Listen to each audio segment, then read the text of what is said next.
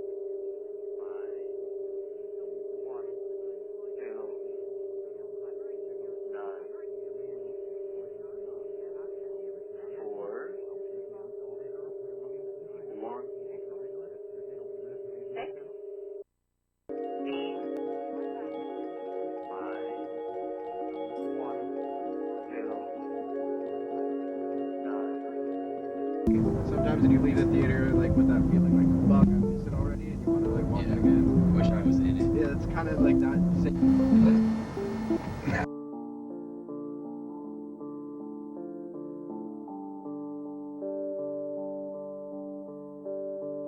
Wither away in that comfortable place where I stay.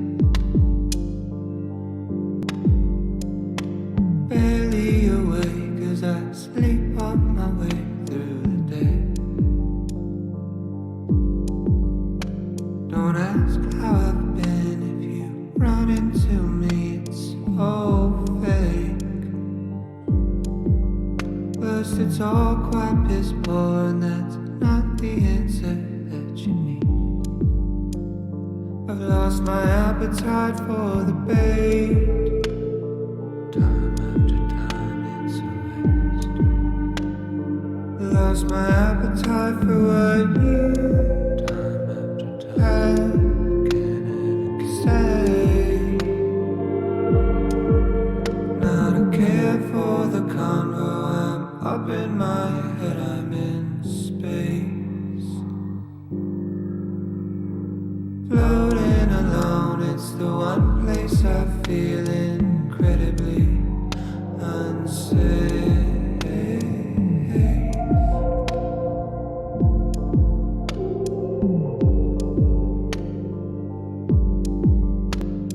This heavy heart that beats in me will weigh me down a full 6 feet.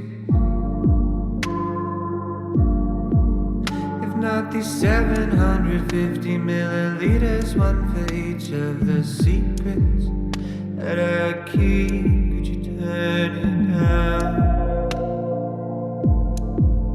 Turn it down. It's all too loud.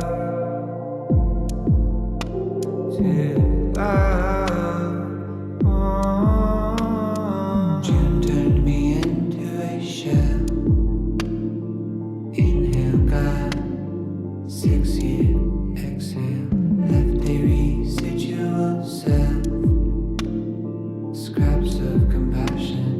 Missing action. No care for the convo. I'm in space. Floating alone,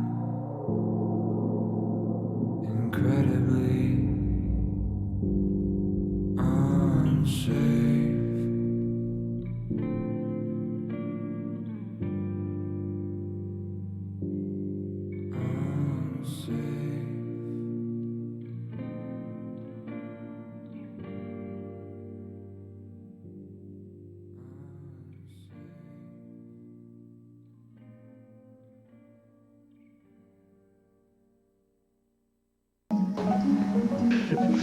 Anyway, I truly feel that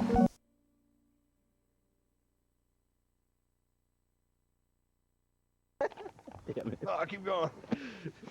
Anyway.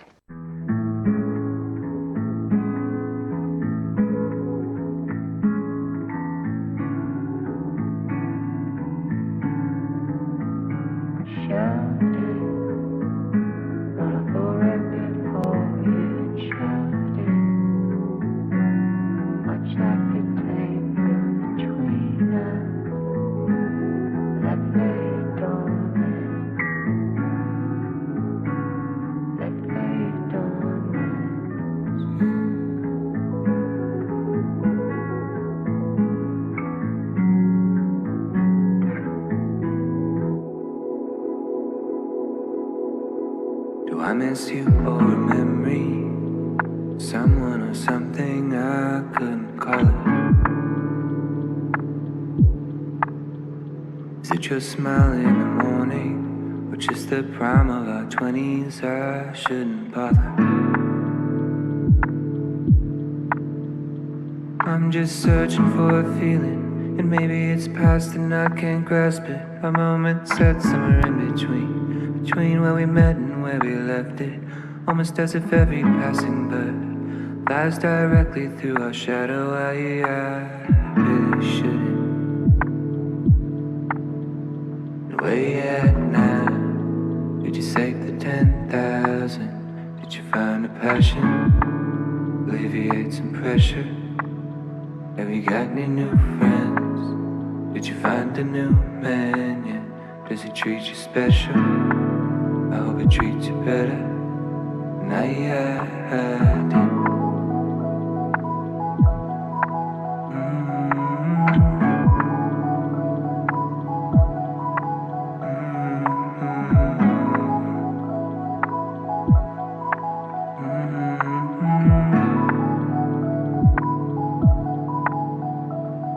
In a hoodie, in a backyard somewhere, we were talking, and your eyes all sparkly, got me nervous, not a clue as to what it would be. Now you're leaving, few years flew past you, and you worry, didn't quite work out just like you wanted. Now packing your things in your car, and I'm still searching for that feeling. And maybe it's past and I can't grasp it. A moment set somewhere in between two moments I described it. And now that another bird has passed, I'm stuck thinking not of her but of you. I couldn't help it.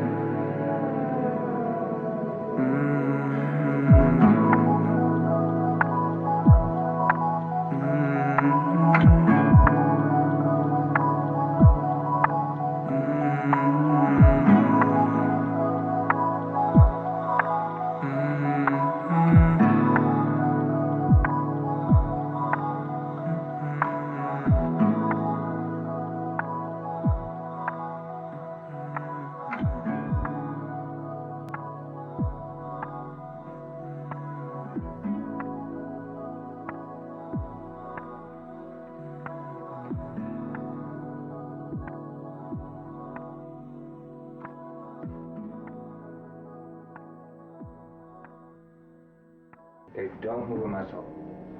Back there.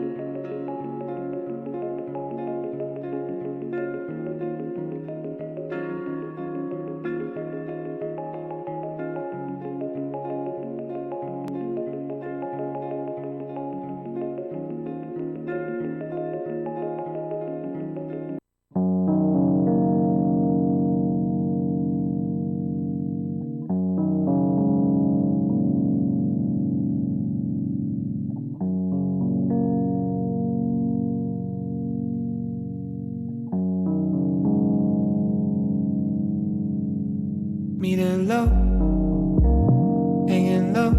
I'm on empty, headed home. I'll make it home. I guess I'm okay. I don't know.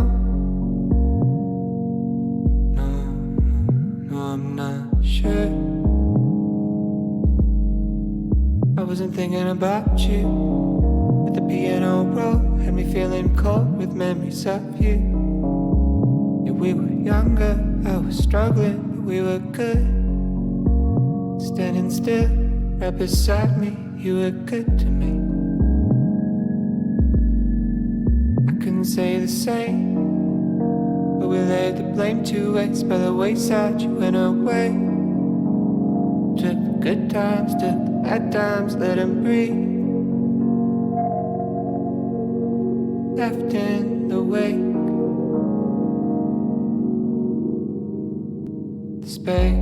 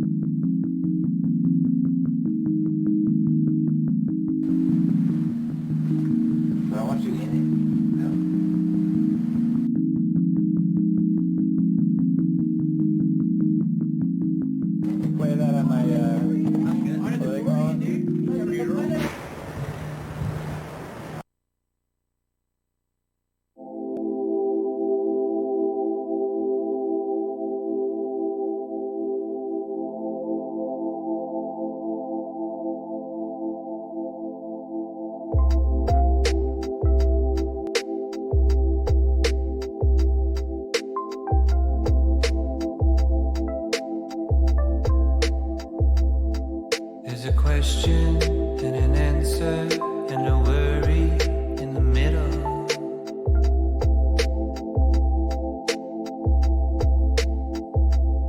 There was a promise of forever and a wishful intention.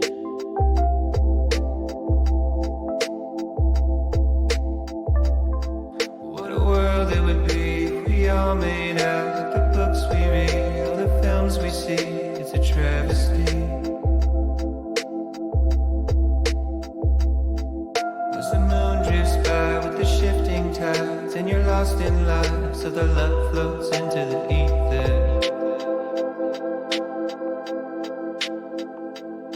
And there was something that you heard and heard, and despite your parents, you placed your bet on love.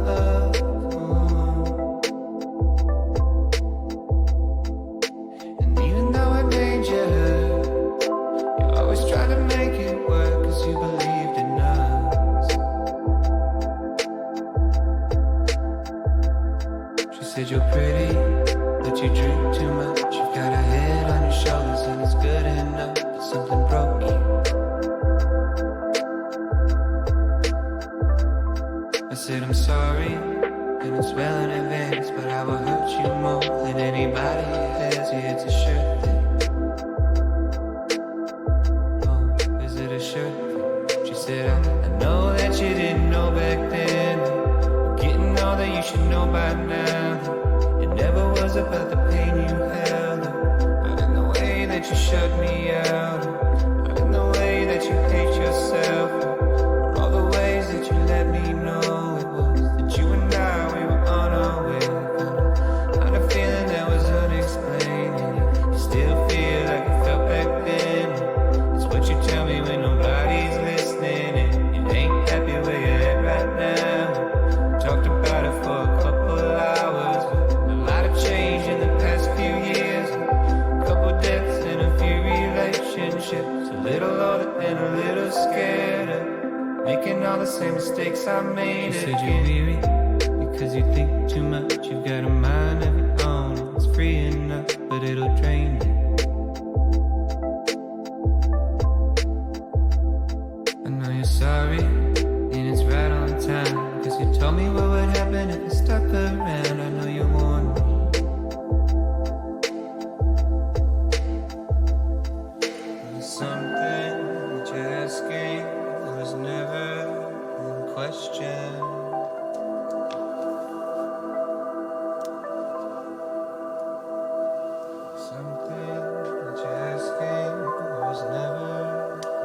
question.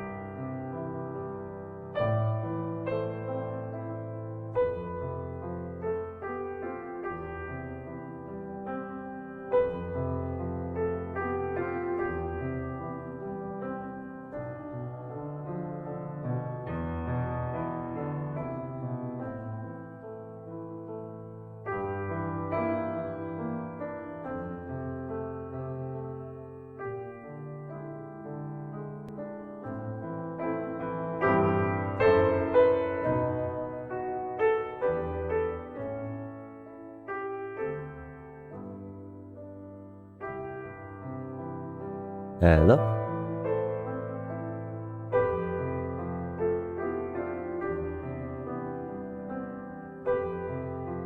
Hello, hello, hello?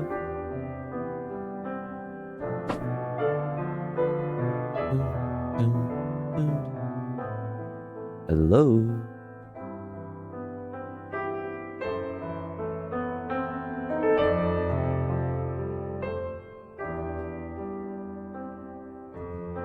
Hello. What's up, y'all?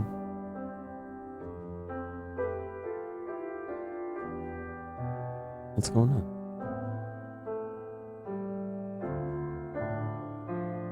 Yo, slow night tonight? Where's everybody at? Hello. Me, whenever I answer a scam call and it's quiet. Good evening. Hola. Hello, everyone. What's going on? What's the vibe? How are we feeling today?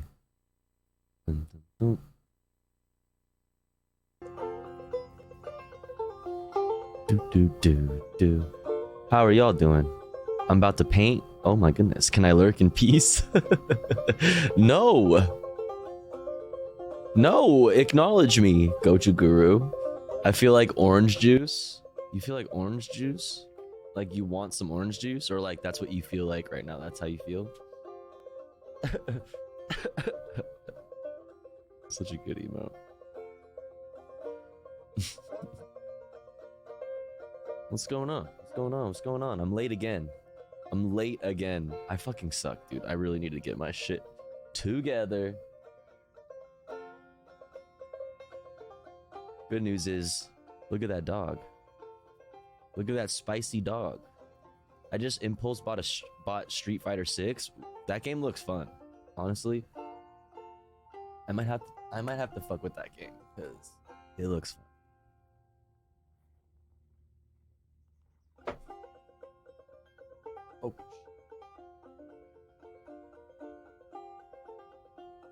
Whoopsie. It looks fun. Like, I feel like what I imagine orange is, you know? I mean, I understand what you mean. I understand what you're trying to say. Orange juice. That's 2 words, though. Chun-Li, though. Oh my god. So gender. Chun-Li is so gender. What's up, Noxel? Let's say hi to everybody. What's up, Riley? What's up, Noxel? What's up, Hapsley? What's up, Gochu Guru? What's up, Lemon Hands? Oh my goodness.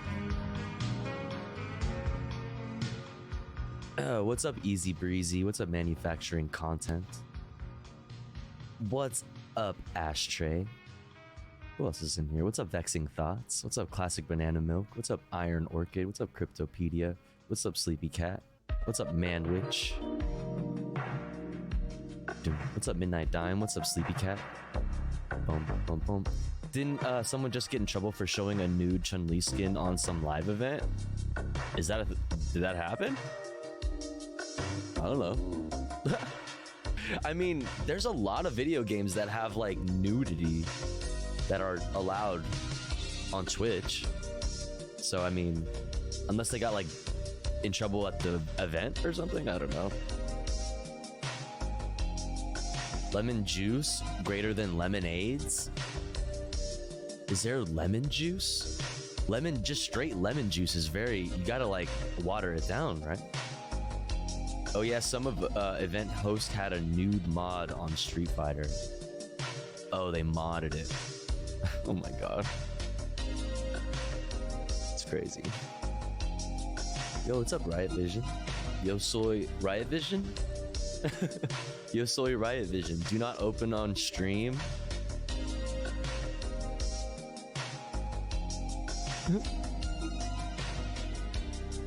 Well, now I gotta see it.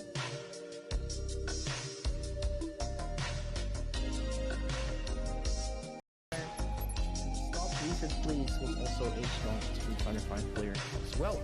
But here we are. Lenstein indeed going with Kimberly. They're so awkward. That's a very interesting Chun-Li costume there. They're like, is this cool? They didn't. What's up, Queen 5? That's funny. Are we allowed to do this? Oh man. Good shit. Anyways, hope everybody's having a good evening. What's up, HJ? What's up? What's up? We have lots of news, lots of politics, lots of other stuff that we can look at. I'm obviously late, which is, I wonder if that's, you know, the reason why we're having a slow start to stream. I wonder if that's why. What's up, No Mist? It's empty in here? That's what I'm saying. Where's everybody at? Where's everybody at? Dun, dun, dun, dun. But we have lots of stuff that we can get into, even though I'm late. Just woke up. Good morning. Exclamation point watching in the chat if you'd like a link to everything that I have on the list for us here. Boom. Boom.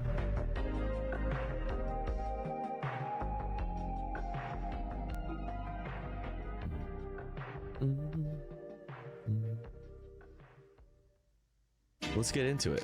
Let's start off with some silly shit. I have this. I got suggested this no context American politics video. I have to wait till the end of the month for Baldur's Gate 3. Damn it.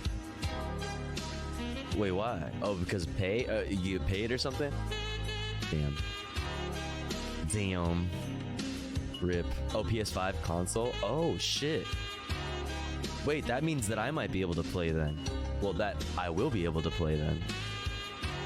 Let's fucking go. That's good news. What's up, Stormcold? Well, shit, then maybe I'll play fucking Baldur's Gate then. I might just fuck around.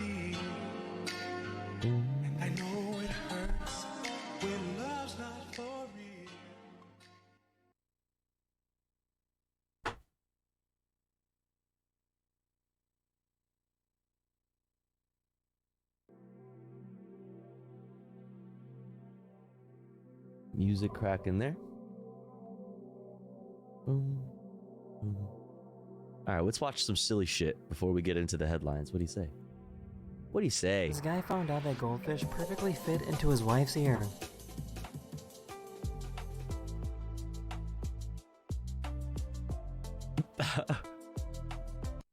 Wait. That's hilarious. Like it actually fits perfectly. All right, no context American politics. Okay, what the fuck is this? Right off the bat, this fucking, oh my goodness. These captions though? What's going on? Right off the, what? Now listen, you queer. Stop calling me a crypto Nazi. Let's stop calling names. Okay, turn that shit up. Turn that shit up. Now listen, you queer. Stop calling me a crypto Nazi. Let's stop calling names. You in your goddamn face, and you'll stay plastered. In place in Waldwick, New Oh my god, so much louder. Damn. Who the fuck was that? Jersey, as the Staff Sergeant Joseph D. Augustine, Post Office Building. Staff Sergeant D. Augustine was killed on March 27, 2012 in Helmand Province, Afghanistan. A fierce battle. Really awkward timing, brother. 1,000 Marines were deployed. Really awkward timing, brother. What, Sergeant dude? D. Augustine was killed on March 27, 2012 in Helmand Bro. Province, Afghanistan. Brother, read the room, brother. Ground where over 19,000 Marines were deployed. More like chillery, bro. If I catch you with this shit, all right, at the function, I'm knocking this shit out of your hands. I'm breaking your fucking glass on the ground. I'm knocking the drink out of your fucking hands. I'm taking it out of your hands. I'm pouring it on you, and then I'm throwing it at the fucking wall. I need to buy that now. No, you don't. I'm just chilling in Cedar Rapids. Wait, I totally forgot about that. There's an absence of checks and balances in Russia, and the decision of one man to launch a wholly unjustified Classic. and brutal invasion of Iraq. Classic. I mean, of Ukraine. Iraq, too. Anyway. He said Iraq too. No, listen. Hydrate time. Time to drink some water. Oh my goodness! Former Associate Attorney General, former Mayor of New York City. Is that Papa Duval? No. Rudolph. Rudy Giuliani. No. Rudy Giuliani.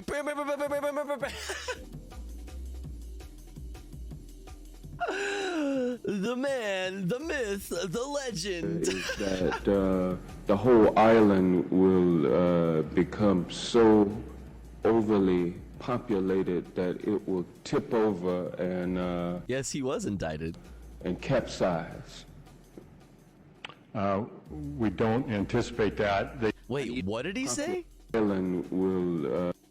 My fear is that the whole island will become so overly populated that it will tip over and capsize.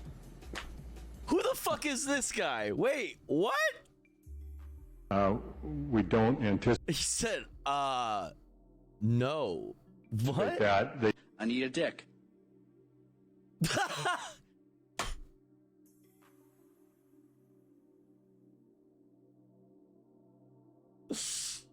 Wrecked. Fucking got him, dude. Oh my god. He's an opponent. Waves in opposition. Holden Hiscock is also an classic, opponent. Dude. Waves in opposition. Phil McCracken. These are fucking amazing. Hugh Jass. Phil McCracken. Phil McCracken. Sook Mahidik. These are amazing. Mike Oxlong. Mike Hunt. Ophelia McHawk. Ophelia McHawk. Eileen Dover. Bravo, the real heroes in our society. You know what I mean? The unsung. Eileen Dover. So true, bestie. Don Kiddick. Don Kiddick. Wayne Kerr. Wait, they just keep coming.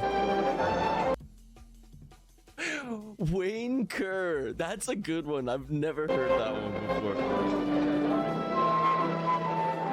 before. Wayne Kerr.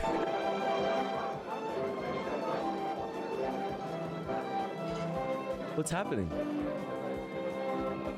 Wait, what happened?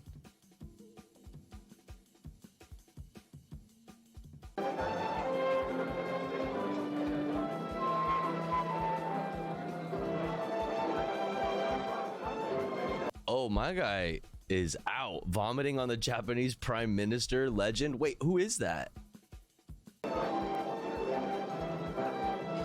What the fuck? That's Old Bush? Oh, shit.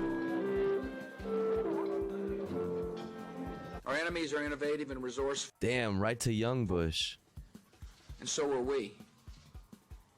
They never stop thinking about new ways to harm our country and our people, and neither do we.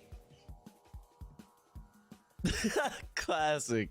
Okay, that's classic. My fellow Americans, I'm pleased to tell you today that I've signed legislation that will outlaw Russia forever. Oh, I think we saw this like the other day. I mean, look, I read today That's a about good one. 10-year-old girl with Down syndrome who was taken from her mother and put in a cage. I read about did you say?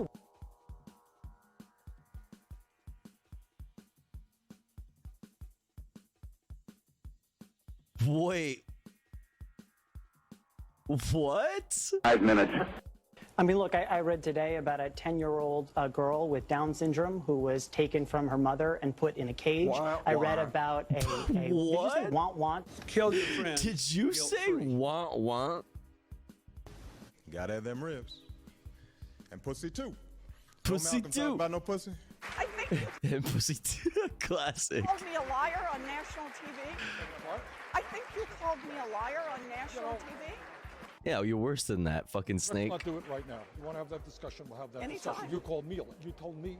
All right, let's not do it now. I don't want to get milled. I just want to say hi, Bernie. Yeah, good. Okay. Yeah, good. Okay. Yeah, good. Okay. What's up, Iron Orchid?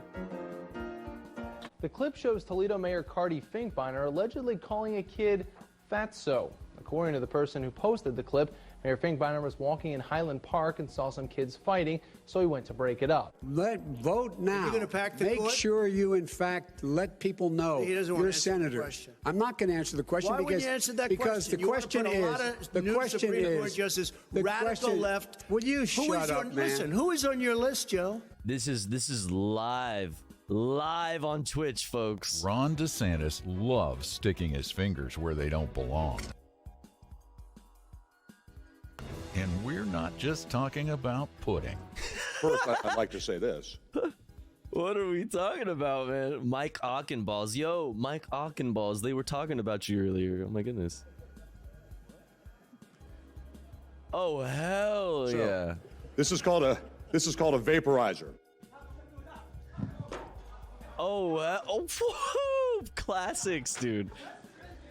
These 10 are years classics. Oh my goodness. ago, as a young police officer, I attended a law enforcement Halloween party dressed as ruthless drug kingpin Big Meech Flannery.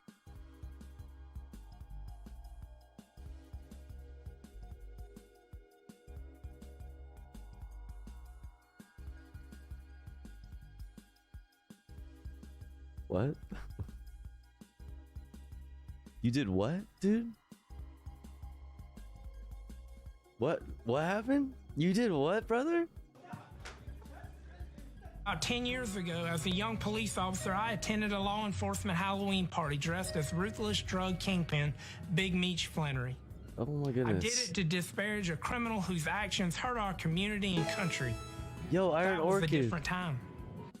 Yeah, it was certainly. Yeah, I certainly was a different time. Yeah, ruthless drug kingpin. Yo, Iron Orchid, thank you so much for gifting to MX Maddie B. Thank you so much. Thank you. I really appreciate it. Thank you so much. President Obama will go down as perhaps the worst president in the history of the United States! Damn. Exclamation point at real Donald Trump.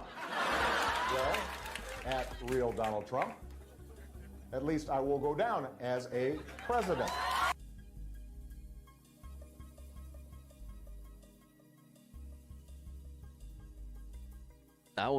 This one stings. Okay, that hurts a little bit. Yeah. That one hurts a little bit. Yeah, that aged like milk. Ah, man. Big oof. Let me be clear. All right. What happened today in history, huh? Actually, more like yesterday in history, because it is now August 16th. But what happened yesterday in history? Let's find out.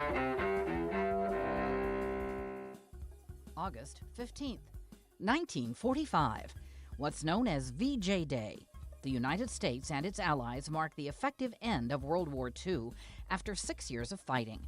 They celebrate the defeat of the Axis powers a day after Japan agrees to an unconditional surrender. 1969.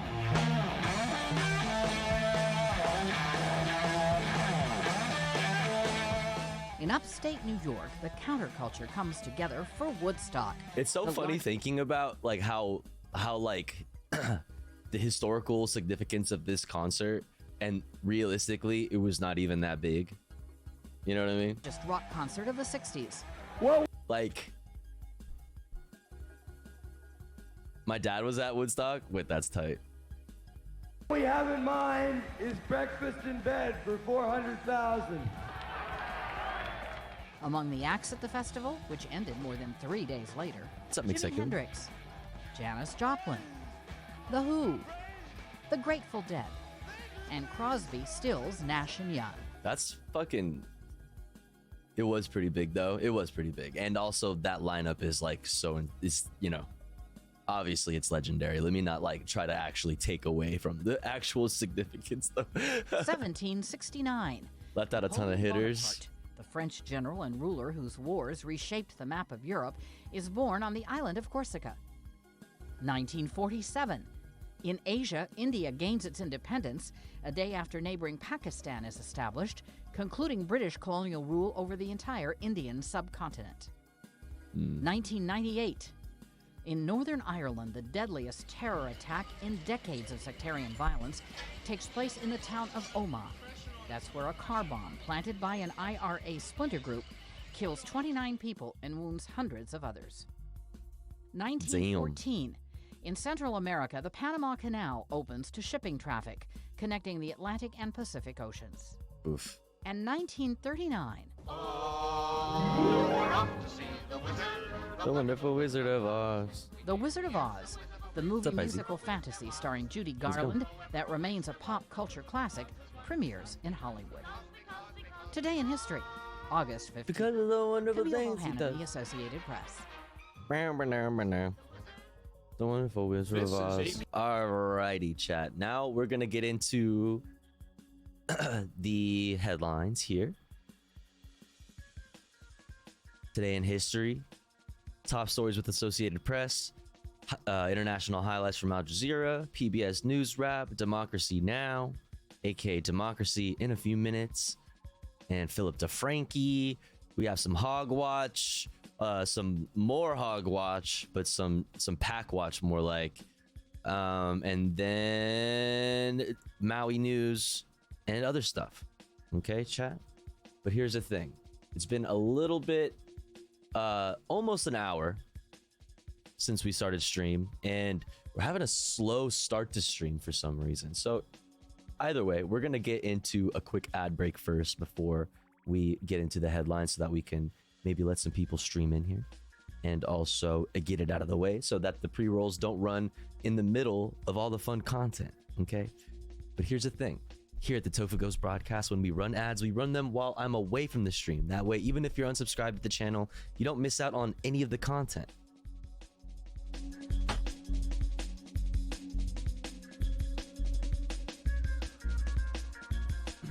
However, if you would like to support the stream, support me, the streamer, and get access to cool Tofu Ghost emotes as well as an ad-free viewing experience, all you gotta do is subscribe for $5 or for free with the Twitch Prime by connecting your Amazon Prime account, if you have one, to your Twitch account.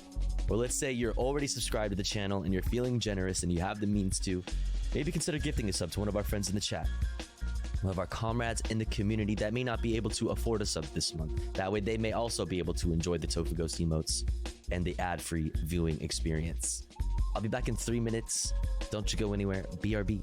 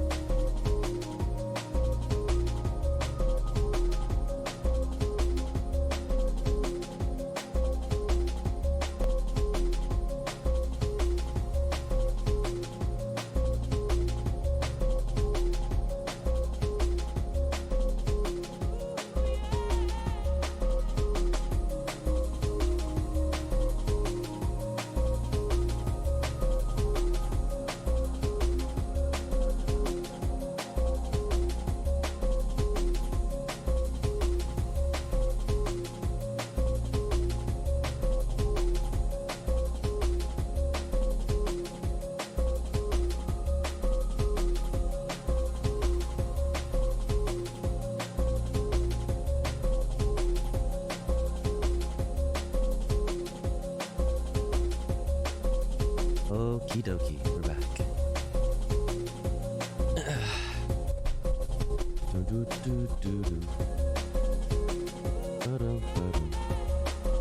What's up, Ben? What's up, Pajama Jamma? We back. What's up, CX? Hello, hello. What's up, Cicero? Yeah, VHS. That's our movie for the night. Celtic. Yo. VHS is like DVD, but old and strange. True. That's literally true. Yo, 17 months. That's crazy. So now I know what makes you start late. It's them other streamers. You see me in the chats, right? You see me in the chats, right? Lagging. Classic me. I told you. I'm a chatter before I'm a streamer, you know?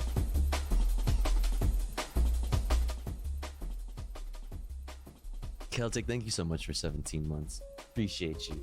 Thanks for everything that you do. I appreciate your essay posting. The chat wouldn't be the same without your essay posts and your emotes and your modding skills. Appreciate you. Twitch community gives me life. Ain't that the realest shit? Ain't that the realest shit? Tofu out here seeing other chats. Really though. What's up? She doesn't love you. What's up, Jacato? Hello, hello. What's up, Classic Banana Milk? What's up, Ink Frog? Going to be lurking for tonight. My word is cozy, and I hope you all have a great night, comrades. Oh shit, we didn't do that. What's everybody's word for the day? If you had to describe the way you're feeling right now with one word, what would it be? Ink Frog's is cozy. Mine is unreliable. I'm feeling very unreliable. You didn't ask about my word. What's your word? Bad, sadly? No. What's going on, Celtic? You doing okay? Hope everything's all right. Forlorn, true. Puddle, felt that. I felt that. Meh, double felt that. Jaded, quadruple felt that. High, dude. We're all on the same exact fucking page right now. Lackadaisical is a really great word.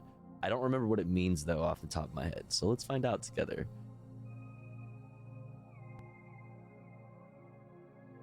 Lackadaisical. Adjective. Lacking enthusiasm and determination. Carelessly lazy. Felt that. Damn, we're all like on the same exact fucking like wavelength. It's like we're all connected. Bi, felt that. Also that. Crossfaded, damn, well, maybe not that. Crossfaded, I'm not crossfaded. I'm just regular faded. We're synced.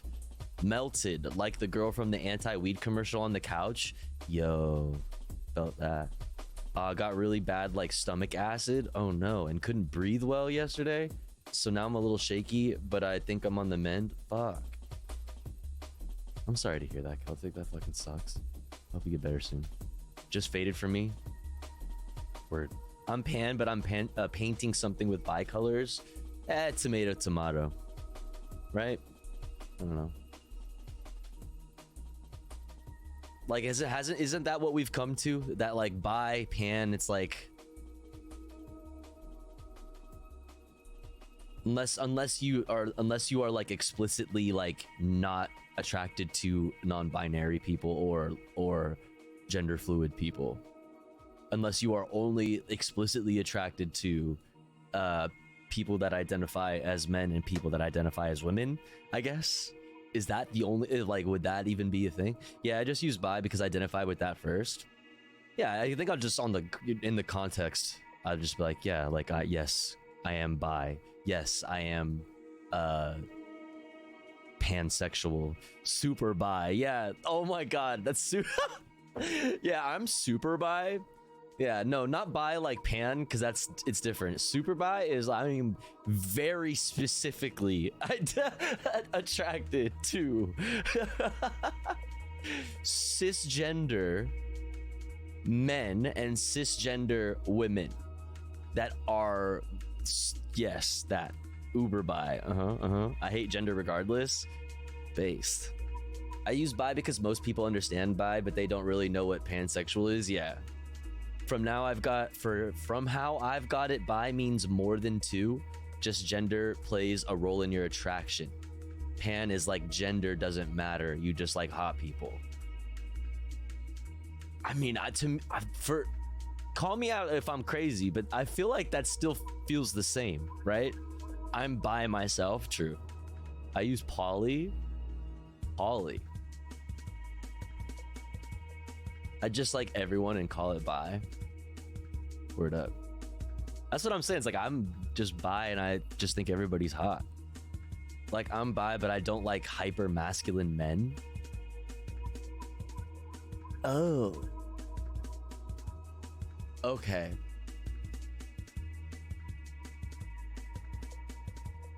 I see.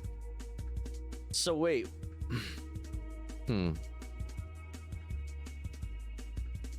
Huh. All right, I'm gonna have to think about this for a while. Polysexual gender matters rather than pan. Polysexual gender, but so polygender? That's just a preference. Yeah, right? Gochu Guru, that's what I'm okay. See that? Yeah, I feel like that's just a preference though. I don't know. This is such a honestly, it really doesn't matter. Just like if it makes your, you know, if it makes your pee-pee, if you have one, go like this, or if it makes your other pee-pee, you know, nice and slip and slidey, or if it doesn't do anything at all, like, you know, you do you, whatever makes you happy. Okay, as long as it's consensual. JoJo's Astrobogulus Adventures. Got it. Yep, that's simple. Yeah, just do whatever you want to do. Okay, there you go. PP go hard. True. That's true. Bum, bum, bum, bum. Go forth and fucking suck whatever you're into. Yeah, or not. You know what I mean? Like whatever. That's cool. Anyways, I'm glad we had this conversation. I'm glad we got that out of the way, chat. Good talk. We should start with the news, huh? Why not? I swear, I've been like out of it the past few days. I've been feeling really off. I've been feeling really off the past few days. Like my brain isn't operating at 100 emoji %. You know what I'm saying? Pan hearts, not parts. Pan is hearts, not parts. Poly still parts, but they're all good. But listen, I don't know. It's been so hot. It has been pretty hot, huh? Actually, it hasn't been. It's been cooling down in LA. Confusion, true. Am confused, true. That's my word. Astrobogulus.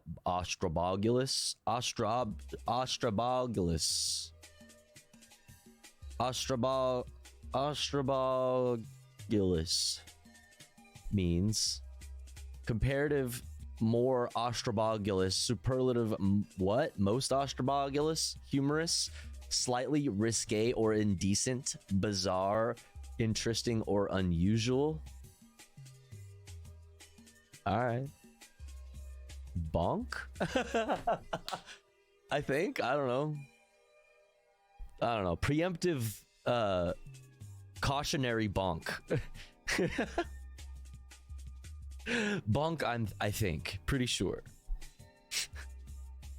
Top 5 stories you need to know today, according to Reuters. Number 1. Former U.S. President Donald Trump was hit with a 4th set of criminal charges. Chat, did you know that? When a Georgia grand jury issued an indictment accusing him of trying to overturn his 2020 election loss. Number 2. Search teams have combed through 25% of the Lahaina disaster zone. At least 99 people have died from the Maui wildfires. Perhaps hundreds remain unaccounted for. 3. A fire at a fuel station in the southern Russian region of Dagestan killed at least 30 people.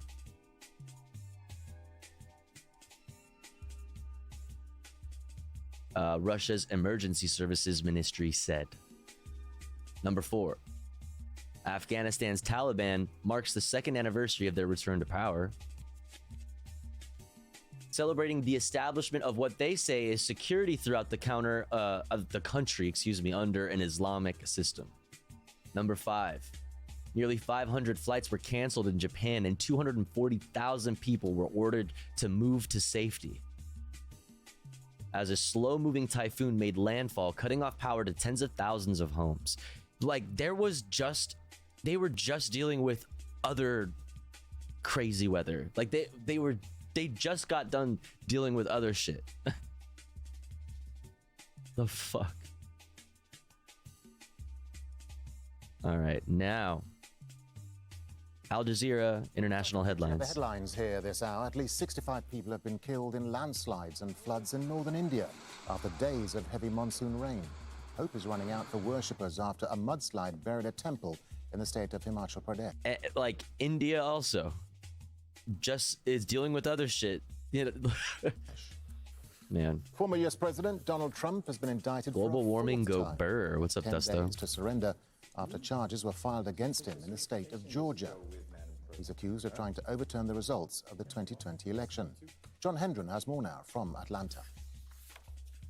Donald Trump is doubling down after the fourth indictment here in the state of Georgia.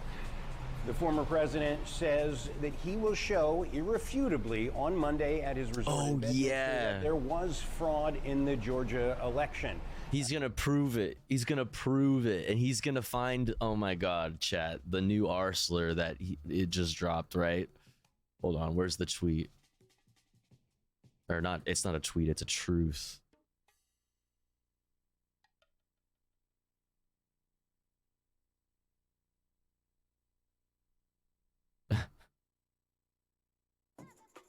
Where is it? Where is it? Where is it?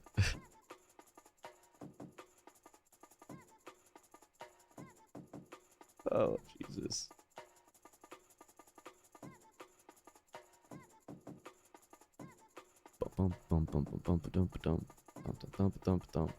Where is the tweet? Show me the tweet.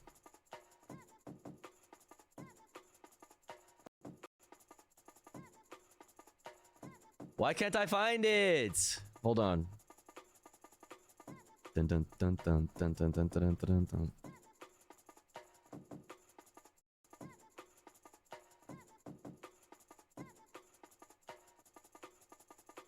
Trump's only hope is to win the presidency and pardon himself. It's just a Hail Mary. It's just a Hail Mary.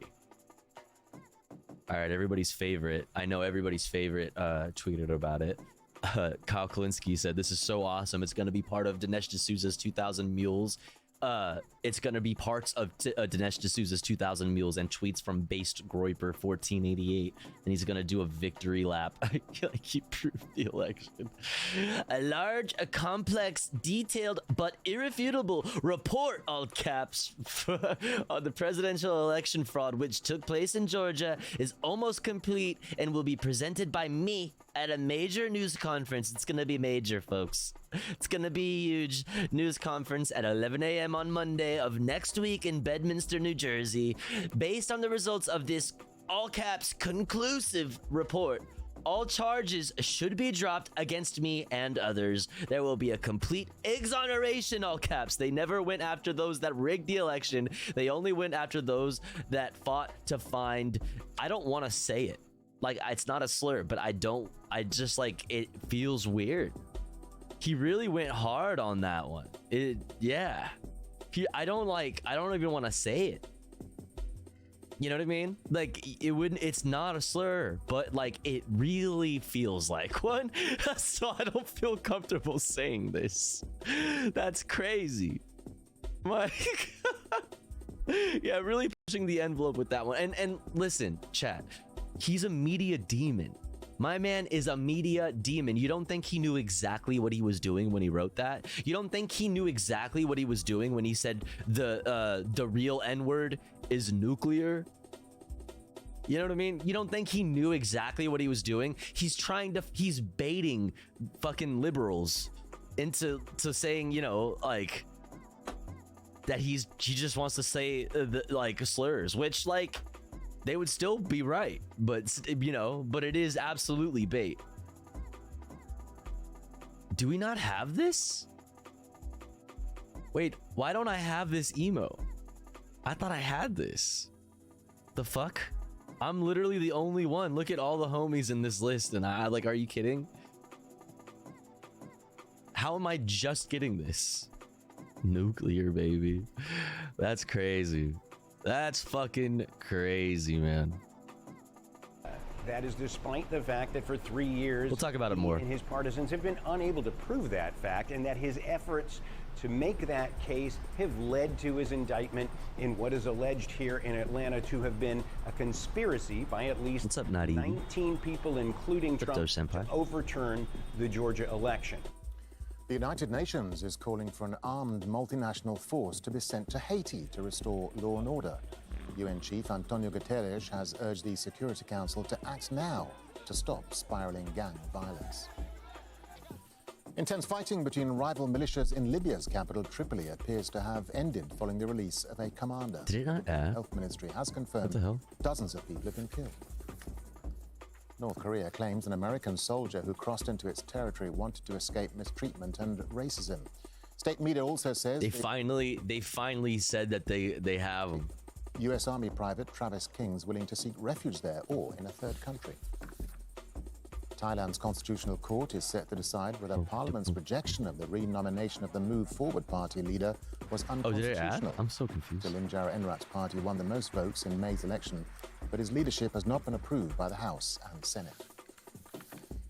U.S. President Joe Biden says he'll travel to the island of Maui as soon as he can, following devastating wildfires. Teams are searching for human remains in what was a popular tourism destination and home to 13,000 residents. At least 101 people have been killed. In the days up, It hurts, you know, referencing it, in reference to Hawaii, like referring to it first as a popular tourist destination, as if people like whole ass human beings don't live there and have always fucking lived there. Oh yeah. All right, PBS News Wrap. Let's check it headlines, out. The property manager at former President Trump's Mar-a-Lago estate We'll talk about pleaded that more not later, guilty too. to 4 criminal charges in the classified documents case. Carlos de Oliveira arrived at a federal court in Fort Pierce, Florida. The special counsel has accused him and Mr. Trump of conspiring to hide security footage up, Haida? from investigators. The confirmed death toll from the wildfires on Maui has now climbed to 99. So far, crews have searched about a quarter of the disaster zone in Lahaina. Officials fear more bodies are among the untouched piles of ash.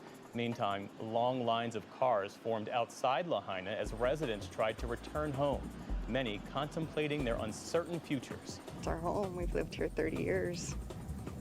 Our kids were born here. We just don't know the next steps. We're just camping it out over here, like just waiting for them to give us the okay to go back in and help clean up, you know, just do whatever we can. President Biden said he plans to travel to Hawaii to survey the Are we tofuites, tofusians?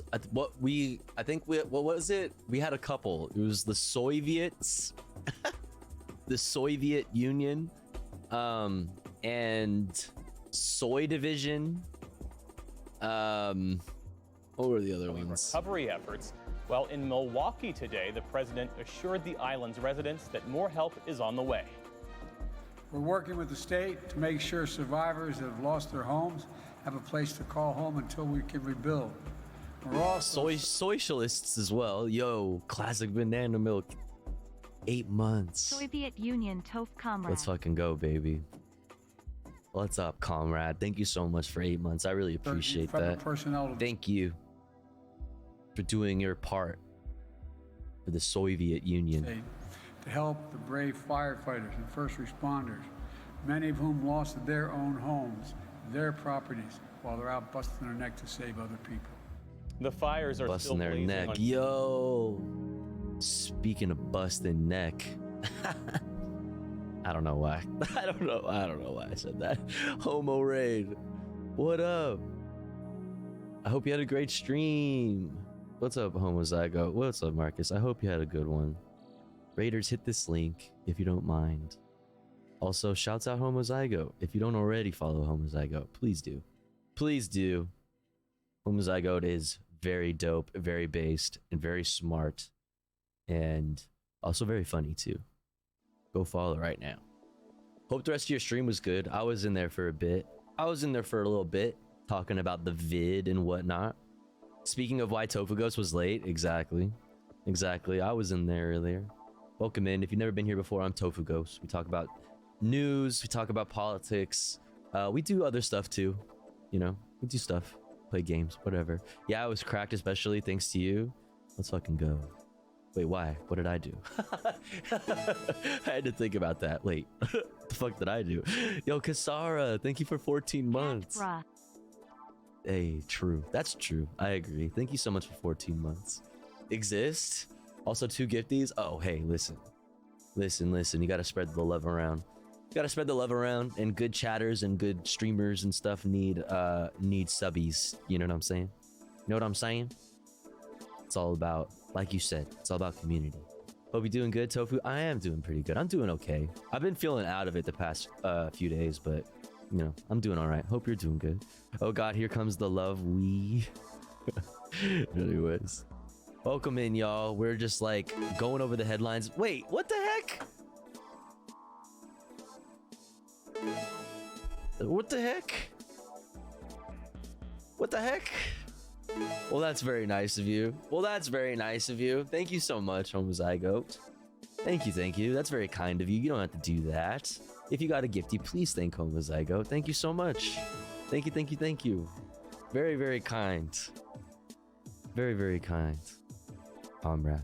Appreciate that. Thank you.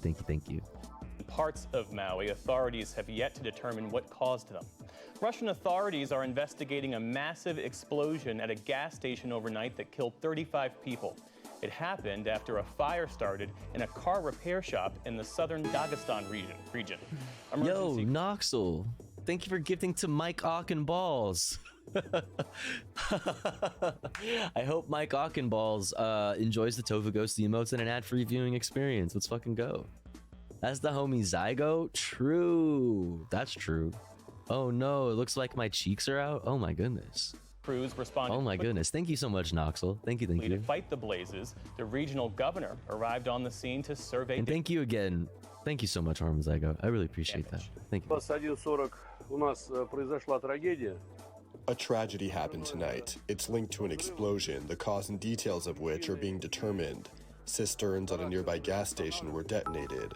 The site where... Yo, McSecular, thank you for the 500 itty-bitty titties. Are we in a hype train? We are in a hype train. All right, listen. You know what? Let's do it. You deserve it, chat. Thank you so much. Thank you. Thank you for the 500 titties. Let's do a new one. Okay? I decided to add this to my little bits of joy. Hey, look at the egg dog. That is an egg dog. What is an egg dog? That is an egg dog. Whoa, look at the egg dog. Yo, look at the, hey, look at the, whoa, look at the egg dog go. Look at the egg dog go. Yeah.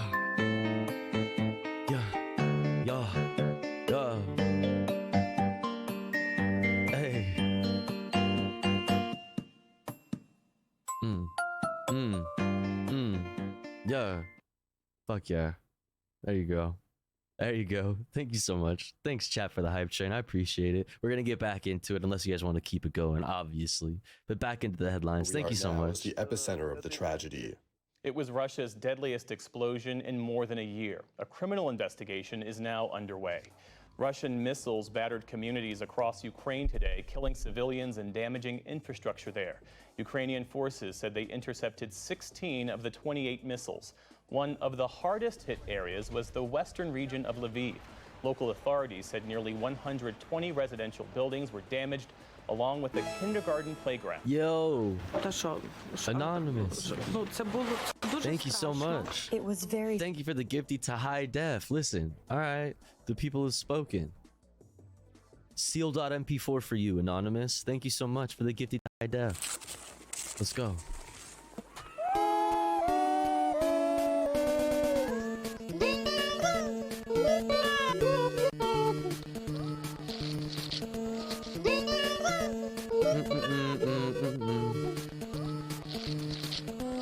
Hey,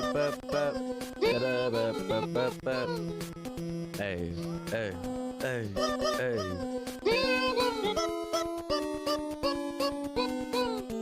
Wiggle it up, wiggle the bad vibes away. Yeah, yeah, yeah. Wiggle it up. You're hanging with Tofu and gang today. Yo, 16 months? My goodness. Thank you, Izzy. 16 months. That's crazy. That's like so many months. That is... GCRAZY flower. That's true. That is a lot of months. Yo, Izzy, thank you so much. Thank you for the 16 months. This is for you. This is for you, Izzy. Thank you for everything you do. Thank you for what you do for all of the greater community. Appreciate you.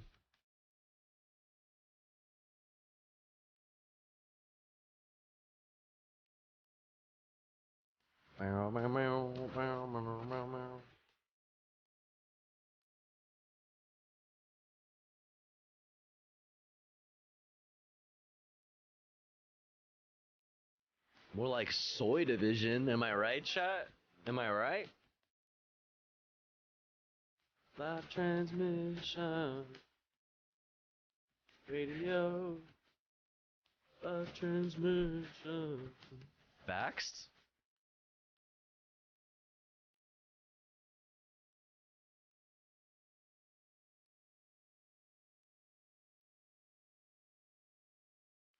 Vaxxed? What do we think?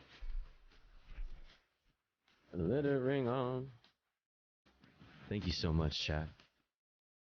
Thank you, thank you, thank you. I really appreciate it. Thanks for all the support. Soy Division, that is one of the names. It's Soy Division, the Soviet Union. Fucking, what other things did we say? I don't remember. There was others. But thank you so much, chat. I really appreciate it. We're going to get back into the headlines. We're going to finish this off. Unless you want to keep gifting, obviously I could be convinced, you know what I mean, to keep the party going. But let's get back into it. Thank you so much, chat. My whole life Soik on these nuts. Eyes as one True. Moment. I thank God that we are alive because the rocket fell just behind the garage. All right, no more joking. This is serious. Meantime, there were more signs today that sanctions put in place during the Ukraine war are weakening the Russian economy. The Russian central bank issued a major interest rate hike after the country's currency, the ruble, reached its lowest value since the start of the war. In Libya, a militia commander was released by a rival faction today after his detention sparked a day of clashes in the capital that killed 4 people. Shaky video captured smoke rising over the Tripoli skyline. The violence trapped residents in their homes and diverted inbound flights. It was the worst fighting the capital has seen this year. North Korea is commenting for the first time about an American soldier who entered the country last month. The government says Travis King admitted to illegally entering its territory while on a civilian tour of the heavily fortified border between North and South Korea. The North Koreans say he confessed to harboring ill feelings against the U.S. Army and wanted to seek refuge there or a third country. The U.S. State Department has yet to comment. The mother of a 6-year-old who shot his teacher in Newport News, Virginia, pleaded guilty to felony child neglect. The first grader used his mother's handgun to shoot his teacher in a classroom full of students back in January. His mother, Deja Taylor, was seen leaving court today. Prosecutors agreed to not seek a sentence longer than 6 months as part of a plea deal. And stocks tumbled on Wall Street today, breaking a 3-day winning streak. The Dow Jones Industrial Average plunged 361 points to close at 34,946. The Nasdaq fell 157 points. The S&P 500 slipped 52. Still to come on the NewsHour, life in Afghanistan remains dire 2 years after the fall of the U.S.-backed government. The daughters of an American transferred from an Iranian prison discuss. All right, that's enough from you. Shit, sell. Stonks. But what about my stonks and my rubles? Tofu slipping, we got to see stonks. Fuck, dude. I failed you, chat. I failed you. Welcome to Democracy Now!, democracynow.org, The War and Peace Report. I'm Amy Goodman. A grand jury in Georgia has indicted Donald Trump and 18 others, charging them with organizing a criminal enterprise to overturn the 2020 election results in Georgia. Trump faces a total of 13 counts in the indictment. Womp womp. Others indicted include former White House Chief of Staff Mark Meadows, several of Trump's attorneys, including Rudy Giuliani, John Eastman, Sidney Powell, and Jenna Ellis, as well as former Justice Department official Jeffrey Clark. This marks Donald Trump's fourth indictment in just over 4 months. The 41 felony count indictment is built around Georgia's RICO law, which is often used to go after organized Womp crime. womp. This is Fulton County District Attorney Yo, Chad, thank you so much for the hype train. I really appreciate it. Fani Willis.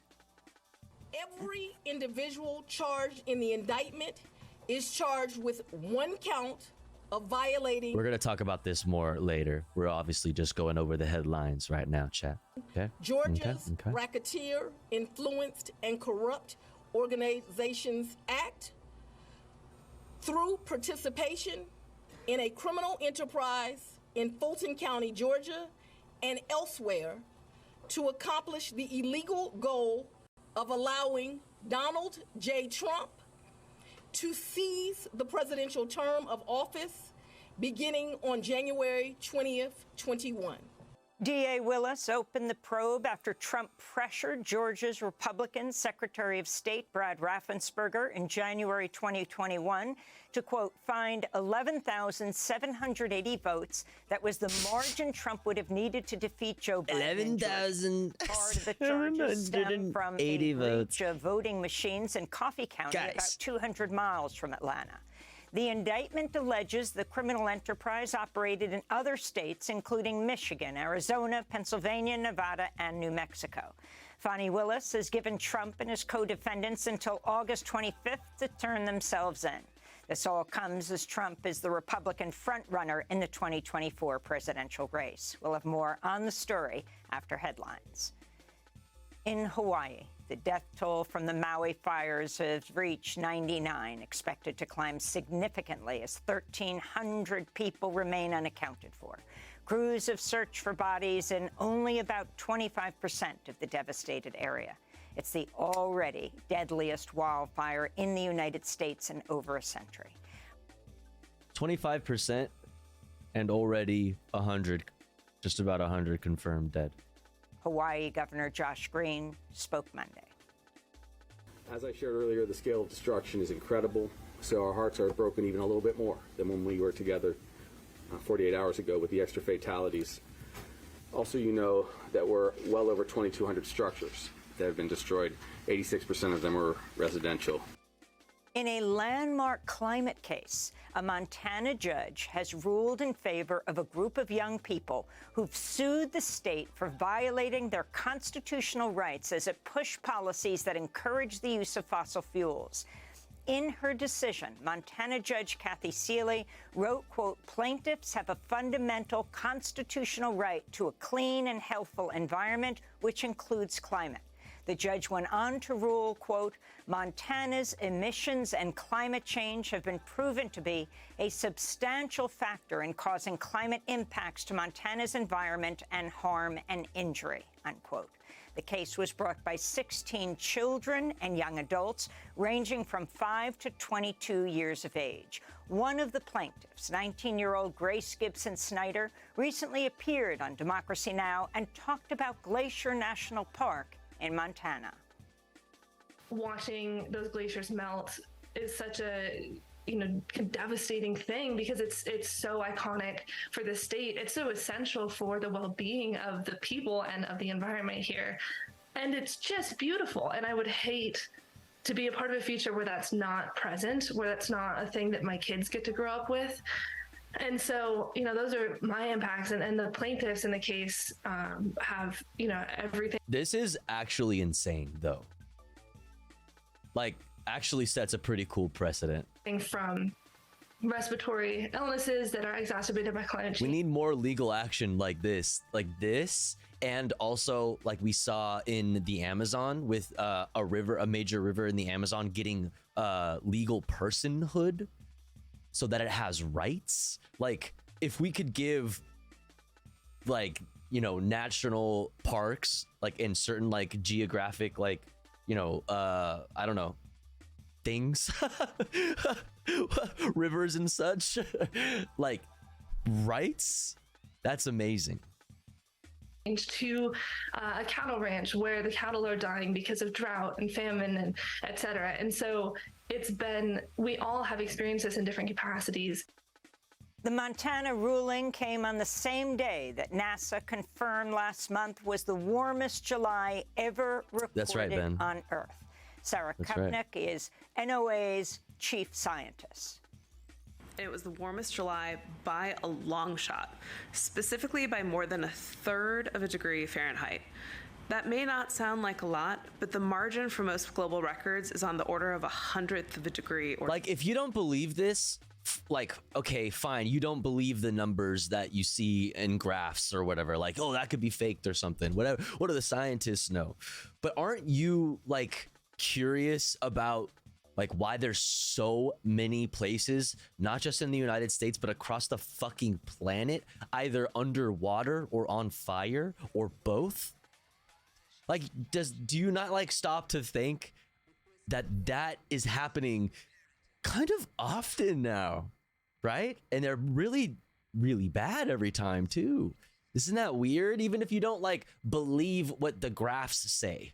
You know what I mean? About this being, like, last July being the hottest month on record. Like, even if you don't believe that, don't you believe your eyes when you see how many places are dealing with shit like that? Too. So last month was way, way warmer than anything we've ever seen. But then again, there are people who are looking at the Maui shit and just saying, like, no, that's fake. It's fake. So who am I fucking kidding? You know what I mean? They saw a couple trees that still had some green parts on them, and they're like, nope, clearly this was a bomb that exploded, and they burned as much, you know, of everything, but they forgot that, so that's proof that it didn't actually happen or something, and I don't know. Other climate news, more than 50 people have died in northern India after heavy rainfall caused devastating landslides. Like, hello? Case in fucking point, dude. At least 9 of the deaths occurred when a temple collapsed in the city of Shimla. It's false. We made it up. In Ecuador, another political complete leader fabrication. has been Yeah, and the Oprah thing. Less than a week after the assassination of Which the Oprah thing sucks because of, you know, the actual truth that comes along with people that are going to and have historically taken advantage of situations like this. Like, there are, like, a little bit of truth there, but it's like Oprah didn't fucking walk down the streets, like Front Street in Lahaina with a fucking flamethrower torching everything, like laughing maniacally. Presidential candidate Fernando Villavicencio, and just days before Ecuadorians head to another assassination, dude. Shit is popping, man. Sunday, Pedro Briones was fatally shot in the northern province of Esmeraldas. He was a local leader of the Citizen Revolution movement, the party of progressive presidential frontrunner Luisa González and former President Rafael Correa.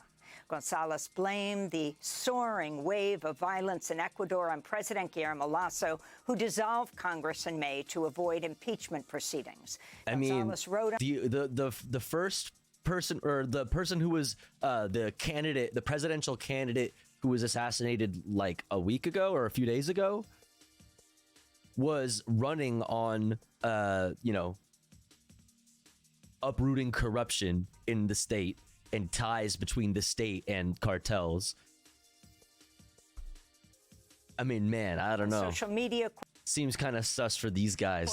Seems kind of sus for this dude's fucking cabinet, man. I'm just saying. Living its bloodiest moment. We owe this to the total abandonment of an inept government and a state taken over by mafias.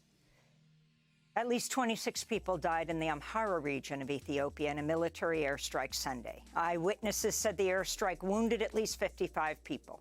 Ethiopia's government declared a 6-month state of emergency in the Amhara region August 4th after clashes intensified between regional groups and the Ethiopian military.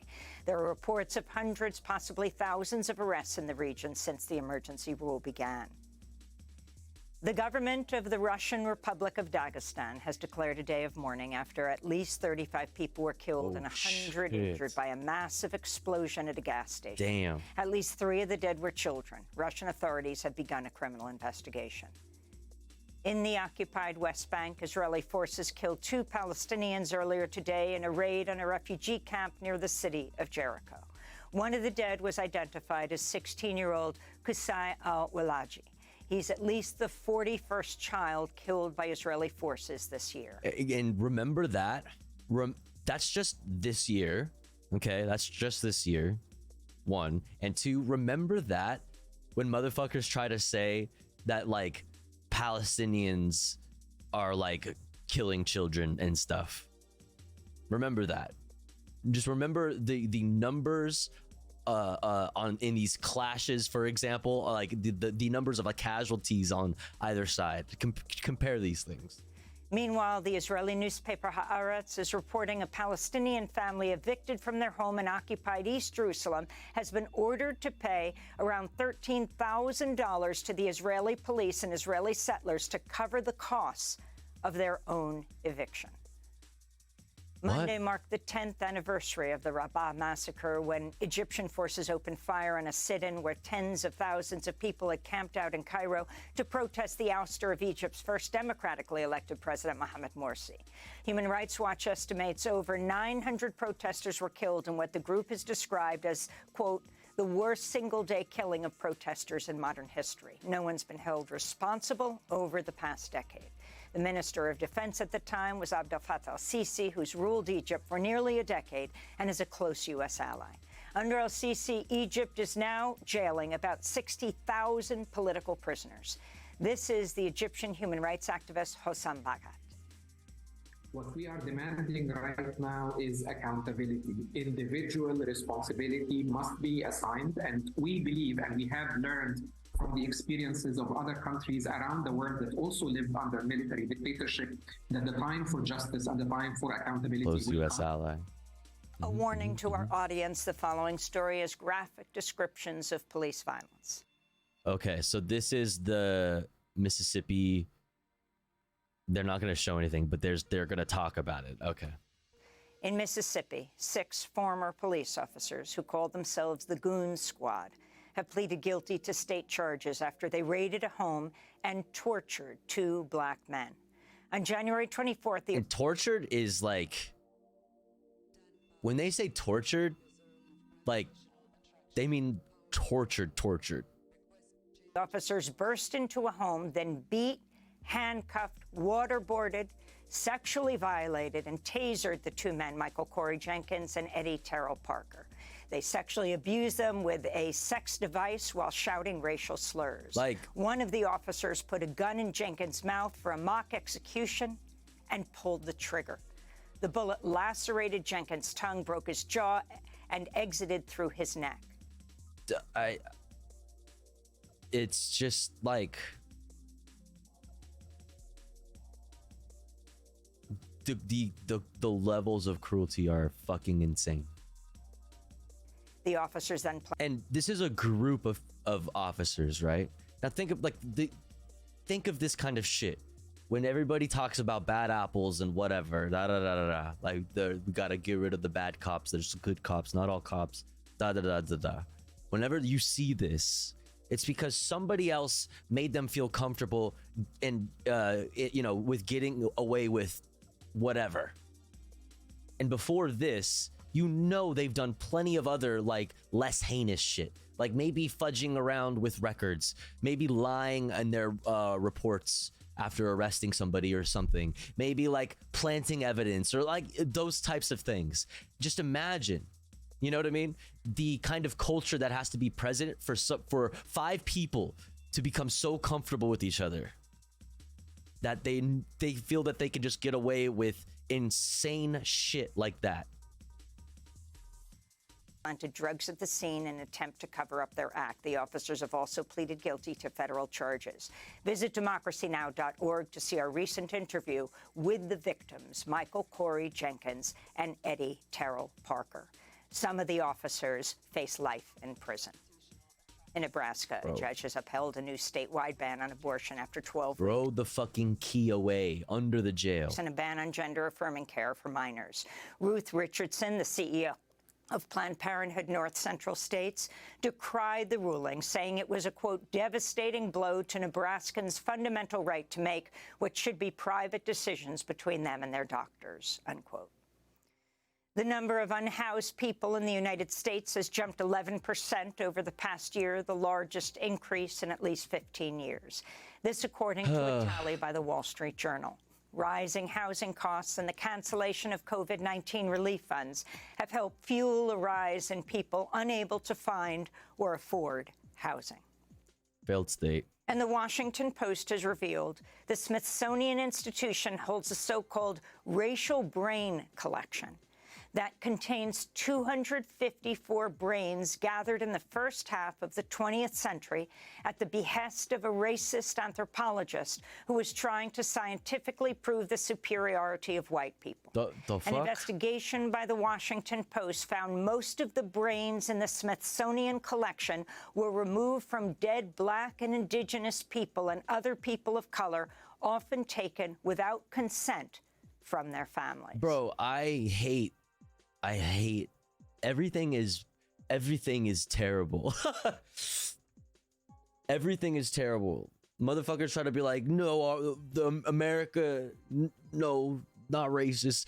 No history of racism. Slavery's over. You know what I mean? You don't still see the echoes of fucking shit like this throughout our fucking society today. This is fucked. That's critical race theory. Yeah. Literally talking about this is critical race theory. Right. And those are some of the headlines. America this is moment. Democracy Now!, democracynow.org. The War and Peace Report. I'm Amy Goodman. Hello, Alex Prop. Oh my goodness gracious. That was a rough one, man. Now, straight from that into a Philly D. Let's get filled in. Today, we're talking about how The Blind Side may have actually been a huge lie and scam. Massive backlash following a creator calling a Target employee racist. People are banding together after feeling like they're getting screwed by their landlords. More bad news for Twitch. Russia's fallen apart. And why Trump's new RICO charges pose the biggest threat to him yet. We're going to talk about all that and so much more on today's extra large Philip DeFranco show. You daily dive into the news, so hit that like button if you like it. Let's just jump into it. Starting with, this baby Storm situation is an absolute dumpster fire. Right? If you've never heard of her, she's a musician with over 1 million TikTok followers. She has an indie single called This City Is a Graveyard. And she'd actually been in some hot water before, drawing some criticism because she filmed her music video in a real graveyard. Right? A decision that's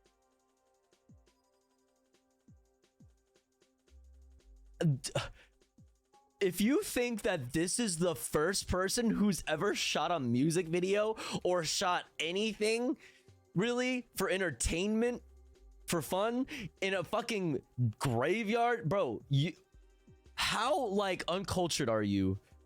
Dude, do not tell these people about like metal bands or like, God. They're gonna be so pissed off when these people find out that Burzum existed. Like, what are you talking about, bro? They are dead.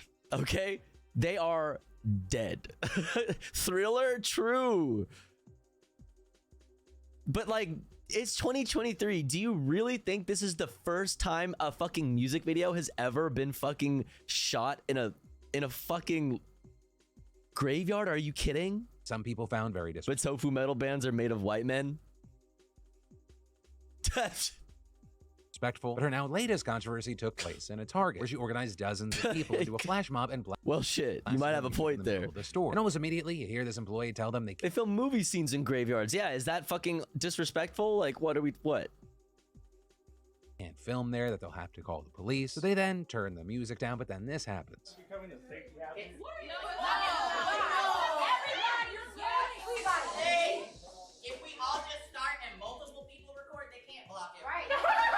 So next you see them dancing anyway, singing the song together as a chorus. The city is a graveyard. I'm haunted by your love. With Baby Storm then posting that video with the caption, "This racist Target employee called the police on us for dancing in Target, so we danced anyway." And in general online, the biggest reaction was, "What the fuck are you talking about?" People absolutely ripping her apart in the replies, with some of those people pointing out that the employee was only doing his job by enforcing store policy and saying she should have asked for permission to film there first, as well as others arguing that she was doing a disservice to people who have actually been victimized by racism and saying things like, "People getting killed daily for just existing with darker skin, meanwhile you're crying racism for this nonsense." They shouldn't have called the cops. But expecting to get accepted when y'all didn't get permission is wild. Them not wanting 40 people randomly singing and dancing in the store isn't racism. You know you're wrong when accounts whose main purpose on this app is to support and uplift black women aren't on your side. But she also defended herself in later tweets, saying this employee literally called the police on us before we even entered the building. It was 9:30, there was no one in the store. Don't try to tell me, a black woman, what racism is. She was also responding to people saying they were trying to paint her as a terrible person for organizing a flash mob and speaking on what she believed was her experience. But with all that said regarding what— I mean, I think that flash mobs are extremely cringe. So, like, I don't know. Come on, at least go to Walmart or Kmart. I mean, I don't know. I think those are cringe. I think those are cringe things to do. However, calling the police is kind of a bit of an escalation. You know what I mean? Like, do you need a person with a gun to come here? Is that what you need? Like, I don't know. That seems a little bit much, but at the same time, that is cringe, and you should not fucking, like, please stop bugging, like, minimum wage, retail workers. You know what I mean? They're just trying to work. They're probably having the worst day of their fucking life every fucking day, going to the job that they fucking hate, and they're just doing just to get by or whatever. You know what I mean? They had like 20 fucking racist people, 20 fucking like homophobic, transphobic motherfuckers come in and scream at their rainbow pride section or whatever. Like, just like let them just exist. There are other places that you can do flash mobs. I understand that you need to do it where there are people, and in America the only place that people congregate outside of like their homes is like at fucking places where they can buy stuff. You know, yeah, there's no third places, there's no like public parks where people are just chilling for you to, I understand that, but dude, this kind of content is really cringe. Although I don't know, I mean, maybe you know, that person called the cops on them before they even showed up. Yeah, there's probably some weird shit that happened there. I don't think you should have calling the cops seems like a bit of an escalation, because like I said, when you're calling the cops, you are calling somebody with a firearm to come to the situation. Like, is that what this situation needs? Maybe not. But it is cringe. I don't know. We've seen here. I'd love to know your thoughts on this situation. And then we have all cringe been blindsided. At least that's what Michael Orr, the retired NFL player who inspired the 2009 movie The Blind Side, is saying right now. Which, if you don't remember, the movie was a dramatized version of Michael's life, where he was pulled out of poverty and adopted by the Tuohys, a wealthy white family. It starred Sandra Bullock as Leanne Tuohy. It was a huge box office success. It made $300 million. Sandra Bullock won an Oscar. But yesterday, Michael completely flipped that narrative upside down. And in a petition filed in Shelby County, Tennessee's probate court, Michael alleges that the Tuohys never adopted him, but rather tricked him into signing a conservatorship right after he turned 18. With that petition reading, since at least August of 2004, conservators Leanne and Sean have allowed Michael, specifically in the public generally, to believe that conservators adopted Michael and have used that untruth to gain financial advantages for themselves and the foundations which they own or which they exercise control. Now, because of the whole Britney Spears ordeal, I think most people are kind of somewhat familiar with what a conservatorship is. But in this case specifically, Michael says he signed the conservatorship while under the impression that it was part of the adoption process, with the petition explaining, at no point did the Tuohys inform Michael that they would have ultimate control of all his contract, and as a result, Michael did not understand that if the conservatorship was granted, he was signing away his right to contract for himself. With Michael saying that he only learned in February of this year that the conservatorship that he signed did not legally make him a part of the Tuohy family. And so in a petition filed yesterday, Michael is seeking to end that conservatorship, and he's also seeking an injunction preventing Leanne and Sean from using his name and likeness. Also in regard— Bro, and they made a fucking white savior movie about it? To the movie, Michael's petition claims that he never saw a dime from it. Meanwhile, Bro, they made a fucking white savior movie out of his story, and his story was actually fucked up, and he didn't get any money. Like, that's crazy. He's negotiated a $225,000 contract and 2.5% of the future defined net proceeds for themselves and their biological children. And so the petition is asking for the couple to pay Michael his fair share of the profits, as well as an unspecified amount of compensatory and punitive damages, accusing the Tuohys of making millions while not offering him anything for a story that wouldn't exist without it. It also feels important— Yeah, with Sandra Bullock? Note here that Michael has long spoken out about his displeasure about the movie's portrayal of him, saying that it portrayed him as unintelligent and dependent. And yeah, that's okay. In a 2015 interview, people look at me and they take things away from me because of a movie. They don't really— They are watching it so that they can feel good about their own whiteness. They could be like, oh, look at this awesome white person who really helped this like poor little black kid, you know, who couldn't have done it without these white people, you know, obviously. See the skills and the kind of player I am. That's why— How many times has this type of movie been made? always hated that movie. I've never seen this movie, but this type of movie needs to not exist anymore. Okay. I can't even, holy fuck. They get downgraded so much because of something off the field. Now, that said, on the other side of this story, you have Sean Tuohy saying their family actually didn't make any money from the movie, saying to the Daily Memphian that Michael Lewis, the author of the book The Blind Side, gave the family half of his share, and saying that was split 5 ways, including Michael, with Sean saying that the headlines claiming they made millions off of this aren't true, saying we're devastated. It's upsetting to think we would make money off of any of our children, but we're going to love Michael at 37 just like we loved him at 16. And he defended the conservatorship, saying that it had nothing to do with the movie, but rather it was necessary to appease the NCAA about Michael playing at Sean's alma mater, saying they said the only way Michael could go to Ole Miss was if he was actually part of the family. If you're planning to go to Ole Miss or even considering Ole Miss, we think you have to be part of the family. This would do that legally. Adding, we contacted lawyers who had told us that we couldn't adopt over the age of 18 and that the only thing we could do was to have a conservatorship. We were so concerned it was on the up and up that we made sure the biological mother came to court, with Sean going on to say that if Michael does want to be released from the conservatorship, the Tuohys would do so without question. You also had S.J. Tuohy, one of the Tuohy's biological children, doing an interview with Barstool Sports regarding the whole situation, and there he just echoed his dad. I'm going to preface by saying that I loved Mike at 16. I love Mike at now he's 16 and a half years old, 37, and I love him at 67. So there's not going to be any legal dossier or thing that happens that's going to maybe go like screw that guy. Though notably also going on to say that he himself made between 60 and 70 grand over the last several years from checks from the Blind Side. Why go to Barstool Sports?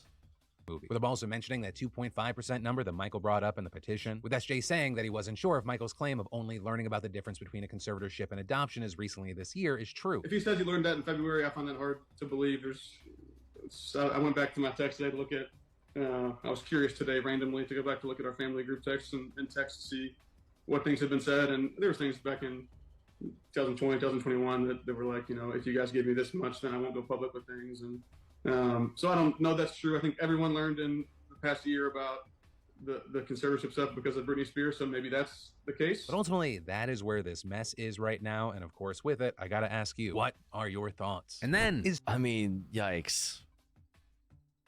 What a mess. Oh, it was popular when it came out, complete trash. Cringe CEO, fuck his pizza. The White siblings got residuals? And now that dude who was just talking was one of his siblings, step siblings, right? Or whatever. I guess it's not technically step sibling, but whatever. Legal siblings. I don't know. Yeah. He could know he's being exploited without knowing what a conservatorship is. Yeah, it got 60K over the last 5 years. Jesus Christ. What a mess. Is Twitch dying? Twitch dying? Is the platform done for? Right, that's been this ever-growing question as more and more of their top creators go to other platforms. Prior to this year, you had people going to places like YouTube. Now you got people going it's because of what's his name?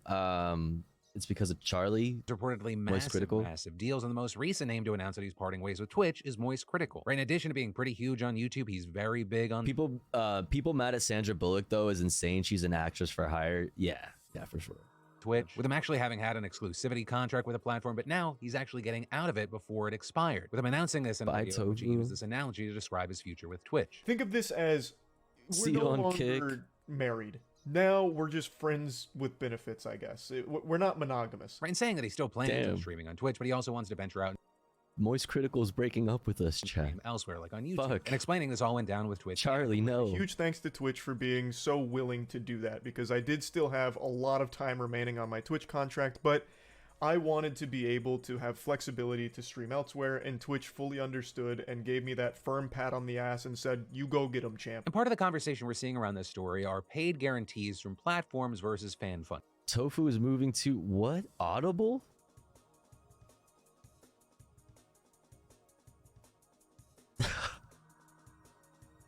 Vegan content Gundam? Okay, you're fucking with me, motherfucker. With even critical me actually clicking the link, I'm like, what? Audible.com has live streaming, also vegan content / Gundam? What? Noting that he's a big advocate for streaming contracts. Streamers not having to rely on donations, I think, is just a great win-win across the board, because unfortunately, there are times where someone gives more money than they should to someone that is financially far better off than they are. Of course, it's not like his feelings for all contracts in the space are positive, especially when it comes to deals like what Twitch is doling out. If you ask anyone who's currently under Twitch contracts, you'll know, they'll tell you, it is the lowest possible offer across any of the other streaming platforms that have ever offered contracts. And honestly, it didn't sound like it makes sense for him to be chained to Twitch when he hasn't been a fan of their decisions. Platforms kind of been making some horrible decisions. MySpace 2.0 would fuck. No, Tumblr has Tumblr has a streaming thing, like a live streaming thing. Nobody talks about it, but it exists.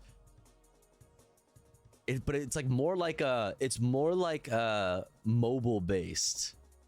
It's kind of like TikTok.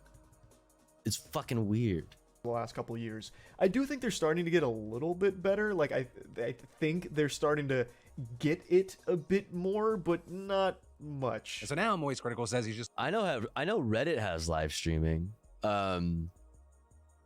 Yeah. I know Reddit has live streaming. Looking forward to the flexibility. It's like Reddit TV or whatever. Different platforms, but where like it's like I mean, I don't know. I haven't been on Reddit in so fucking long. You'll have to wonder if any platforms are going to try to open up their checkbook. Public channel. Kick, possibly a top contender. They've been throwing around crazy money. But also with that, there's a question of how long can they keep it up, because the numbers getting thrown around are huge. So of course, given their state connections, they do have deep pockets.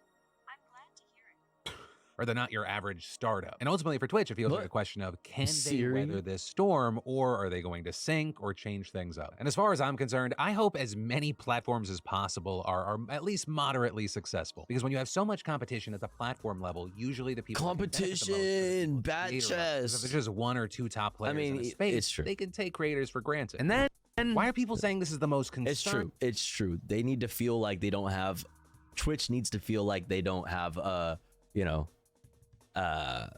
the monopoly on the market. They need to be actually afraid of like losing their place in the, in live streaming culture.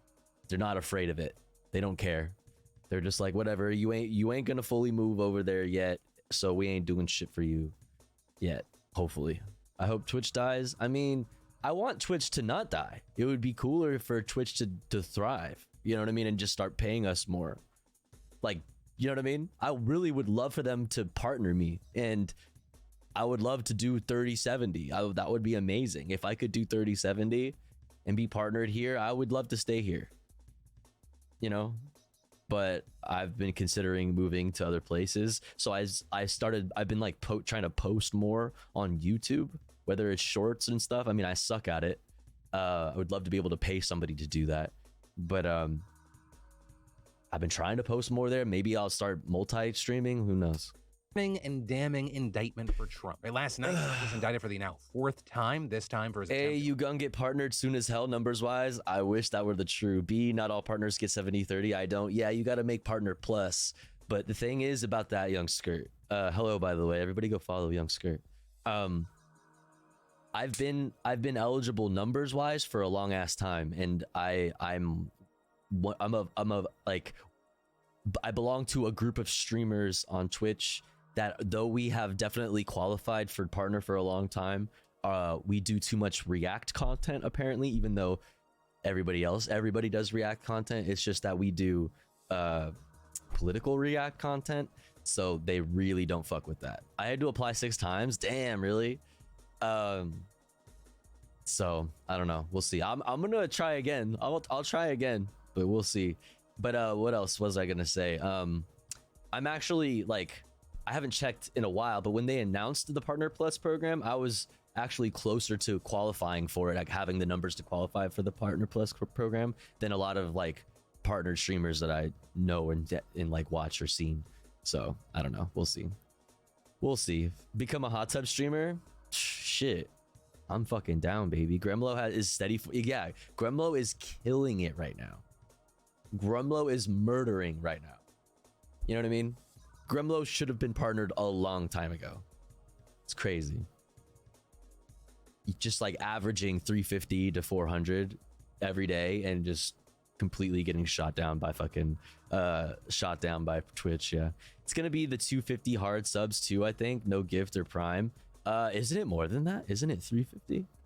I don't know. Shit's wild though. Overturn the election in Georgia. We got to talk about why experts say this one is different, because otherwise your eyes glaze over. But looking into it, this case is different than his other 3 indictments for a few reasons. First of all, 18 other people were also charged in this scheme, with that including many of Trump's top advisors, such as his former chief of staff, Mark Meadows, as well as 5 of the 6 people widely assumed to be the unindicted co-conspirators listed in the federal case against Trump's effort to overturn the 2020 election. With those people being Trump lawyers Rudy Giuliani, John Eastman, and Sidney Powell, as well as former Justice Department official Jeffrey Clark and Trump-aligned attorney Kenneth Chesebro. And all in all, 41 charges were brought in this indictment, including 13 There's our against boy. Trump, which for those keeping score at home, raises the total number of charges against Trump to 91. And again, I understand why it is so easy to get indictment fatigue. I have it, but I really cannot do you the disservice of underselling the severity of all this. Because while this case is similar to the federal charges against Trump, it has also been described as far more encompassing and detailed than Smith's ongoing federal investigation. And at the core of this case is a racketeering charge originally designed to prosecute mob bosses heading criminal enterprises. And all 19 defendants are being charged under Georgia's RICO Act, though notably not all 19 are being charged with the same counts. But Georgia's RICO Act allows prosecutors to connect a range of different crimes committed by different people by arguing that they were acting together to achieve a joint criminal goal. And that goal here being a conspiracy to unlawfully change the outcome of the election in favor of Trump. What's more, prosecutors— Sorry, but we all just heard the term indictment fatigue like that's normal. Celtic, we are deep inside the new normal. Okay. They're also able to use actions taken in other states. Nothing is, everything is also simultaneously not as it seems. Simultaneously, everything is possible.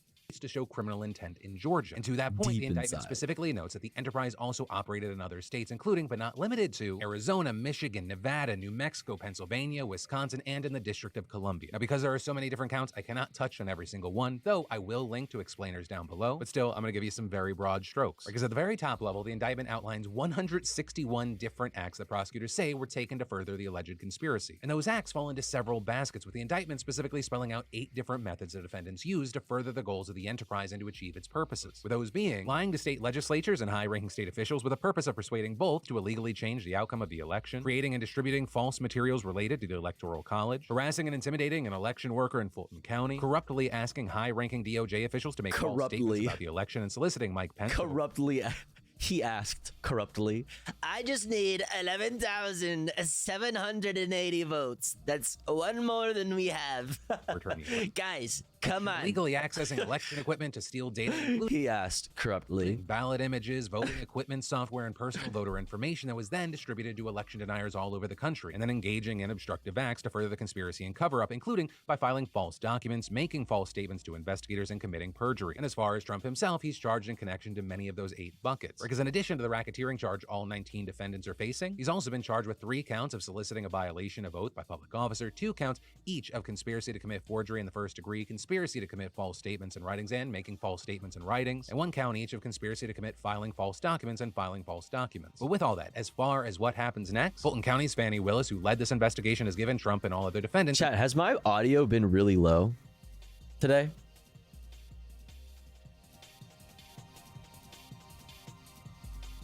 Yeah? Okay, what about now? For some reason, my audio was turned like way fucking down. Now is great. Yeah, audio is up. We're good. Okay. That's so weird. I wonder how that happened. Sorry about that. Until August 25th to surrender. And also, very notably here, unlike Trump's past indictments, Atlanta officials have said that he will have his mugshot taken, and there is also a possibility— Well, now I'm turning you down. Sorry, I should have warned you. Now everybody got to turn me down because it's probably going to be loud as fuck. trial would be televised. Right, so a lot of big departures from what we've seen so far. But then also another key thing that's different about this case compared to the other indictments is that it poses a unique threat to Trump. As Axios explained, many close to Trump have long thought if one case could bring him down, it's this. Right? Unlike the other state-level charges brought against him in New York, the Georgia charges actually carry the possibility of jail time. And most importantly, unlike the federal charges against Trump, he cannot pardon himself for the Georgia charges if he was convicted and also elected as president in 2024. Or as one report published by Time put it, yeah, mugshot, dude. Mugshot.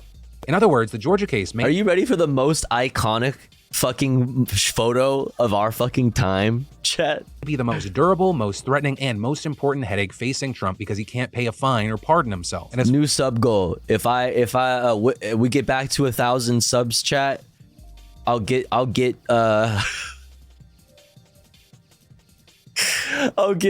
his mugshot tattooed on me. Far as how Trump has responded to all this, I'll get his mugshot tattooed on my face, like that one rapper dude had fucking Anne Frank tattooed on his. It's kind of been the usual, saying this is a politically motivated witch hunt. You know, kind of just the bullshit that he has said so many times before. Though in addition to that, he also promised to hold a news conference next Monday, where he promised to release an irrefutable report that he says will prove his false claims of election fraud. Yo, can you imagine though? Yo, can you imagine though? Orchestran.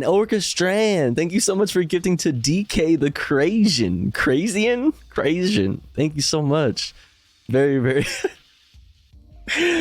very, very generous. Thank you so much. Thank you. Really appreciate that. Georgia. Like I say, anytime anyone says that Donald Trump may be held accountable, I'll believe it when I see it. But for now, we'll have to wait, watch, and continue to live through history. And then Russia's economy is on the brink of disaster, with their central bank currently scrambling to avoid that disaster as its currency's value continues to crash, with their ruble yesterday briefly breaking 100 to the US dollar, marking its worst performance since the war in Ukraine began, which at that time it had crashed briefly before skyrocketing again on the back of oil and gas sales despite massive sanctions. However, over the past few months, its value has been steadily dropping by over 25% due to fuel prices slumping and restrictions on sending money abroad loosening, which has led to people dumping rubles when they can. And so when you add all those things together, it means that the ruble is at serious risk of really bad inflation. And for the central bank, that helping towards the tattoo. Let's go. Thank you so much. Line as it quickly moved to try and correct the problem. Real one. Interest rates from 8.5% to 12.5%, which I mean, that alone would be a dramatic change. But what's even crazier is that 8.5% rate was set just last month, with that helping increase the currency's value against the dollar. And the central bank has said that they're ready to push another hike if needed. But also, what's especially interesting with the situation is it's one of the few times that we've actually seen open criticism between branches of their government. For example, in an op-ed, Putin's economic advisor blamed the central bank for the situation, saying the source of the weakening of the ruble and the acceleration of inflation is soft monetary policy. Now, with all that said, does this mean that Russia's on the verge of collapse? Probably not, with Russian officials still thinking that the country will run a budget surplus in the third quarter and meet its 2% GDP growth target. However, it's important to remember that most of that is still being propped up by dwindling oil and gas prices. But for everyday Russians, this is having an effect of making everything more expensive. I mean, your money devaluing 25% across just a few months, that's tough. But as far as what this means for the long term in Russia, we're gonna have to wait to see, because if you've rented for long enough, you've probably had to deal with just an absolute cut off, dude.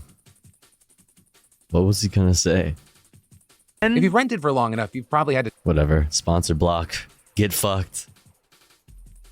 Get fucked. Just an absolutely horrible landlord at some point. Maybe they've unexpectedly raised your rent on you. They try to evict you. Maybe they've refused to fix or get rid of mold, rats, roaches, flooding. And anybody able to relate? Anything that sucks for you and costs them money. But what if I told you there was a way to fight back called a tenant union? We've all heard and seen labor unions, and it's kind of like that. But instead of coworkers organizing against their bosses, neighbors organize against their landlord. They turn up pressure. You can do things like hold rallies and protests, sometimes lobby the government, or hit the nuclear option, a rent strike. And so I really wanted to look into this growing nuclear option movement. And so we spoke to Tara Raghavir, who notably co-founded KC Tenants, the union in Kansas City, Missouri, with 3 other women back in 2019. Where they're saying tenant activism exploded nationwide once the pandemic shut everything down. And this had to do in part with the economic shock suddenly forcing people to come face to face with the possibility of eviction for the first time, though that fear was largely calmed down for the time being by government eviction moratoriums, rent caps, and rental assistance programs. And so with that, another factor Tara points out is just how much more important the home became for people's survival. We were told to stay home, right? We were told to shelter in place.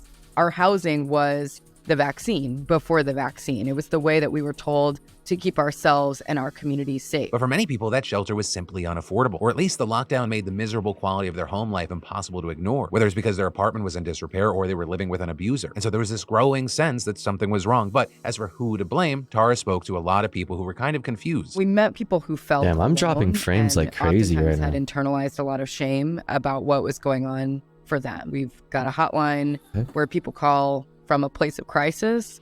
And one of the first things we tell them is, you're not alone. What's happening to you is not your fault. You can actually do something about it if you organize with your neighbors. And she adds that often people don't even understand what a tenant is, much less what a union is. So the first step is to build up that class consciousness. With Katie Goldstein, director of the Housing and Healthcare. What's going on, man? Philip's confusing sometimes. Auto Workers Union is going on strike, 220K. Wait.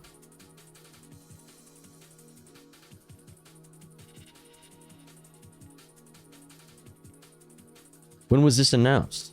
Did I miss this? To vote. When does the vote go?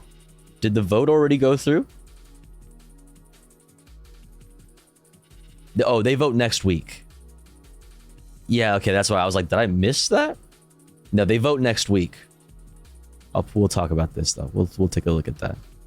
Campaigns of the Center for Popular Democracy explaining. But I think that the housing market in general has been. I don't know why my shit is so laggy right now. Often think that housing, what kind of housing they have is based upon an individual choice, not actually a structural market. That's operating in all kinds of ways that we don't have control over. But that is really beginning to change across the country as tenants become more organized and politicized. Now, Goldstein says we don't have exact data on the number of tenant unions nationwide, but their membership is in the tens of thousands. And there's really no limit to the kinds of housing that can be organized, whether it's single-family homes, multi-family homes, senior living, student accommodation, even trailer parks. With that last one being surprisingly common. I mean, hell, I was even a trailer LA park Twitch kid. server's been dropping. Wait, actually though? Because that will make me feel better. Because it's got me real, feeling like something's up with my shit. What the fuck?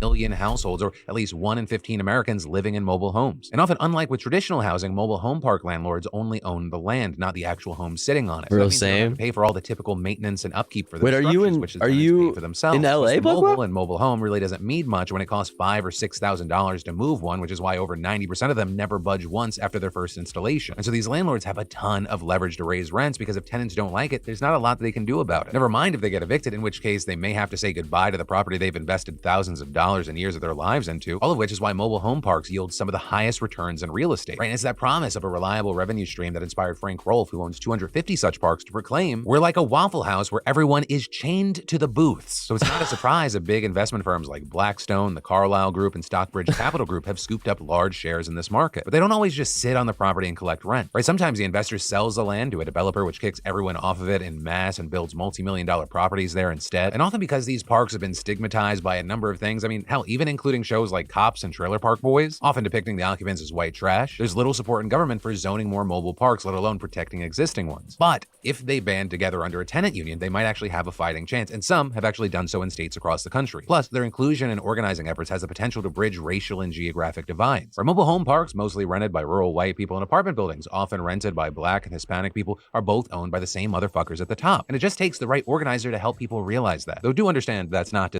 Philip DeFranco really said class consciousness. This guy is so confusing. Sometimes I'm like, okay, all right, Philip. say that all tenants are equally. And other times I'm like, organized. Or with Tara saying that it's supposed to rally the people who have become stuck in this constant churn of. But KC, the KC tenant union is actually like really getting a lot of attention, and hopefully is inspiring a lot of tenant unions to be popping up elsewhere. Ability, right? They have multiple evictions, very low incomes, and seemingly no way out, which leaves them with nowhere to turn except what Tara calls the landlords of last resort. Right? And those are the only property owners who will take them in, given their record, credit score, income, etc. Those tenants, I think. He's basically a leftist who thinks capitalism works, Tofu. We call that a stupid European. Are the hardest to organize in part. That's funny.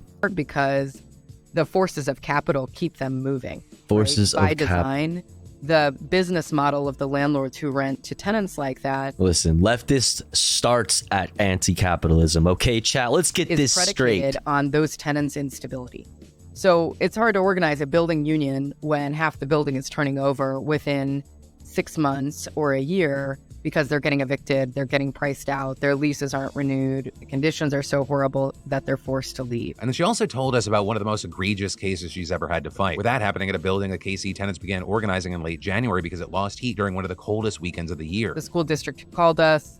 They had students who were living in that building whose families were getting sick. And there was a risk that, especially some of the older people in the building, some folks who were already sick, might have frozen to death that weekend. The building is entirely Burmese refugees and Mexican immigrants, and almost no one on the property spoke English. We had to get the city involved because there were so many property violations. The city, to their credit, came out, kind of turned the whole health department inside out to make sure that Folks were on site all weekend. And then by Monday, we got the heat and other utilities reinstated for the building. Trouble is, 2 days later, the local slumlord who owned the property when we were organizing sold it to an out-of-town landlord. Classic. And that landlord, 2 weeks after that, filed 30-day notices against all of the tenants in the building and said, you all have until the beginning of April to move out of this property. We're going to flip it and start renting these units that were rented for... We are going to flip them for way more and just completely destroy this neighborhood, completely destroy the fucking city. $350. We're going to rent them for $1,200. And all these tenants are poor, right? They're on fixed incomes, many working multiple jobs. And so with basically nowhere else to go that they can afford, they're like, we literally cannot leave. We will not leave. And so they do the only thing they can. They reach out to KC tenants. And the union bombards his cell phone with hundreds of texts after only getting his number because he went to the city to get tax incentives for another deal. Then he finally relents and negotiates with them, cutting a deal to let the tenants stay in their homes. And while they would only pay $400 in rent, the city would cover another $450, and that coming with strings attached. So now we can't evict them or raise rents for 2 years, and formal notices have been translated into their native languages. With Tara saying that this story is nowhere near unique, though fortunately in this case they had a tenant union to back them up, but also saying she wants to see more arrangements like this on the federal level as well, where the government makes loans and subsidies conditional on landlords not raising rents more than a certain amount, say 3%. And one way it can do that is through Fannie Mae and Freddie Mac, where these government-sponsored enterprises help institutional investors obtain hefty low-interest mortgages with few strings attached. But ironically, while their ostensible purpose is to help subsidize affordable housing, they arguably do the opposite, especially with mobile home parks. Right? Because when the land... I was gonna say, I don't know.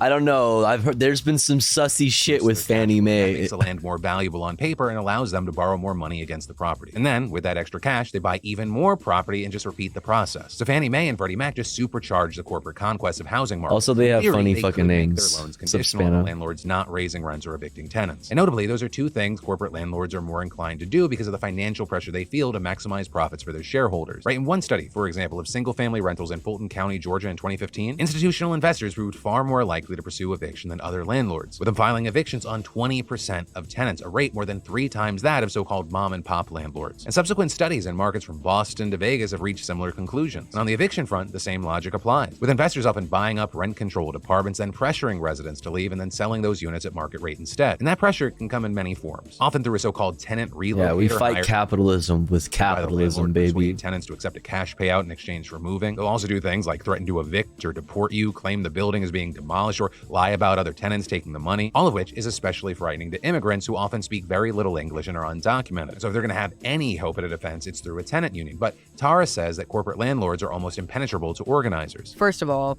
it's so difficult for a tenant to know who their landlord actually is when private equity owns their home, because private equity will cover its tracks through a whole myriad of LLCs, a whole maze of property management companies and other contractors. And the tenant is left with really no clear path to the landlord. And that's by design, right? Private equity is shielding the owners and the investors from any kind of real accountability. Yeah, and it saves them a whole lot of money not having to fucking do shit. You know what I mean? They don't answer the phone. If there's nobody for you to call when shit goes wrong on the property, then they don't have to do anything and they can just profit. That's just more money. But they're still going to charge you more next year. You know what I mean? When the year turns over, you're definitely getting charged more on the other side of their investments. But also, none of this is to say that mom and pop landlords are a perfect alternative, or they can be a less aggressive version of the same thing. But Tara argues that even they often function like corporations. Yeah. I mean, just because, listen. The problems don't stop because your landlord, when your landlord happens to be like, have a name and you have their phone number and stuff. That doesn't always change. Obviously, that can be better more often than not, because usually if you are actually dealing with a person who just like has like a one property or has like a back house that they rent out to you, or a duplex where they live in the other duplex, like there's probably a better a higher likelihood of you like having a better relationship with this person. Sure, but that doesn't make it always good, right? Because the fact is they have the same incentives. Just because it's on a smaller scale doesn't mean they have any better incentive. The incentive is to make money And usually people like want to make money and not have to do anything, right? The idea is to have to put in as little as possible into the business so that you make as much as possible out of the business. The incentive is the exact same, whether it is one person who owns one extra property or one apartment behind their house, or a fucking bank who owns 1,000 fucking apartment complexes. The incentive is the exact same. It's a investment vehicle. So the incentive is never to give you the best product, because to give you the best product and the highest quality product and the highest quality service would be much more expensive. Quote, mom and pop entities have LLCs that shield their actual ownership from their tenants. They might even contract with property management firms. A lot of the way that they do their business has adapted to follow the model of corporate landlording, which is much more dominant today than it was even a decade ago. Because they can. Because they can. As a KC tenant, like the precedent is set by the people who have all of the supply, which is these huge corporate entities. They have all of the housing. They have so much housing. And so if they change their prices, that means everybody else is going to be like, all right, well, I'm going to do the same thing then. Is up against a tough political challenge, but by slowly growing their power and exerting constant pressure on the city, they've made some legislative gains. Things like passing a tenant's bill of rights, for example, or a guaranteed right to an attorney. Supply and housing, like ticket resellers provide concert tickets. Exactly. Tenants and eviction court. With that one, not just giving them a fairer shot at keeping their homes, it also that is literally exactly like that. It is literally exactly like that. You know, when the bots or the people just buy fucking 1,000 fucking tickets right when the fucking thing drops, or they have a bot that purchases hundreds of fucking tickets immediately right when a ticket drops, or merch, and then they turn around and resell it the next day for way higher when it fucking sells out because everybody bought a whole bunch. Incentivizes landlords from hitting the evict button in the first place, right? Because with a guaranteed lawyer on the other side fighting for the tenant, evicting them becomes much more of a legal headache. And so you have one attorney who represents Kansas City landlords saying last October that the cost of an eviction had risen by a factor of 5, and saying the process now took from 3 months to a year, up from a month or so before. Though part of that was also due to KC Tenants' activism. Right in July of 2020, for example, after the local eviction moratorium ended, they tried to delay virtual eviction court hearings by logging onto Zoom calls and chanting every eviction is an act of violence over and over so nobody could actually hear each other. Then in October, they chained themselves to the courthouse doors, even taking their protests to the front yard of a judge. And all these methods reaching a fever pitch with the union dubbed Zero Eviction January, when they prevented 90% of scheduled evictions across 2 counties that month. But again, as Tara explained, it is an uphill battle when you're fighting the powers that be in local politics. Our city is bought and sold by private developers and landlords. They're talking about Kansas City right now. Okay? Kansas City, and that is the case. In LA, we just had a fucking developer run for mayor. Thank God they didn't make it. We didn't get something that was all that much better anyway. But this is the influence that you see on the local level that leads to everything. Caruso has a restaurant here. Caruso has a lot in LA. He has the fucking what's it called? The Grove. They own the local city councils everywhere if they aren't in the city councils themselves, just like this. In many ways, right? This is not unique to Kansas City. This is the truth everywhere. Exactly. Real estate capital is the most potent political force in local elections. Boom, fucking pre-watch, dude. And in local governance. That hasn't stopped her from trying, like with an eye-catching protest at the Starlight Theater in August, where Mayor Quentin Lucas, a Democrat, had a cameo in a local play, but a half dozen hecklers from KC Tenants berated his housing plan from the audience. A plan where he proposed issuing $50 million in bonds to fund low-income housing. But at the same time, he wanted to loosen regulations on a program previously encouraging affordable housing and otherwise market-rate projects. So in effect, developers would be able to replace units. Real estate agents and landlords are both pointless jobs and to help nobody and filled with self-important knobs. They just like insurance agencies, they are middlemen. They are great examples, probably among the best examples of jobs in our society and the current arrangement of our economies that are absolutely pointless when it comes to actually providing value to society. merely insert themselves in between different transactions that would normally be happening any other way, regardless in society. They just insert themselves in between point A and point B. That is insurance agencies, landlords, real estate agents, all of it. Just middlemen creating markets where there never was one. That's the innovation that you see under capitalism. For low-income families, with those meant for middle income. And so 2 days after the protest, KC Tenants members filed into the city council chambers for the vote, which favored the proposal 9-4. Causing one member... there's all kinds of innovation under capitalism, you know what I mean? But it's just innovating in new ways to make profit. Just finding new ways to make profit. That's all it is. That's the innovation that exists under capitalism. However, resources are finite. Okay? So where does that leave you? They yell, "How dare you," and security hauling her out with her hands behind her back. Then another member yelling, "Not another penny for the slumlords," which promptly got her not only kicked out, but arrested and taken to jail. So if it wasn't clear by that point, the union knew that it really needed some political power. And actually to that end, its sister organization, KC Tenants Power, got a union leader elected to city council last month. And actually 4 of the 6 candidates they endorsed won. And so while progress is slow, Tara says they ultimately want to see cavemen never innovated because they had no profit It's outside the private sector, backed by public funding, and democratically controlled by the tenants who live in it. And actually on the federal level, Biden's early plans for infrastructure included a proposal to invest $40 billion in public housing. Though by the time his 2021 infrastructure bill and 2022 Inflation Reduction Act were signed into law, the proposal had vanished. And so I guess with all that said, if you are interested in learning more or doing some work yourself, Tara's Union has an organizing toolkit online that you can read for tips and strategy. I'm going to link to it in the description. And for everyone else, I know this was a beefy story, and so I want to pass the question off to you. What are your thoughts and experiences? Beefy. But that is where today's daily dive into the news is going to end. Beefy. Do not worry, because after you hit that like button to support today's show, I got you covered for more news you need.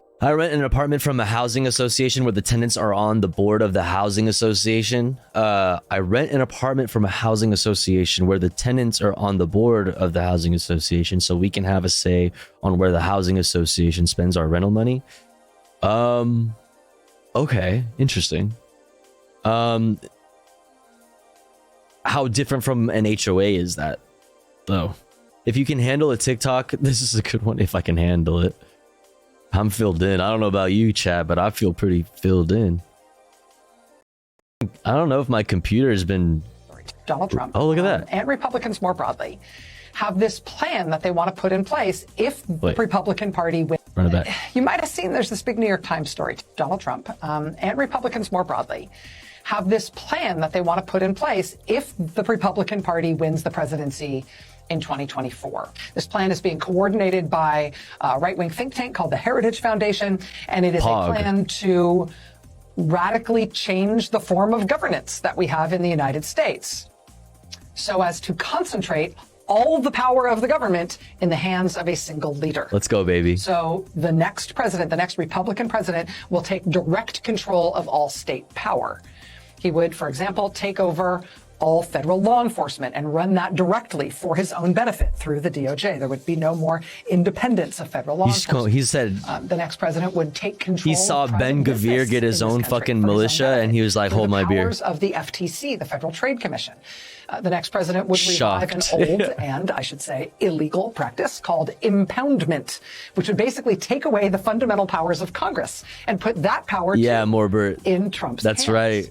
I think it's the dude from Heritage Foundation was on C-SPAN this morning. In the Times today, I think everybody sort of knows that this is where the American political right, where the Republican Party has been heading in the Trump era. Fascism is when the government is called in. For a second, I thought that they had Richard Wolff on Rachel Maddow's show, and I was going to scream if that was the case. Like, what the fuck is going on over at Rachel Maddow's place right now? Are you kidding me? Yeah, no shot. Government steps in to reinforce, to support, to sustain private capitalist enterprises. You see, those private capitalist enterprises left to themselves are falling apart. They can't sell their goods. They can't maintain their job. roles, they lay people off, they cut back, they plunge people into a situation of no job, no income, no prospects. It's a mass suffering. And the capitalist system is called into question when people see it performing this badly. That's what happened in 1929 that led into the Great Depression of the 1930s. And that is what happened in 2008 that led to the last 10 years of economic crisis, of political upheaval, where the strong men could emerge and have an audience, etc. The fascist solution to capitalism's breakdown is to bring in the government to support private capitalist enterprises.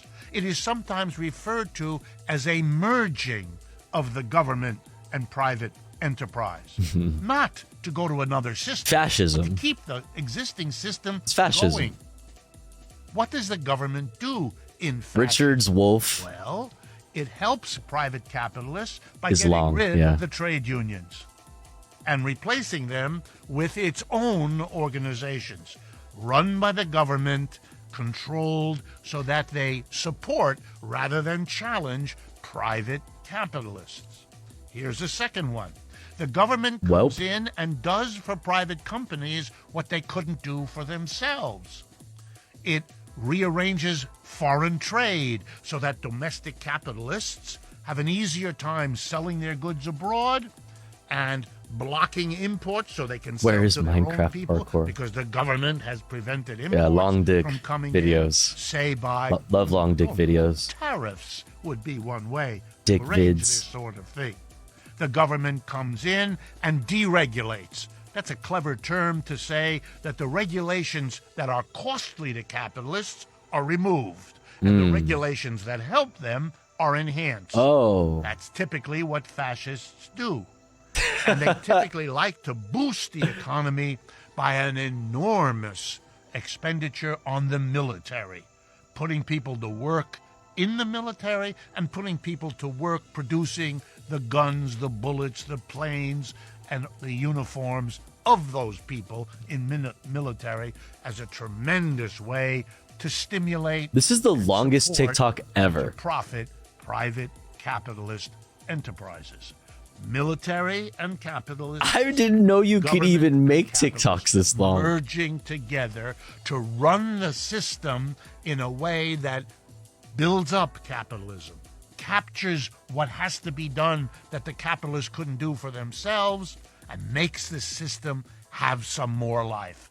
It's all about saving capitalism. Damn. Damn. Spitting as usual. We love Dick. Professor Wolf is thorough. Yeah, if he's anything, he's thorough. That's true. We love Dick. He's so good. Big Dick energy. That's King Dick right there. That's King Dick. All right, chat. So now, after this, we're going to get into some Cop Watch. What time is it? 2:06. We're going to get into some Cop Watch. Then we're going to get into some Hog Watch / Pack Watch. Then we're going to talk about Maui and some other stuff. Some labor stuff. And then other things that we could do fun stuff. Look at this. I watched these dudes' videos off stream, but I think they're good enough for stream, and maybe people will think they're fun. Tofu versus Impossible? What? The iconic NYC sandwich 2 ways? My goodness. We also have PragerU, kids. We have so much stuff that we can get into tonight, chat. But here's the thing. It's been more than an hour since our last ad break, all right? So we're going to get into that right now. But here's the thing. Here at the Tofu Ghost broadcast, when we run ads, we run them while the streamer is away from the stream. That way, even if you're unsubscribed to the channel, you don't miss out on any of the content.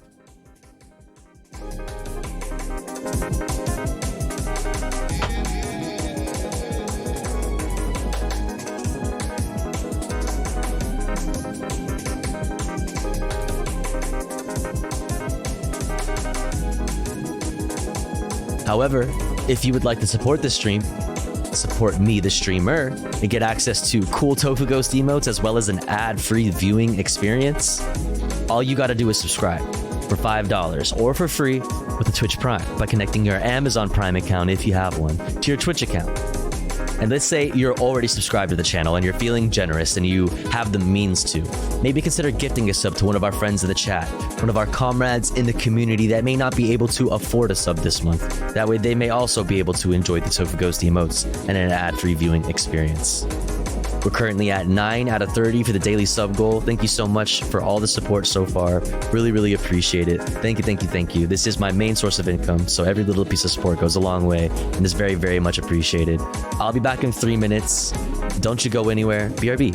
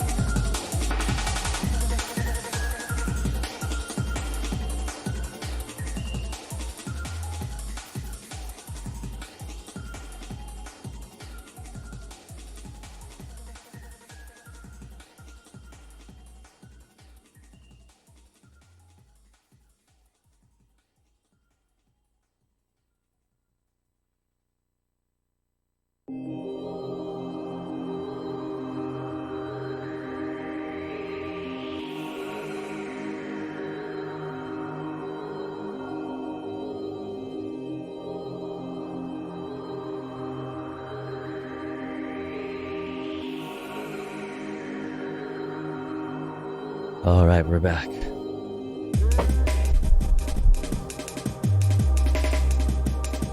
Dun, dun, dun.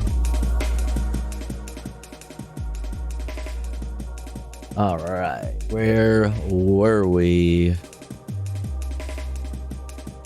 Boom, boom, boom, boom, boom, boom.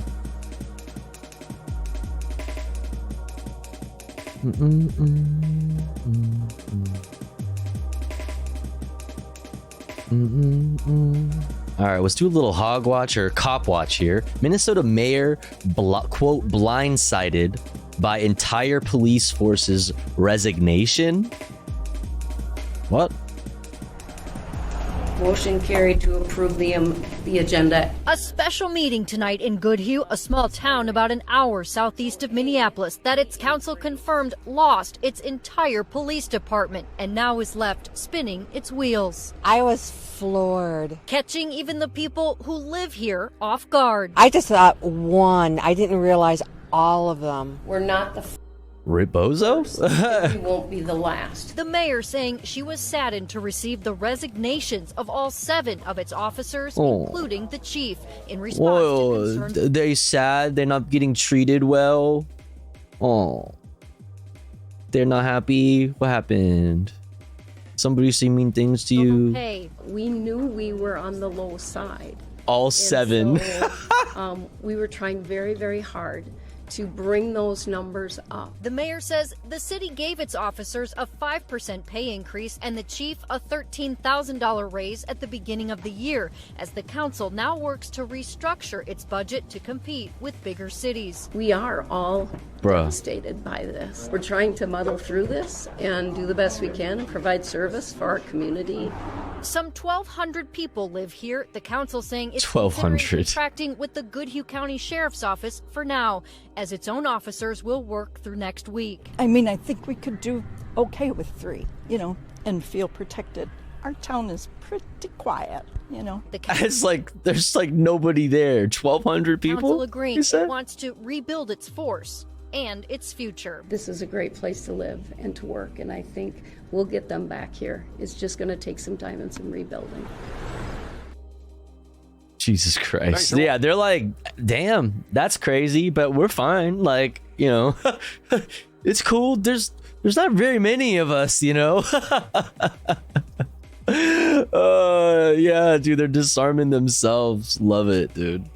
You love to see it. Watching our YouTube channel. Thanks, Lester. Love you. All right. Let's get into the Trumpy boy shit, okay? Let's get into the big Trumpy boy, our big, beautiful orange boys in trouble. Let's look at MSNBC, Democracy Now!, and Let's Talk Elections coverage on this. Fani Willis, quote, recognizes her obligations as DA and won't let the, quote, residents of Fulton County down.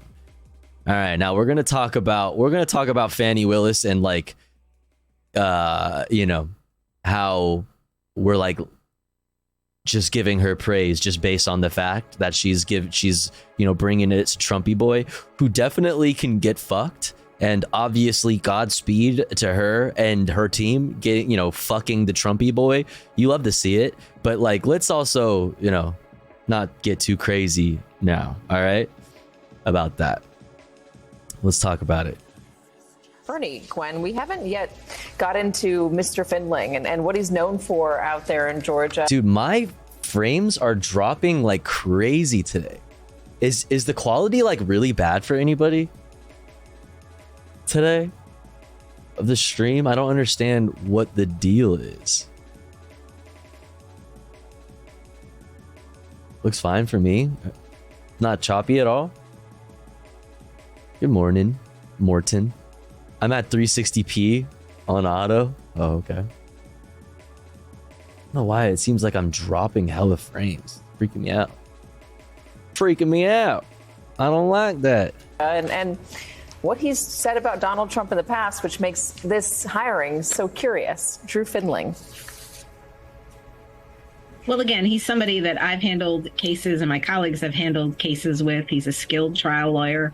I actually know his co-counsel, Jennifer Little, much better. But again, you've seen a little bit of their legal strategy in some of the motions that they filed prior to the indictment. Some would argue prematurely.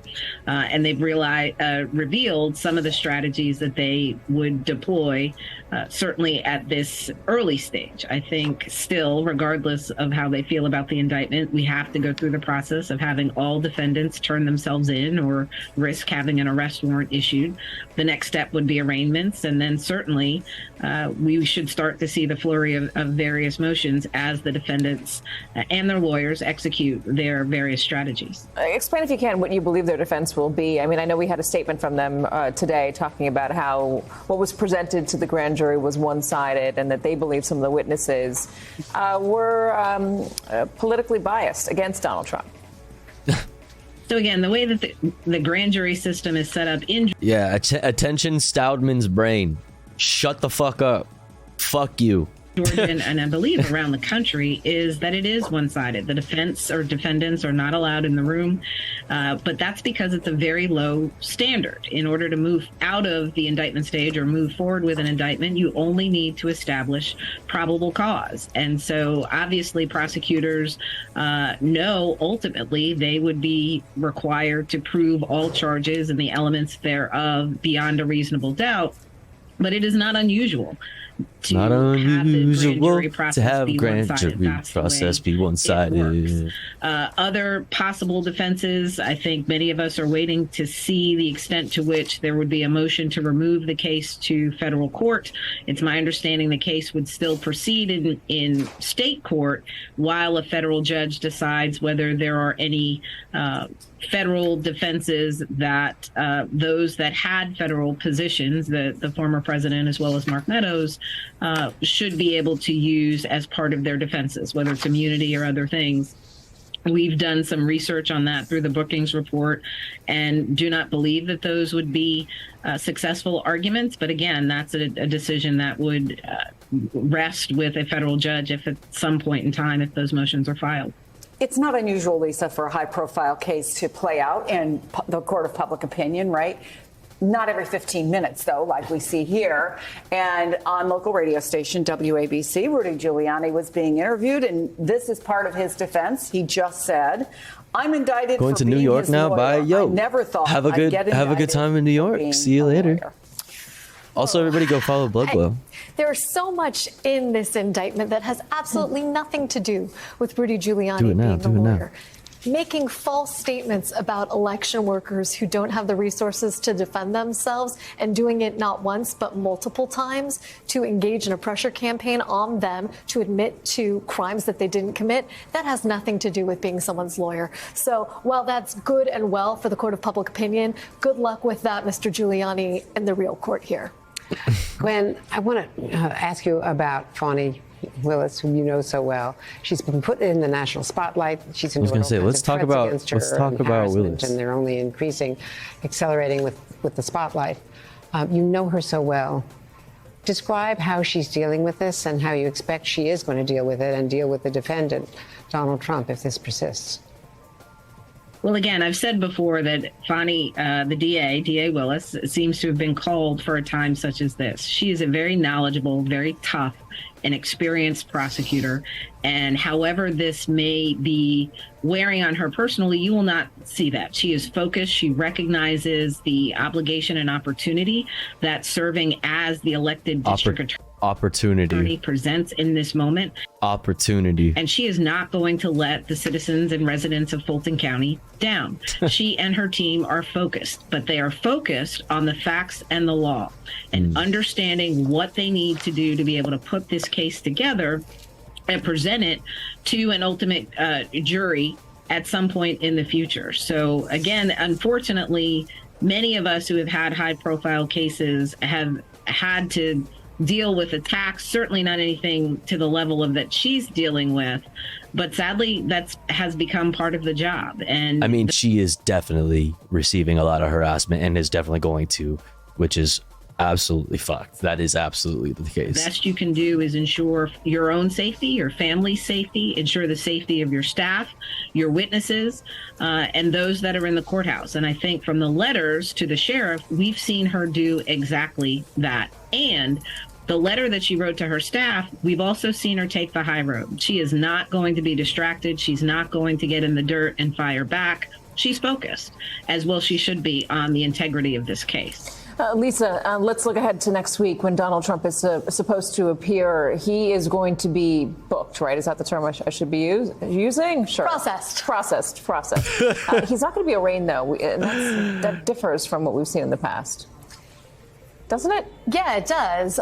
He's not going to be arraigned at all, is what you're saying? That's what one of our guests said a little bit earlier. I said the arraignment would come a little bit later. Well, the arraignment will come a little bit later. I'm sorry. The surrender and the arraignment are...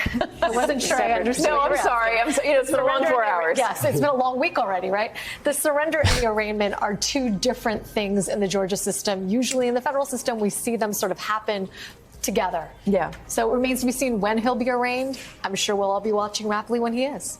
Lisa Rubin, thank you very much. How lucky are we, can I just say, to sit with the people that we get to sit with? And I do hear it sometimes. What is this? What an honor. From family and friends about, they want to know about Lisa. They send me compliments about the people we sit with. We're very fortunate. The fuck is this shit? I think we're most fortunate because you wanted to be a lawyer at one point. Your dad thought you should be. I wanted to be a lawyer at one point. Bro, shut the fuck up. Get to be going to law school. Why are y'all sucking each other off right now? What is this shit? Okay, ladies, that's enough. All right. We're just like patting ourselves and each other on the back. Oh, you're so great. You're so awesome. This is so great. Look at us. Look at us. Look at us right now. Oh my God, Stacy, look at us. We did it. It's learning. It's learning, and I think we talk about it all the time.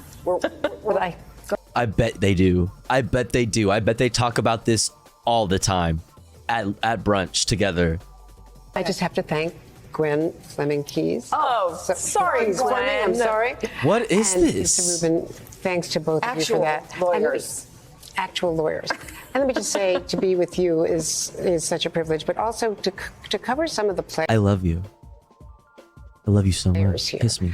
And I've been struck with what Gwen had to say about her friend Fani Lewis. Her friend Fani Willis. And she's just so great. You know what? I think she should be president. Reading up about Fani Lewis, she went to Howard, an HBCU, a member of AKA. An what is it? One of those HB ECUs. They went to Emory University Law School. And the accusations that she is a racist are particularly offensive. Which is a pretty good one. That's a pretty good one. That shit's pretty funny. Racist DA. Racist DA Willis.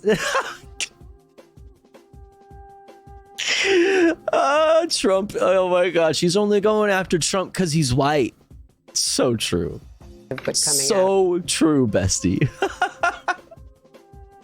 Oh my God. It's one level that, Jack Smith hasn't endured coming from Donald Trump. But these strong black women standing up to Donald Trump is something to behold. And I'm gonna die right now. I'm dying. To say that I know there's a sameness that maybe some because he's orange, yeah.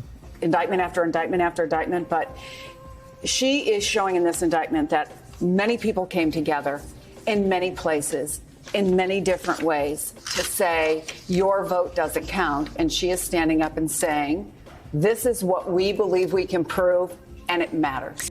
What? I have diabetes now. What just happened? I can't listen to any more of this. Okay, I'm gonna die. All right. Fani Willis. Okay, Fani Willis. In 2014, she was lead prosecutor on an infamous RICO case.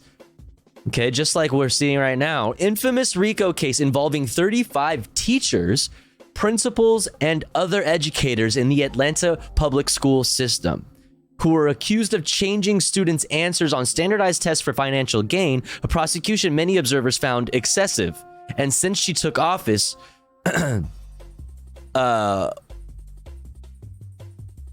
is this This feels weird. Shani Robinson, one of the convicted teachers, co-wrote a 2019 book about her experience, None of the Above. She is not a fan of Willis, to put it mildly. The book describes her as, quote, holding forth like a fire and brimstone preacher, also having a penchant for dull blazers. Okay. Ad hominem. Robinson was the first grade teacher whose students' standardized tests were considered practice. They did not count academically or apply toward any district targets, Robinson said, adding that she never received any kind of bonus pay. She has always insisted upon her innocence and refused to take a plea deal despite the threat of up to 25 years in prison and a RICO prosecution that she said placed pressure on defendants to plead guilty and testify against others. So I mean, let's just not say like that she's just this wonderful person and wow, we love to see, you know, strong POC standing up, you know, women of color standing up against Donald Trump. Like, okay, like relax.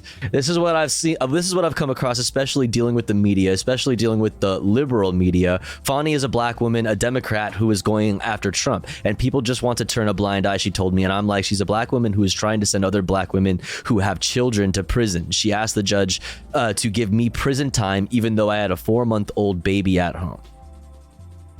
Okay, so just okay. Listen, when we say ACAB, that includes DAs. All right, I just want you, they're like, before you start like lifting people up to be like, oh wow, like I stand with Fani Willis, like just pump the brakes a little bit and just remember, ACAB includes DAs also. But yeah, just a little reminder there. Like, this is insane. All right, let's move on to this Democracy Now! Piece from today on it. For the fourth time in just over 4 months, a grand jury has indicted former President Donald Trump as he continues to campaign as the Republican frontrunner in the 2024 presidential race. This is the second time he's been charged with trying to interfere with the 2020 election in the last 2 weeks. This time, a Georgia grand jury indicted Trump and 18 of his allies, stemming from Fulton County District Attorney Fani Willis's investigation into their attempt to overturn the 2020 election in Georgia. DA Willis announced the indictment Monday after 11:30 Eastern Time at a press conference in Atlanta, about 2 hours after it was handed to the judge. Today, based on information developed by that investigation, a Fulton County grand jury returned a true bill of indictment, charging 19 individuals with violations of Georgia law arising from a criminal conspiracy to overturn the results of the 2020 presidential election in this state. The indictment, she had a hardcore cadence going on in this press conference. 41 felony counts and is 97 pages long. Please remember that everyone charged. I have never heard so many full names. I've never heard Donald John Trump repeated so many different times. I have never heard so many people refer to Rudy as Rudolph Giuliani. In this bill of indictment is presumed innocent. Specifically, the indictment brings felony charges against Donald John Trump. There he is. Rudolph William Louis Giuliani. John Charles Eastman. Mark Randall Meadows. John Get fucked. Cheesebro. Rip Bozo. Jeffrey Cheesebro.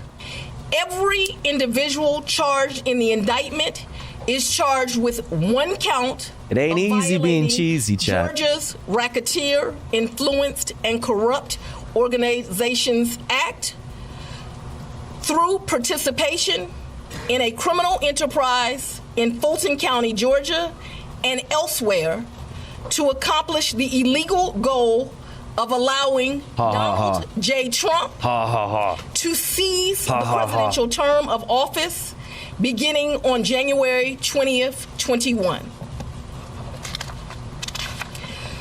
Specifically, the participants in association took various actions in Georgia and elsewhere to block the counting of the votes of the presidential electors, who were certified as the winners of Georgia's 2020 general election.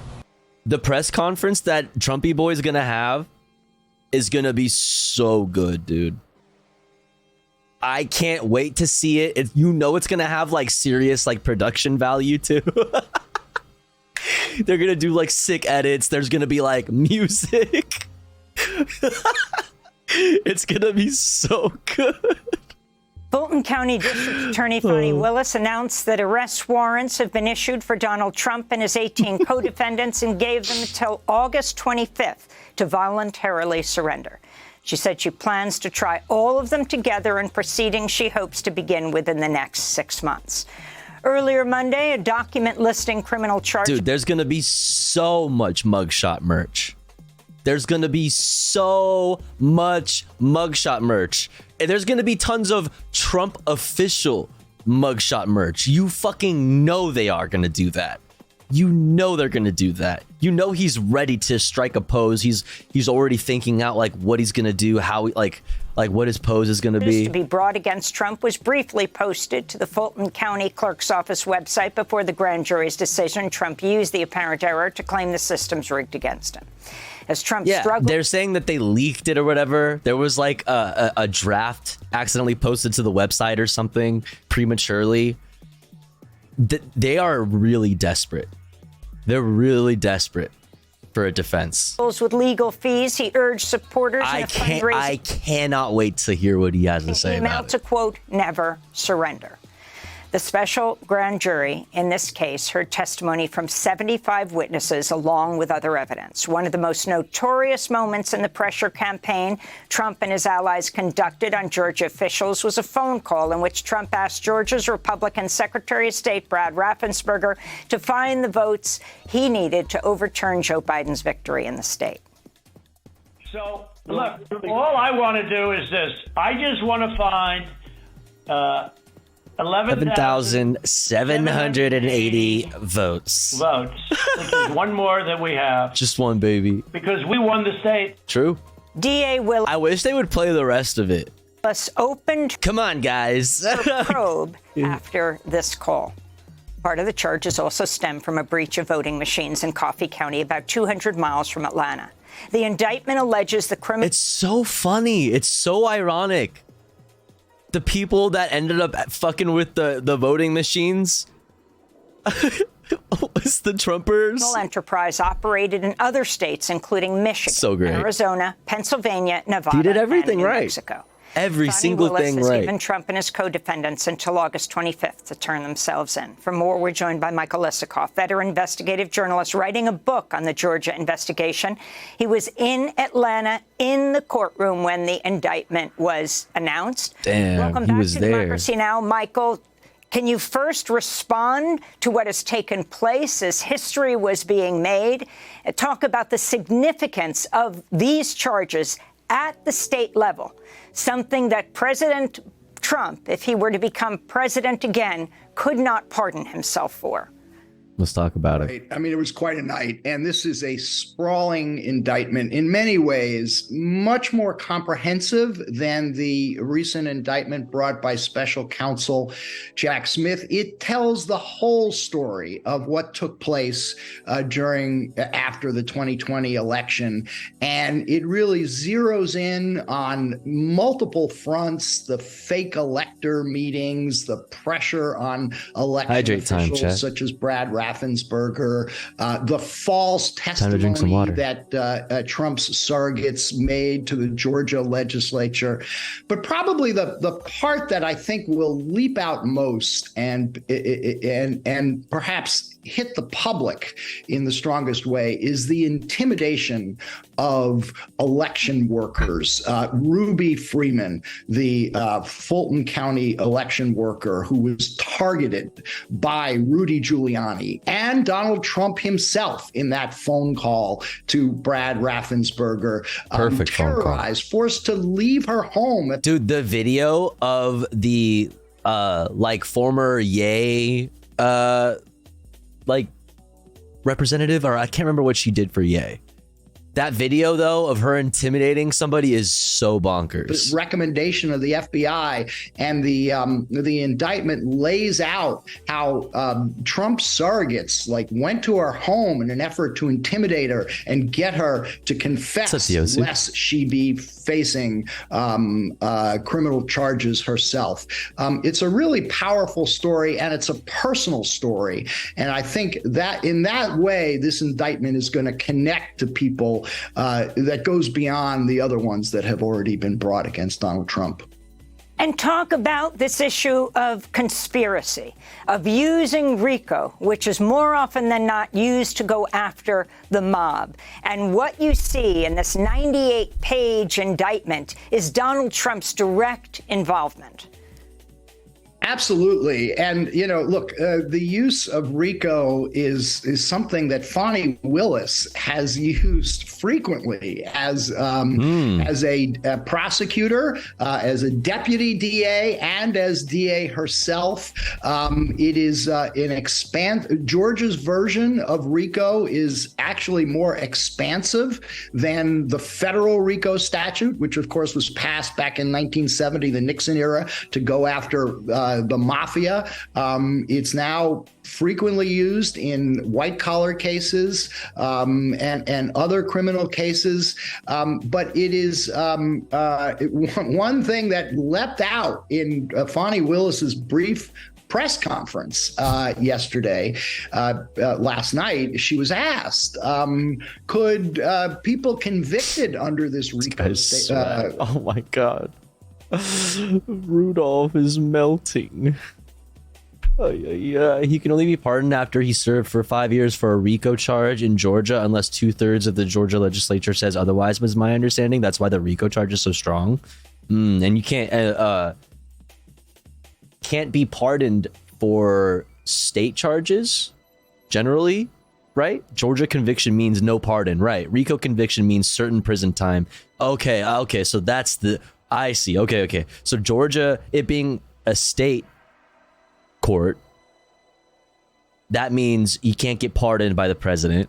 And then the RICO conviction means that he has to do time. Damn.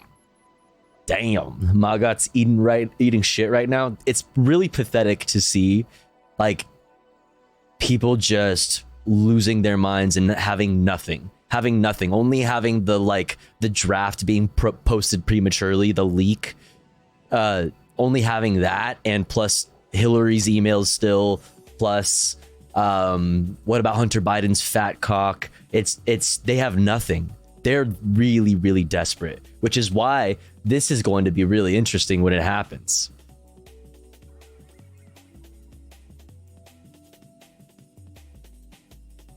I keep pulling up Kyle Kulinski's tweet about it because it's true. This is so awesome. It's going to be parts of Dinesh D'Souza's 2,000 Mules and tweets from Based Groyper 1488, and he's going to do a victory lap like he proved he won the election. This is going to be amazing. Amazing. Georgia does have cameras in the court, I believe, and it's going to be live for all of us to see. Plus, we get a mugshot. Plus, we get to see it live. Life, it never died. Tofu are my favorite guy. So true. What's up, Alana? How you doing? Good to see you. Statute get probation, and she said no, they cannot. The penalties for a RICO live from New York, it's Trump indicted. 5 years to 20 years in a Georgia penitentiary. Wait, you just unironically wrote the next SNL skit, you fucker. So that is something that I think a lot of people are going to try to get. I don't care what your gender is, chat. You're my favorite guy. Okay, no matter what your gender is, you're my favorite guy. I mean, Michael, this is very significant. There are mandatory minimums here. Oh, you just that so many have faced in the past. That means a judge has no discretion to go higher, yes, but they can't not put them in jail.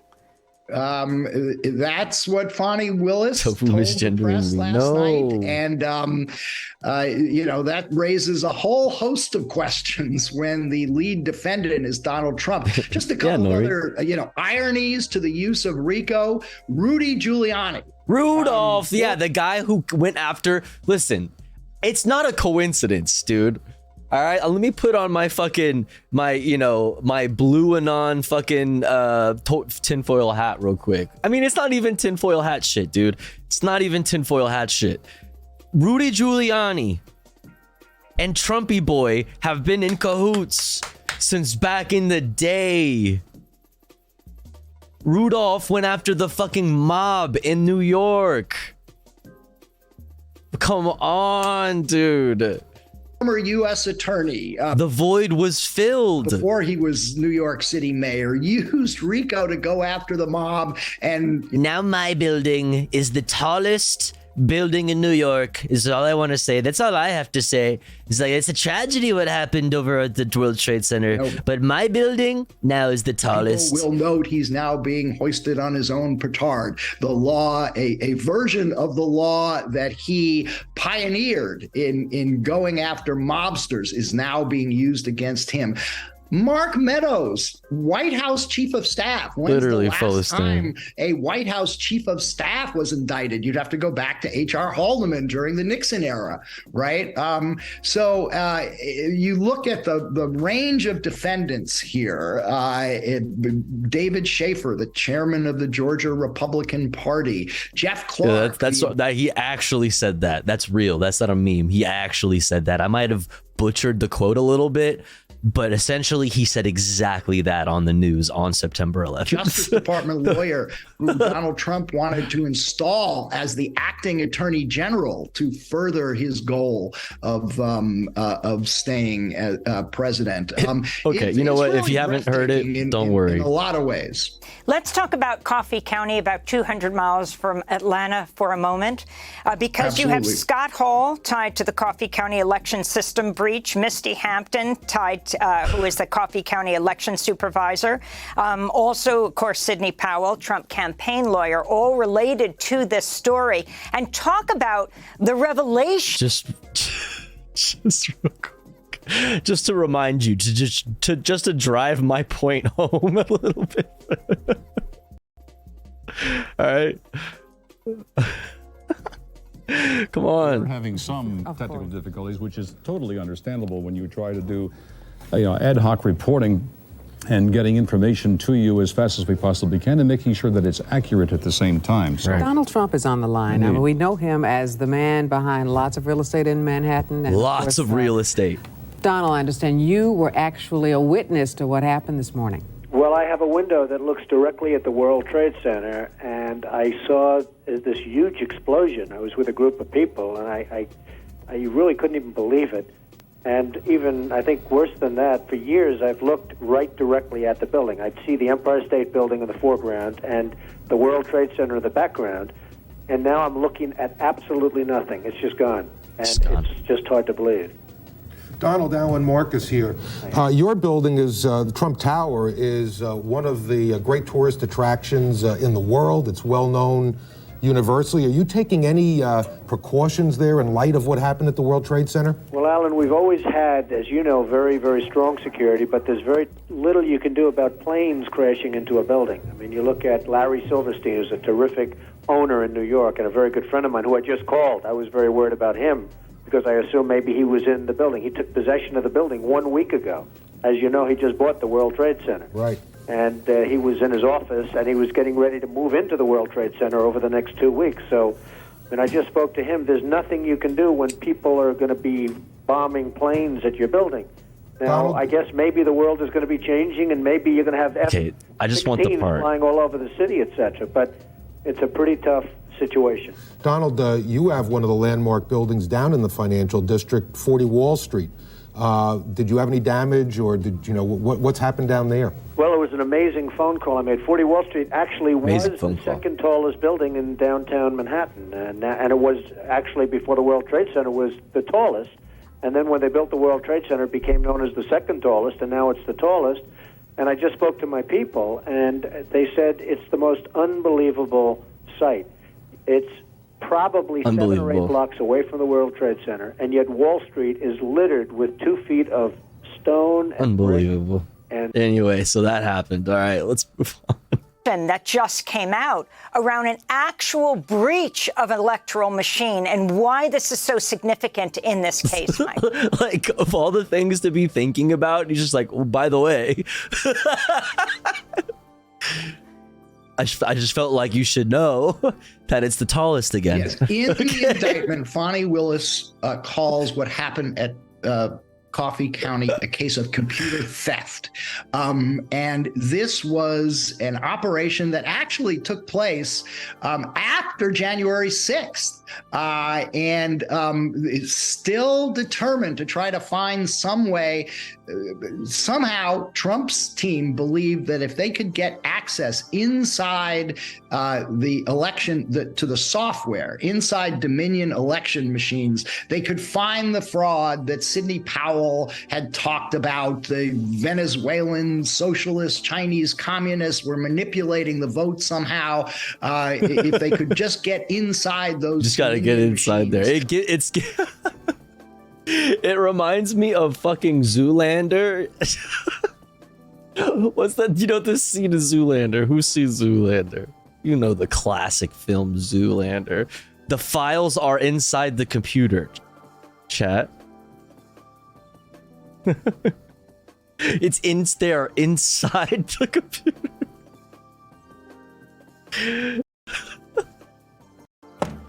Must be an on button somewhere. Press the Apple thing. Wait, hey! Must be an on button somewhere. Press the Apple thing.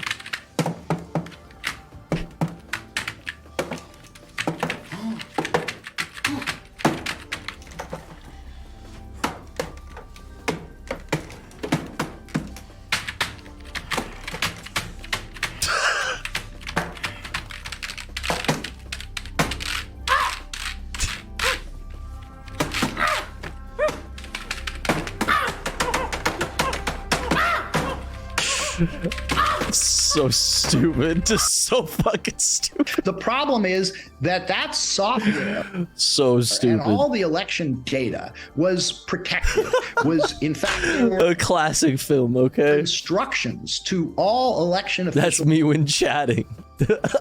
In Georgia, they may not publicly disclose that data. It was sensitive election technology, proprietary, could not be publicly released. What they did is they found a few Trump-friendly officials at the local official who, quote, invited them in, which they had no authority to do, and they spent a full day in Coffee County copying, imaging that data that they had no right to. As I said, computer theft, computer trespass, and it's a key part of this indictment. And in the indictment, if you read it, they can link this, up the chain, including to people like David Schaefer, the chairman of the Georgia Republican Party, who was in touch. Orange Mocha Frappuccino. With Scott what a great movie. Damn. Hall on the eve and during the day. So many quotables. That they were breaking in to this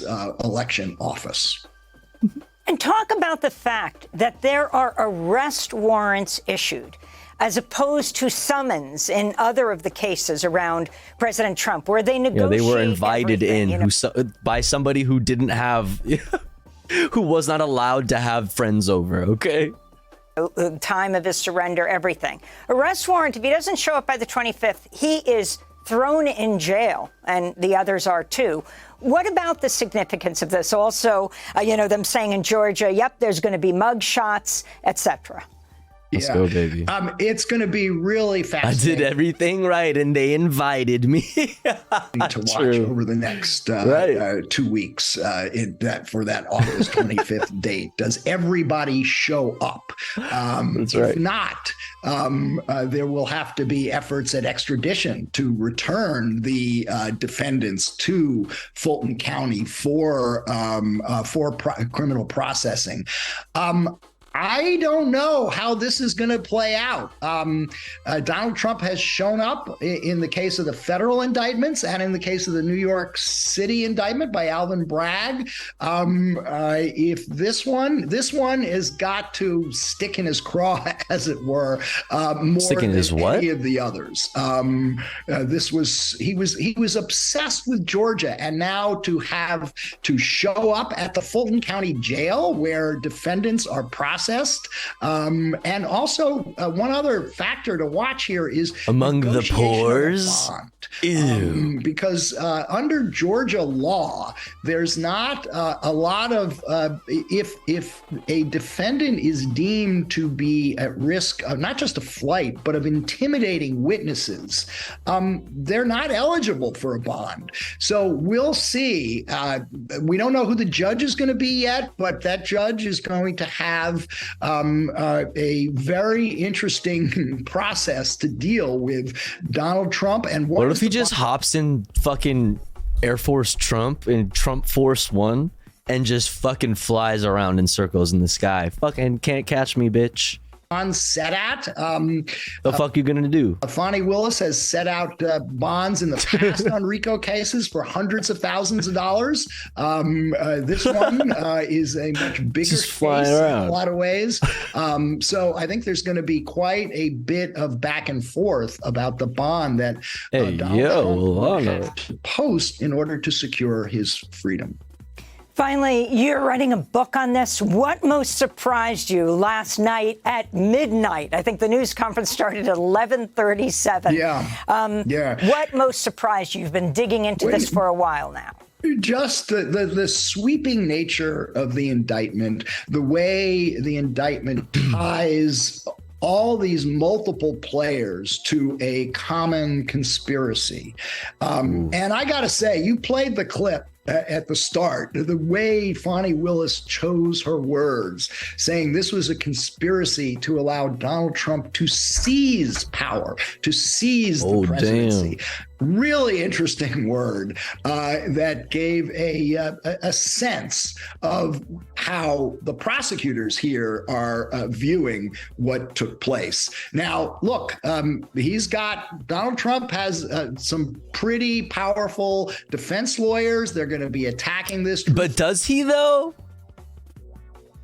Does he though? Like, I don't know that he really did. I don't know. Lawyer, the billion-dollar lawyer who's made a name. I mean, he's got like how many lawyers have gone down, are either gone down for him already, are on trial right now, and like after that, like who's all really left, man? For himself, representing rap stars. He's a very experienced defense lawyer. So we gotta, hold back and watch and see how this plays out. But as I said, in terms of the sweeping nature of this, it is really something we haven't seen before in all our coverage of the 2020 election aftermath. And I think it's going to get a lot more interesting. Michael Isikoff, veteran investigative journalist, writing a book on the Georgia investigation. Damn. A book? That's crazy. All right, now, this is a new channel that we've been watching lately. Let's Talk Elections. They go into detail about elections, obviously. Trump's Georgia indictment will be cataclysmic for 2024 campaign.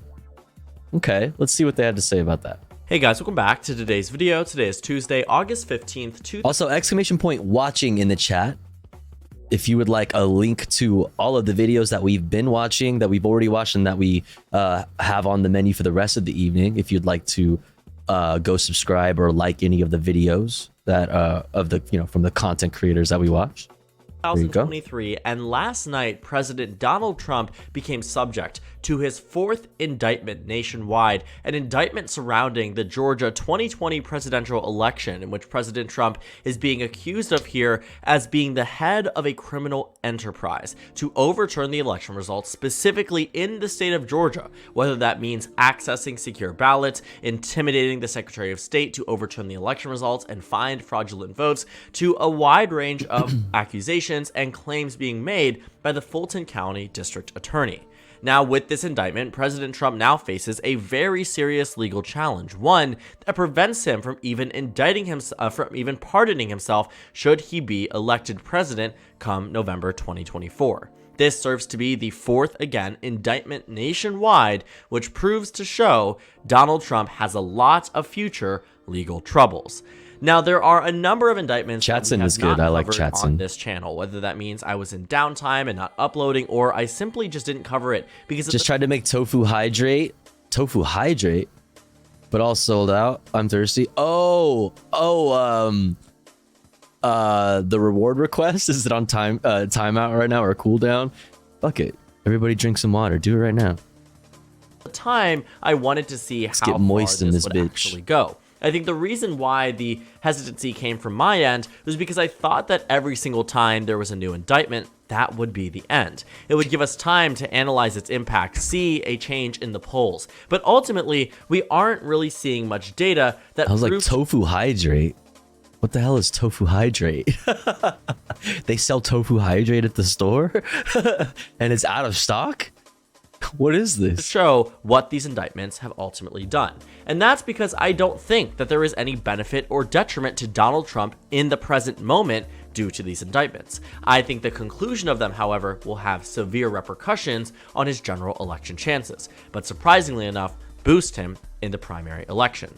Now, we're going to be talking about the main indictments here. We range all the way from hush money with Stormy Daniels to a federal documents probe to the election integrity of nationally with his federal indictment and Georgia with his statewide indictment. I mean, you have a number of things to unpack here, but a lot of it circles around the decisions that Donald Trump made leaving office. The only one that really doesn't is the Stormy Daniels situation, where there is this accusation that Donald Trump used campaign finances to pay hush money, over $100,000 to Stormy Daniels to not speak out against President Trump. A lot of campaign violations, a lot of finance violations, a lot of things that are being investigated currently, but I certainly don't think that takes the cake. We're actually going to be taking a look at the current indictments and seeing how important they actually are. CNN has this tracking Trump's legal entanglements because, quite frankly, there are a lot.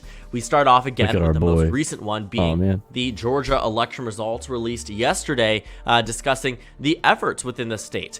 Went through a grand jury issuing this report saying that Donald Trump needs to appear. He's going to be arrested. They announced recently, actually, last night, that Donald Trump will have a mugshot, and I can guarantee you the moment that that drops, the internet is going to explode. It's going to completely break. But you can see that this is already starting to be it's done so. Deal. And this isn't just what Donald Trump is tackling alone. He also has the U.S. Justice Department, which also served him a federal indictment dealing with January 6th. It's dealing over. with the insurrection, dealing with how off to bed, just wanted to pop in and say hi. Already up too late, tons of packing to do. Tons of packing, you going somewhere? Have fun, be safe. Thanks for stopping by and saying hi. Always good to see you, Alana. Night. Hope to see you again soon. Night to your kittens as well. You can respond to losing an election. You again also have the hush money payments aren't as important as the moving to Pittsburgh. Oh shit! Bought a house. Let's fucking go. Hell yeah! Congratulations. That's awesome. Pittsburgh is cool. Very cool. Hell yeah. That's awesome. Congratulations. And also the Mar-a-Lago documents, which again is important, but isn't as important as the federal investigation surrounding the election or the Fulton County investigation surrounding Georgia's presidential election. So a lot of things to unpack here. We're really going to be focusing on Georgia because I think this is the one that could truly have the most severe implications. Outside of all of these things, I think some of them are way more minimal and probably... Pittsburgh is in Ohio, right?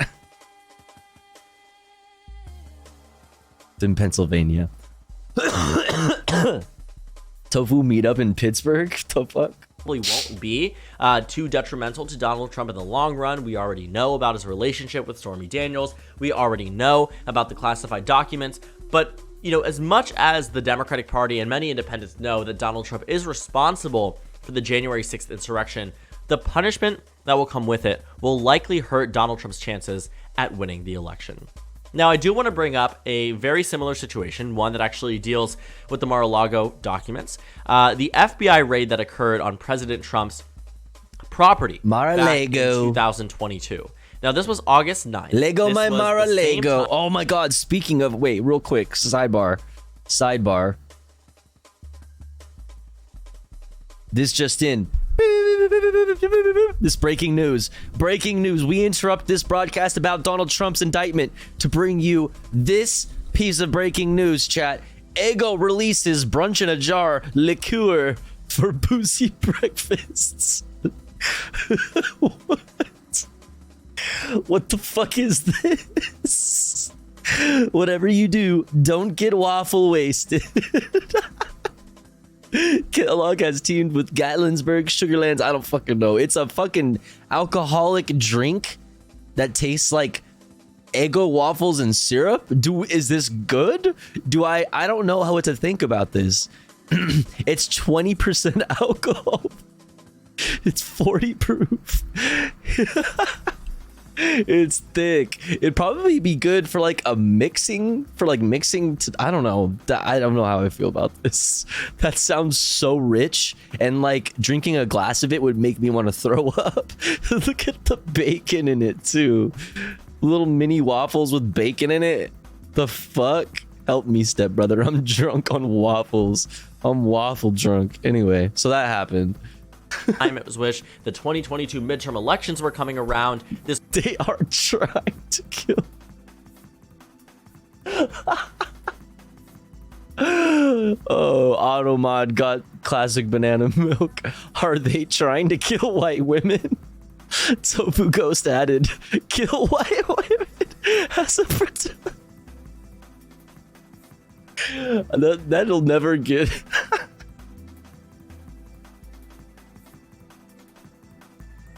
Oh, damn. This was around the same time that you saw the abortion referendum. That looks weird. In Kansas. That looks weird. Around the time as many special elections, and the Republican Party made all of these arguments that the American public was going to side with President Trump because they would see the FBI as a politically motivated organization by Joe Biden to go after President Donald Trump. The argument was made even going all the way through many of these candidates that are now running for president. We can see here. We also got. Pull up the results. The Republican nomination poll. What?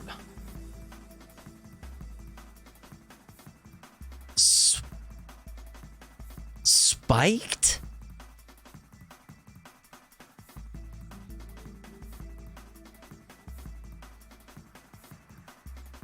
What? What kind of alcohol is in it? What the fuck? Dunkin' spiked coffee? Girl dinner. I know what I'm having for dinner. 6% ice. Is that bomb? I mean, it could be bomb. 4 Loko in the morning, right? I know what I'm having for girl breakfast. Like, shit. This with my fucking, this and a little, a fucking Eggo waste. What the fuck was it called? My brunch in a jar, my 20% alcohol, 40 proof brunch in a jar with a little mini waffle and bacon slice. I feel like I can make this, like we could put these together and make something great. Part of my daily routine now. Yeah, every morning I gotta have my brunch in a jar, my 20% alcohol, 40 proof Appalachian sippin' cream liqueur.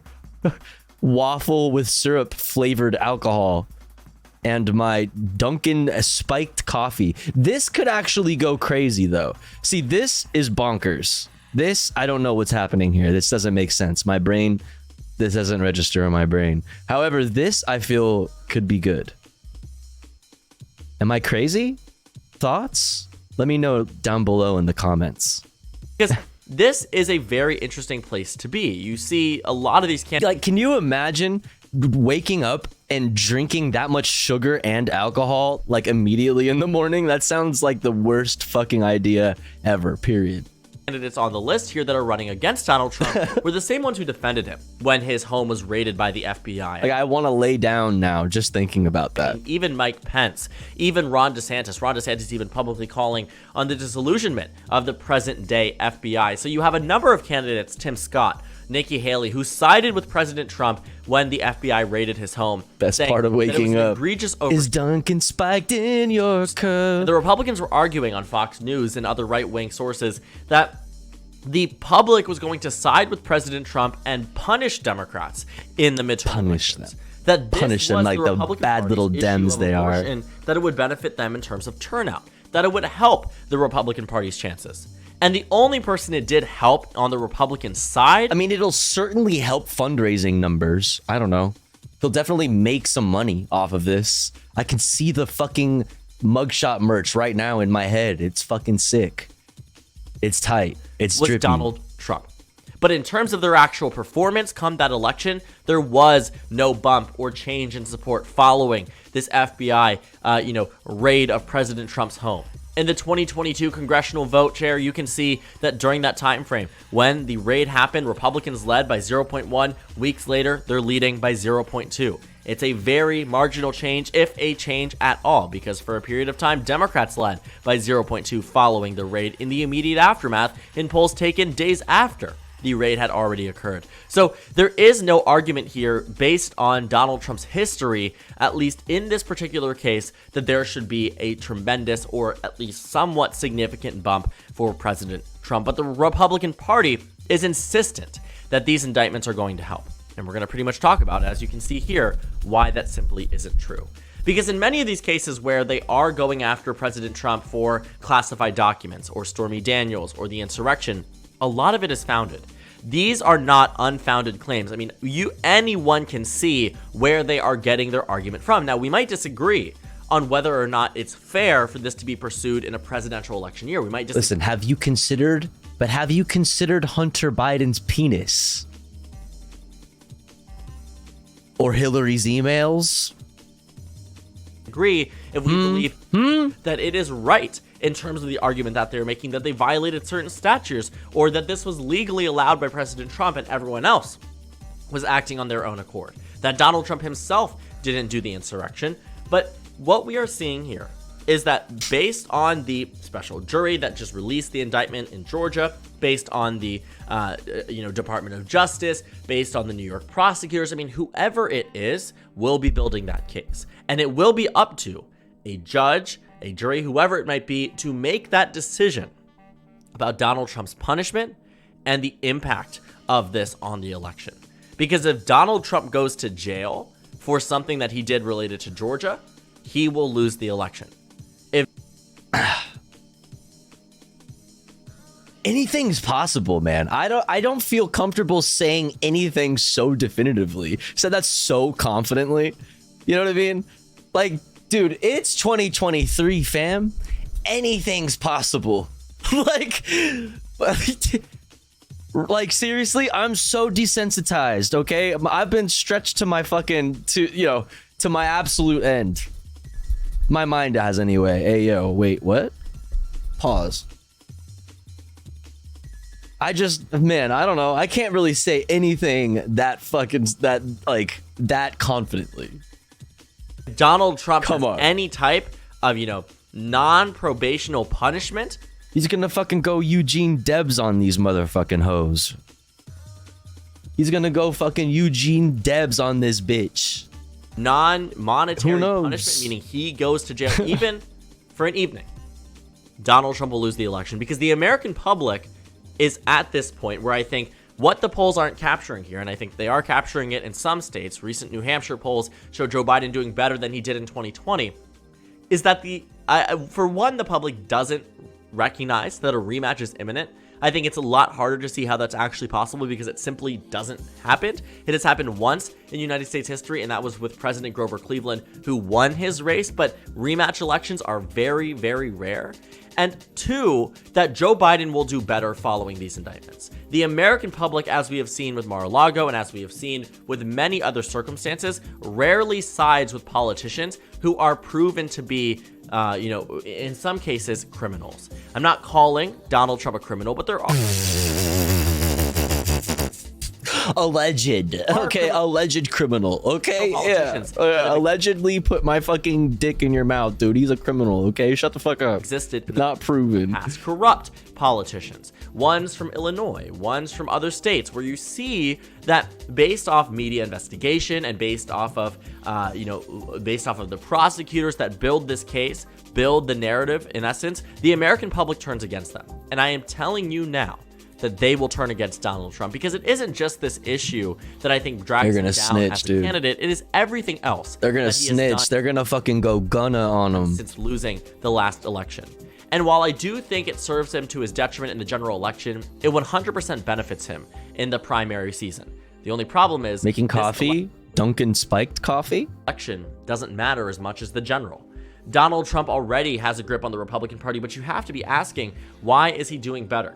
Well, it's the standard case. As you always see with these echo chambers, is that the person who's leading the echo chamber, keeping everybody inside, will preemptively say, for this example, the FBI is going to go after me. The Department of Justice is going to go after me. The Georgia Democrats are going to go after me. Protecting himself from libel. Yeah. And they're going to put me in jail. So when that actually happens, the people who support this candidate, in this case Donald Trump, are reaffirmed that he's this prophet. He's this person who can see through everything that is happening and is telling us that it's going to happen, so therefore he must be in the right. That they are actually pursuing this witch hunt because he predicted it was going to happen. Essentially, he was saying that he did a lot of these things that they are accusing him of, and that they are going to punish him. But instead it is being spun in a way amongst the Republican base that Joe Biden is scared of running against Donald Trump. And you know, this is a double-edged sword here, because it helps him here, but kills him in the general. It does a very bad job at helping him become electable, because the American public, the median voter, will not vote for somebody who is a 4-time indicted former It's just a Hail Mary. It's just like, he's just going for it. He's shooting, you know, at the half court line, fucking at the buzzer. He's trying. He's like, you know, as long as the ball is in the air, we're good.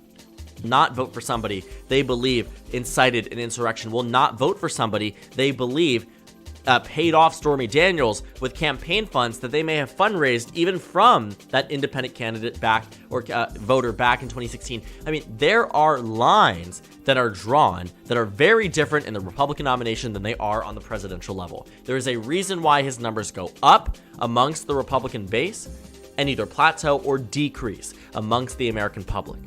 While Joe Biden isn't exactly in the best position possible, he's still leading.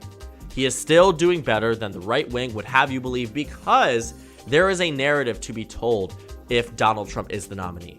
If the Republican Party still wants to beat Joe Biden with all of these indictments coming forth, they have to preemptively say that these indictments are fraudulent, that Donald Trump is innocent, that he was cleared of wrongdoing in the United States Senate, even though nearly 20% of the Republican delegation in the Senate voted to convict Donald Trump in that time when we had that impeachment trial. I mean, you have a considerable chunk of the Senate GOP that would side with many of these lawyers in these cases, but they're starting to try to, decrease the credibility of these decade-long lawyers, of district attorneys, of judges who are trying to rule on this case fairly, because they know that Donald Trump's numbers are increasing and they have to protect him in Celtic. Yeah, he did say every way that. they can if they are to run with him in the general election. Candidates are scared. Notably, you see senators like Ted Cruz coming out against these indictments because his ballot is on the same one as Donald Trump. And if Donald Trump is losing in 2024 in Texas, chances are Ted Cruz is too, because Donald Trump won Texas by 9 points in 2016. 2 years later, Ted Cruz wins by 3. 2 years later, Donald Trump wins by just 5.6. Can you imagine 4 years later, when there is a lot more energy and enthusiasm on the Democratic side, in the sense that Donald Trump will be potentially in this bad reality for the GOP, a convicted felon, a convicted criminal? It's fascinating to say the least, but it puts us in a unique position that this is the first time we've ever seen it happen. There are a lot of accusations coming Donald Trump's way, a lot of things that really, really do matter. Because it isn't just the Republican Party or it isn't just the Democratic Party that sees this as bad. It's independent, median, average American voters that look at this and say, I'm never voting for Donald Trump. Because Donald Trump has been a poison to the Republican Party since being elected. He did one good election for their party, and that was it. Lost in 2018, lost in 2020, lost in 2022. I mean, Democrats would be very happy to replicate 2022 and 2024. But what I will say, too, is that this turns off the median voter. No matter how they try to spin it, these consistent and multiple indictments and accusations and he admitted it. Court cases against the former president becomes way too many. It's a witch hunt. This targeted witch hunt. Donald Trump has evidence by his name that links him to all of these crimes. The accusations that are being made here have gone through extensive legal challenges, vetting procedures, petitions by the Trump campaign to move the, move the trial, move the time frame. Which has always been, that's always been the fucking playbook, is try to push things back, prolong, deflect, just claim it's all fucking fake and bullshit and I will be exonerated. I mean, now right now we're just waiting for the new fucking, his presentation he's gonna do on a major news network. Like, I don't know, what's that gonna be? What's that gonna be, dude? Is he gonna announce his fucking Rumble partnership or like what? He's gonna be totally exonerated when he fucking shows his slideshow, man. You're gonna be so fucking, your mind's gonna be blown, brother. I'm telling you. You just wait and see, all right? That's gonna be a crazy ass press conference, motherfucker. All right, chat. I started hella late, so we're not gonna be able to get to all of the things that I had on the list, but exclamation point watching in the chat if you'd like a link to all of the videos we've watched and that we will possibly watch. I'm gonna skip ahead to labor news before it gets too late. Next up, we're gonna talk about this right here. Workers are about to get way more power. Here's how from More Perfect Union. Then we're gonna go to Majority Report with Sam Cedar and friends. Wall Street terrified of tough talking labor leader. If we have time, we can look at some other fun stuff. Some of this other fun stuff right here. Okay? But here's the thing, chat. It's been more than an hour since our last ad break. So what we're going to do is we're going to get ahead of the pre-rolls and run those ads right now. And when we run ads, we run them while the streamer is away from the stream. That way, even if you're unsubscribed to the channel, you don't miss out on any of the content.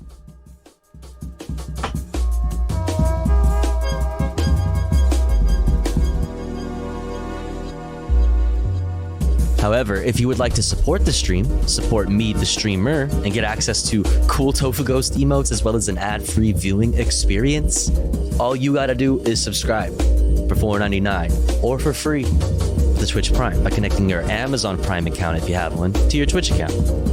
Or let's say you're already subscribed to the channel and you're feeling generous and you have the means to. Maybe consider gifting a sub to one of our friends in the chat, one of our comrades in the community that may not be able to afford a sub this month. That way they may also be able to enjoy the Tofu Ghost emotes and an ad-free viewing experience.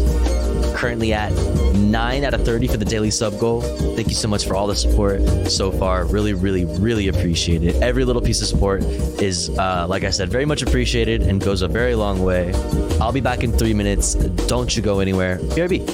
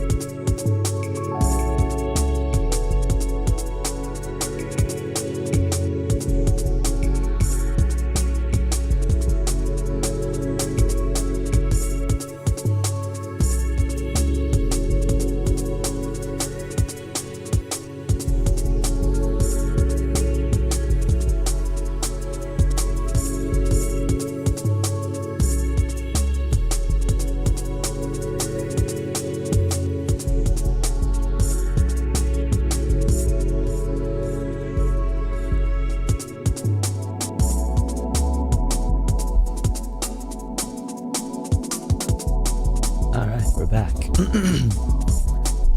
We're back. Let's get back into it. Bum bum bum bum bum. Bum bum bum bum. Where were we? Yes. New More Perfect Union, and then we're gonna do majority report and see where we can go from there. Do it. The National Labor Relations Board is expected to soon issue a major legal decision that would give workers a significantly stronger voice in the workplace.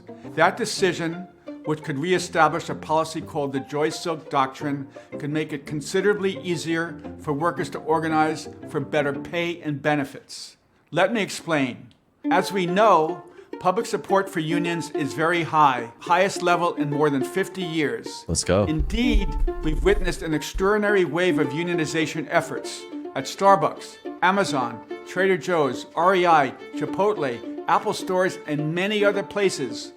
Unfortunately, this enthusiasm for unionizing has been met by a powerful flood of union busting. Starbucks, Amazon, and many other companies have mounted high-pressure campaigns that aim to stifle workers' voices and prevent democracy in the workplace. And costly, too. Campaigns that are meant to scare workers about unions and pressure them to vote against unionizing. To beat back unions, corporate executives and their high-paid consultants often use egregious, hardball tactics like firing pro-union workers, herding workers into anti-union propaganda meetings, and warning workers that their workplace might shut down if they vote to unionize. As explained in my book, Beaten Down, Worked Up, The Past, Present, and Future of American Labor, all too often, when companies fight against unionization, they violate federal law. Yo, Iron Orchid. Although it's illegal for an Thank you so employer like much. Starbucks Thank you for gifting to Morbert. Thank you so much. Thank you. Very kind. Really appreciate to it. fire a worker for supporting a union, Starbucks has fired over 100 pro-union employees. One study found that employers fire nearly 1 in 5 rank-and-file workers who lead unionization drives. Many corporations believe they have a bright green light to engage in rampant anti-union illegalities because federal law doesn't allow for employers to be fined, not even 1 cent, for illegally firing pro-union workers or for other labor law violations. Jennifer Abruzzo, the general counsel of the National Labor Relations... We need a slur for union busting. It just doesn't have a yucky mouthfeel to it. I mean, I don't know. The closest thing we got is scab. is very upset about all now that you put that into the universe, motherfuckers are gonna start calling you problematic for saying the S slur. Anti-union law breaking by employers, and about how that law breaking. Dude, why are my frames dropping so hardcore tonight? Found over 2 decades at the agency, employers will engage in unfair labor practices during the critical period being between the petition filing and the election being conducted. They want time to coerce and intimidate workers to not vote for the union. Abruzzo is eager to do what she can to fix this. So at a time when union busting is far too prevalent, Abruzzo is pushing for a policy that would make it considerably easier for workers to unionize while also enabling them to unionize without having to face employers' fierce, weeks-long, often illegal anti-union campaigns. Abruzzo has called for the NLRB to adopt a former labor board policy that is called the Joy-Silk Doctrine.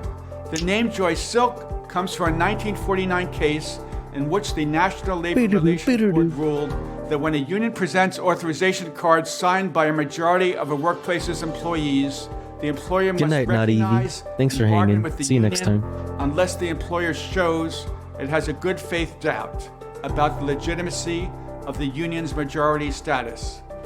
Under Joy-Silk, if a company refused to bargain when it didn't have a good faith doubt about a union's majority status, the NLRB would order the company to recognize and begin bargaining with the union.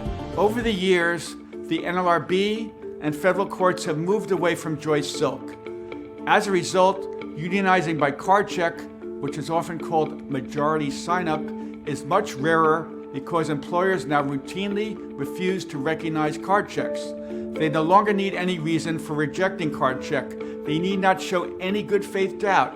Instead, employers can insist on having Good morning, workers Fellini. vote in a secret ballot election about whether they want a union, a move that usually gives employers weeks or even months to mount a vigorous anti-union campaign and prevent a truly free choice by workers. In a pending labor board case, the CEMEX case, General Counsel Abruzzo has asked the full 5-member board in Washington to reestablish Joyce Silk as official policy. In her brief in that case, Abruzzo wrote that after the labor board replaced Joyce Silk with a system that allows employers to reject card check and insist on elections, the commission of unfair labor practices during election campaigns, including unfair discharges, increased dramatically. In turn, the number of elections fell precipitously, and as a result, the rate of unionization now rests near all-time lows. In the CEMEX case, currently before the Labor Board, the Teamsters Union launched a campaign to organize ready-mix concrete drivers in Las Vegas and Southern California. The Teamsters presented the company with signed authorization cards from 207 of the unit's 366 employees, nearly 57% of the workers. But instead of voluntarily recognizing the union, the employer, as so many corporations do nowadays, demanded an election vote and immediately engaged in illegal, unfair labor practices with the aim of reducing worker support for the union. An NLRB judge found that CEMEX had illegally fired a union supporter, illegally spied on union activities, and illegally threatened to close operations, discharge workers, or reduce workers' benefits if they voted to unionize. Oof. Finally, after the employer engaged in its intense union-busting campaign, the drivers voted narrowly against unionizing, 166 to 179.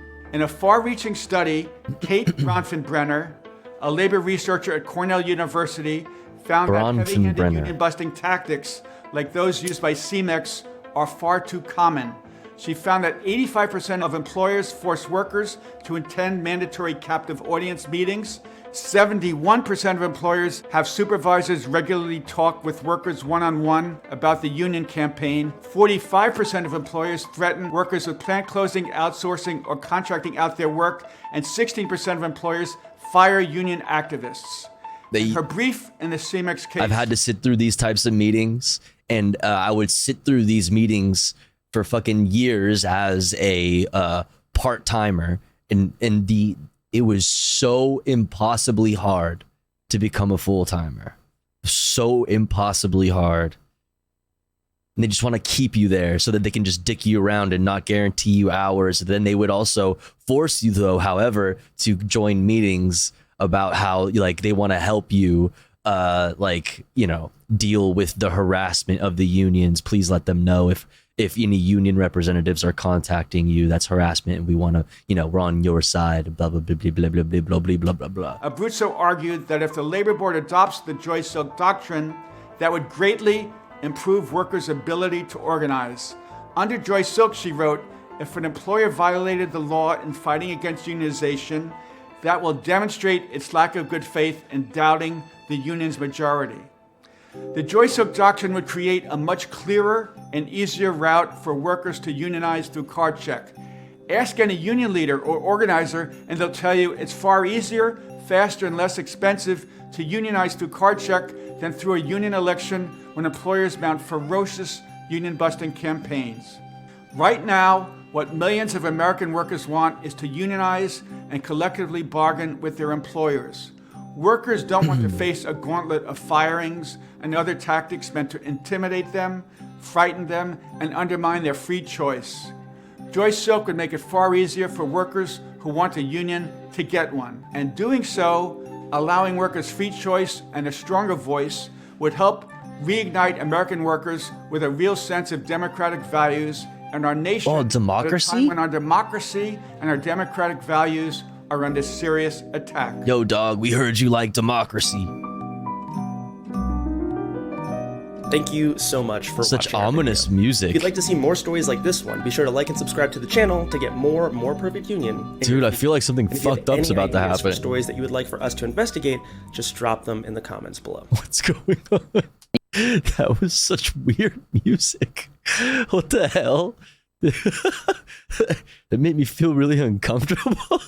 All right, let's look at this little Majority Report segment. Wall Street terrified of tough-talking labor leader. Let's check it out. Jim Cramer has just oh been my God, loud. on a complete heater of horrible anti-labor takes. I mean, he has horrible... It's his job. That's part's his job. But he's also ostensibly supposed to be giving investment advice, and he's bad at that too. Just look up his track record. There have been analyses of how bad his investment advice has been over the years. Still on television. Still on However, television. Audio design is my passion. Getting all these retirees to give their money away to the next fad. That's Jim Cramer's job. And where did he stand on crypto? Was that like, sorry, I've got to do that? That's a good question. Yeah, that is a good question. I'm not sure. But even if he's just doing traditional, like, investments in that way, the analysis of his advice has been overwhelmingly negative in terms of results that he's providing for people. And again, he's an entertainer. Chat, should I cut my hair this short? But like, if you're 80 years old and you're watching CNBC, you might not know that.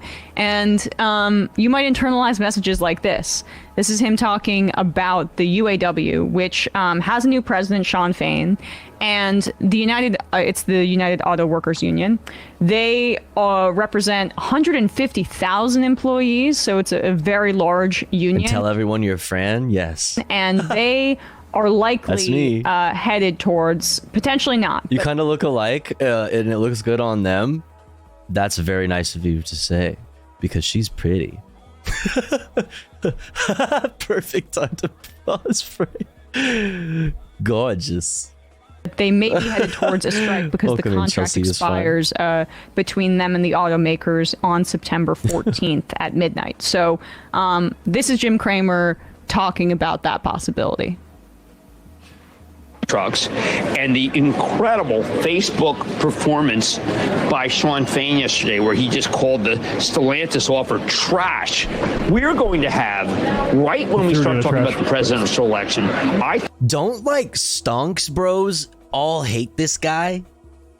Like, doesn't everybody hate this guy? Why the fuck does anybody give a shit what Jim Cramer has to say? Like, don't stonks brothers even think this dude is cringe? Like, I don't. The biggest strike our country has had in years, which is the UAW. You think that's going to happen? Yeah. You don't think Gene Sperling can talk both sides off of ledges? Yes, we hate Gino him. Can't do it because this guy who runs the UAW reminds me of Earl Browder. I mean, he's like a longshoreman union.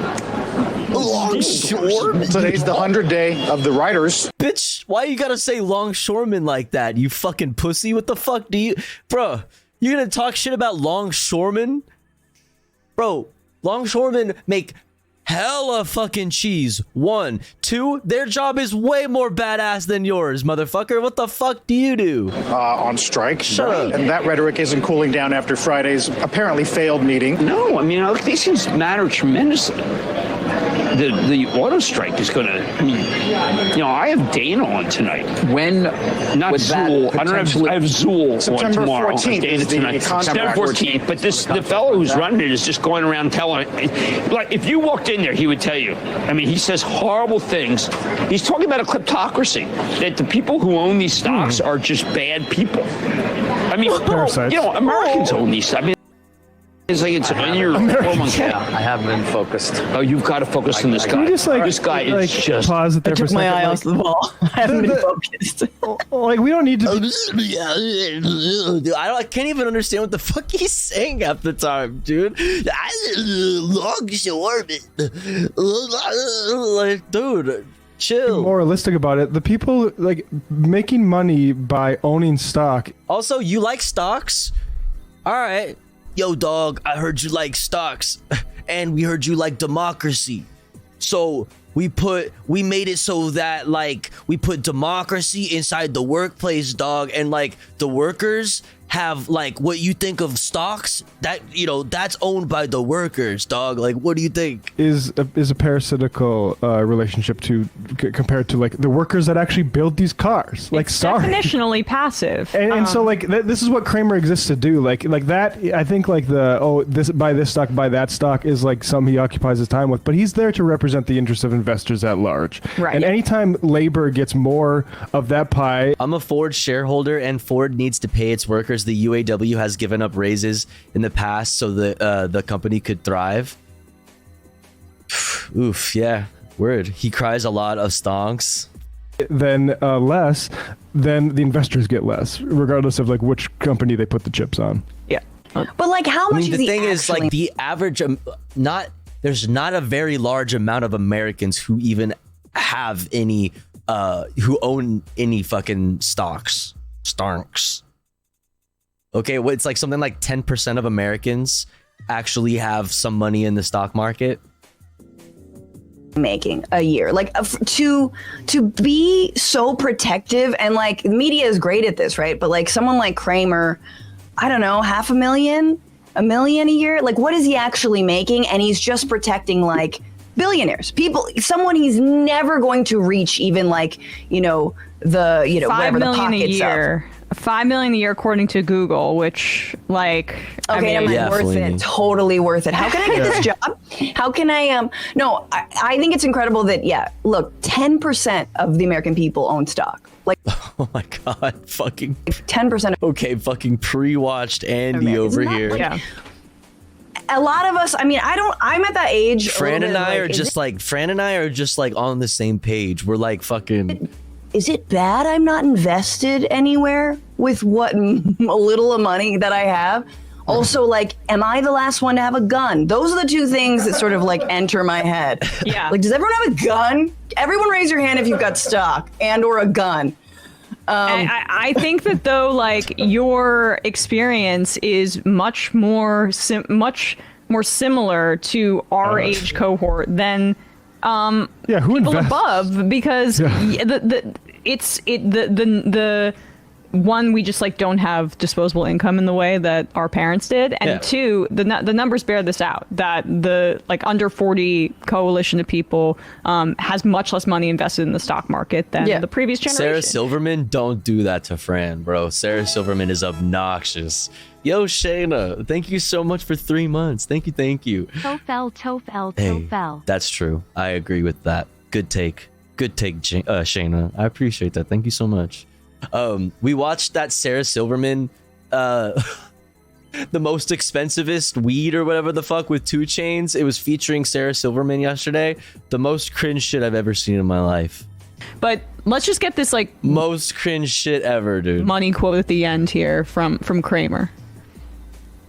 Stocks are just bad people. I mean, Americans own these. I mean, it's like it's a year old, 4 months. Yeah, just her voice. Yeah, I like. Listen, I like to see her on the picket line. That shit's based. Yeah, I haven't been focused. Oh, you've got to focus on this guy. All right. This guy is he was made for our show.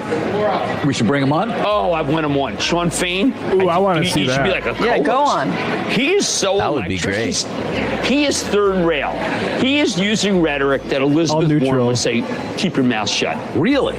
Oh, Elizabeth Warren. Elizabeth Warren would say, keep your mouth shut. My favorite thing is how so he's a Bernie Sanders type, sure, great, but like my favorite thing too is how Elizabeth Warren is the ultimate villain of all those people those hate Wall her Street so people. much, They hate her. Everyone on Wall Street, vile, like just hatred towards her. Yeah, she went hard on the banks, Which right? is now somewhat extended to Lena Khan in the form of she's dozens and dozens of That's a Wall good point, Street yeah. Wall Street Journal op-eds crapping on her. But go ahead, Matt. Jim Cramer thinks that Sean Fain is a combo of like Malcolm X and Freddy Krueger, like the most electrifying orator, but also like haunts people's dreams. Yeah, he's the chupacabra of the finance world. It's unbelievable. But he's also kind of saying like debate me, and also like, oh, he'd get clicks. Like there's a little bit of that in there. Well, he's still a Which I'm media like- guy at the end. This is Sean Fain. Here we go. Yeah, so this is what Cramer was talking about here with regards to the. He didn't just call Warren it is the trash, he big communist dramatized baddie in it. Congress. The union Imagine. Babadook here. Sean Fain. Everything they're looking for in this document is about concessions.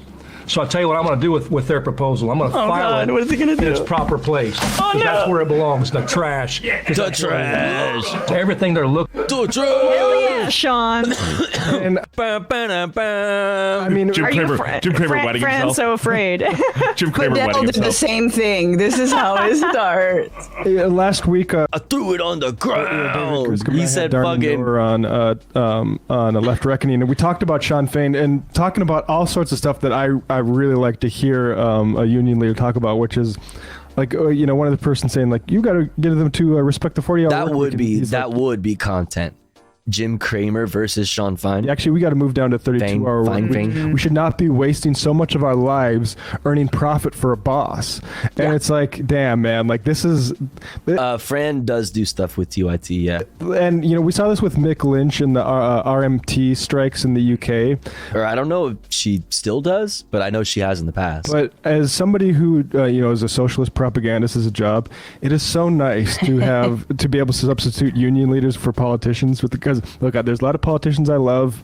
Bernie down to the squad. I think they do a lot of good work, but it's a lot more clear when it's people actually fighting to put food on the table of their members. Yeah. Because there is of course politics that have to be done here too, but it's a lot more direct. Well, they don't have the same calculations. We don't know about backroom deal. Like I saw, criticism of AOC for endorsing Bernie and stuff like that, and we don't know what concessions she got. We'll never know. Probably we don't know what those negotiations. Which is one like. of the problems with that strategy, though. Like it's alienated from the DSA should have some committee that is a.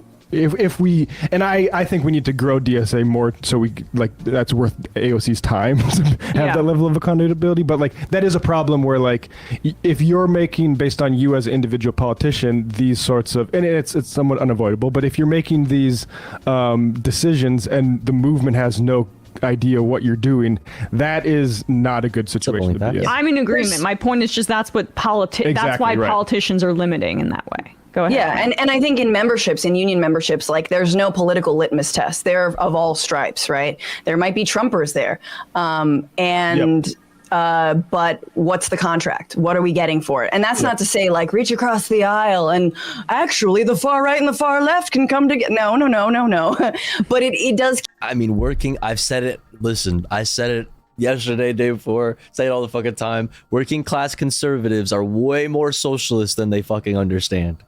Especially when it comes to this conversation around labor. Keep everything a lot more concrete and accountable. And that's the thing with like, if you just don't say the words like union, you don't say the words socialism, you don't say any of those words, you just like work backwards from what they do agree with, which is that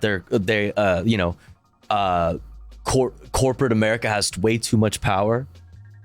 They agree with you on that point. Walk backwards from there. Organizations like the DSA or the lack of a movement is there's no direct line of accountability.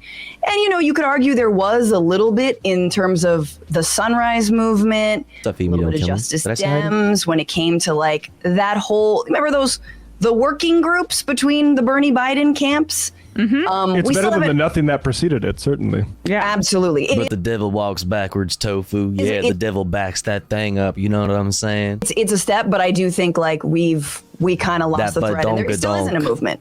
But I think this sort of stuff, like I think this is what we were missing. Like I don't think a movement can come just from electoral season. Yep, right. I think we need like actually these sort.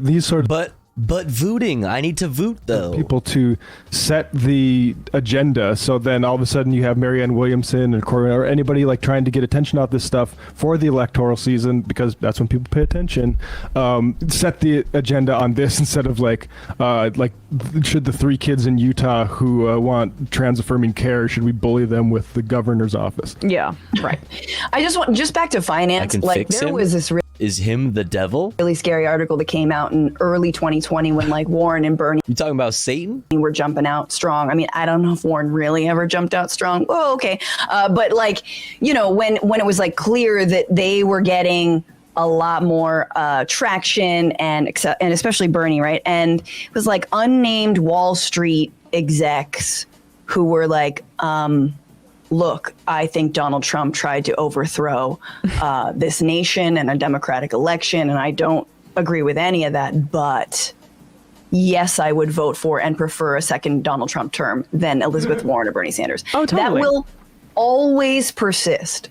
So I just, like, if we ever get traction, if and when we really actually we win that primary, watch how finance and Wall Street will completely throw down with the fascists time and time again. Let's look at this from AP.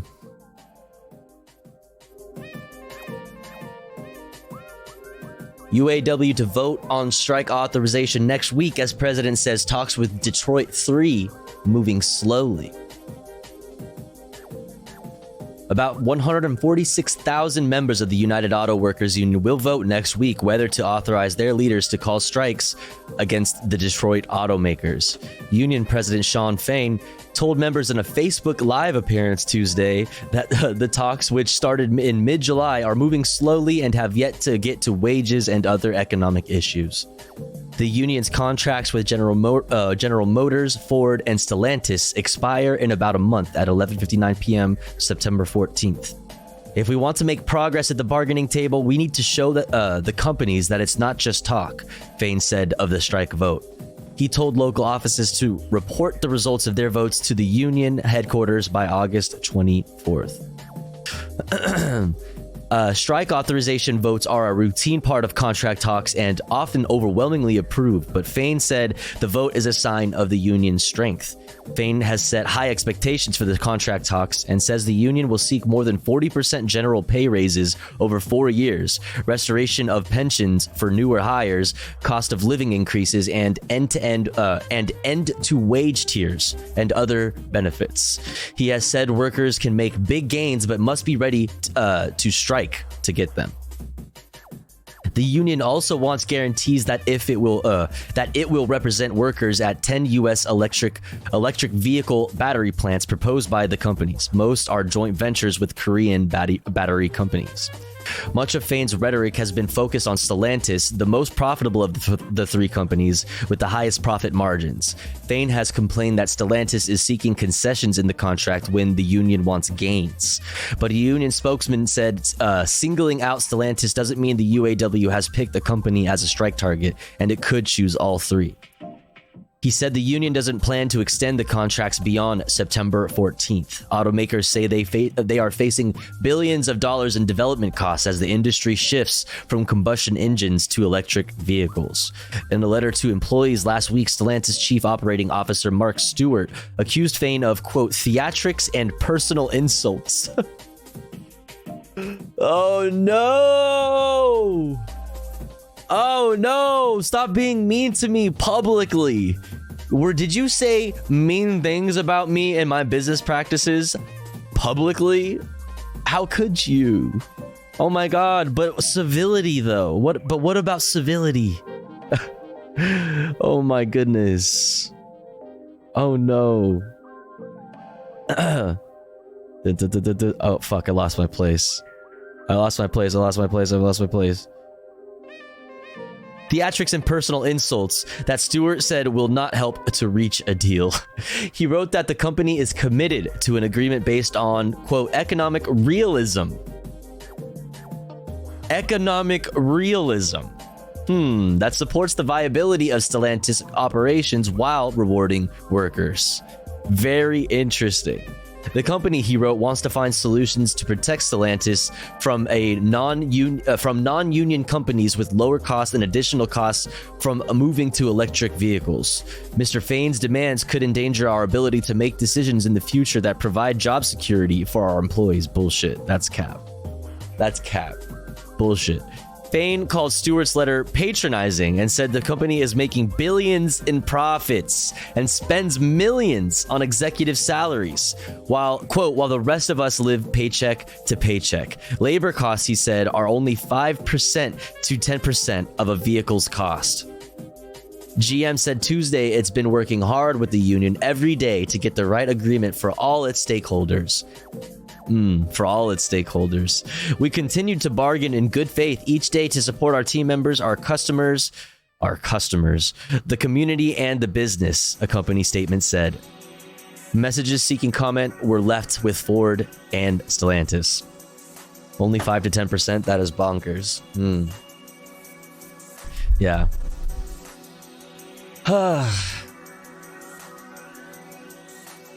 Crazy. All right, where's the ad break time at? We're fine there. We're fine there. Let's watch this wisecrack video. Why you always feel broke? Chat, do you always feel broke? I know I do. I know I do. Check it out. When's the last time you felt rich? Was it when you greedily clutched your very first $20 bill? Or when you paid off the loans on your Jetta? Or when you treated your Jetta 5 closest friends to caviar and champagne on a sunset cruise to Belize? If it's been a minute since you checked your bank account and grinned, you're not alone. These days, nobody seems to feel rich. Not even people who literally are. Late last year, a whopping 29% Not even people who literally are. of millionaires reported feeling poor. But before Okay. Motherfucker, I have questions, all right? Wait, hold on. I have questions for you. pour out 29% of your PBR in solidarity with those struggling plastic surgeons, it's worth asking. Why do we all still feel as broke as we did when we were blending blizzards at Dairy Queen? Is poverty a state of mind, a consequence of bad Poverty, a state of mind? Yeah, chat, what do you think? spending habits, or something way more complex? Let's explore in this video the real reason you feel broke. Note that we're looking at this through an American lens. But as always, we urge our further flung friends across the globe to let us know why their country is better at everything in the comments.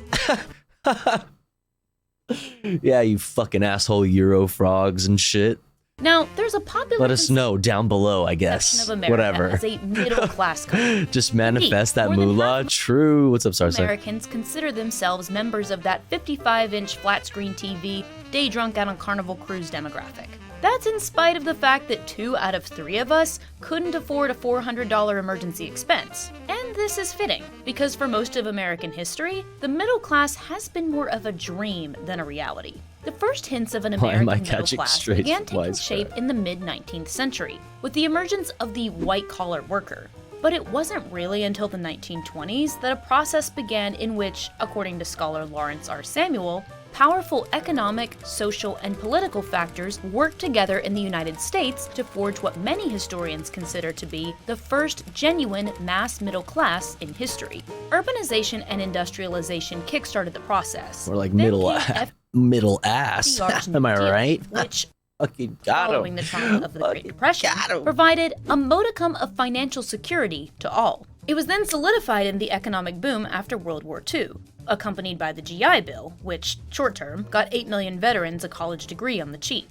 As the post-war economy boomed, according to Samuel, the vast majority of Americans were, or at least acted as if they were, middle class, a remarkable transformation in national identity. Note that a number of policies and norms ensured that this middle class was whiter than raisins in a potato salad.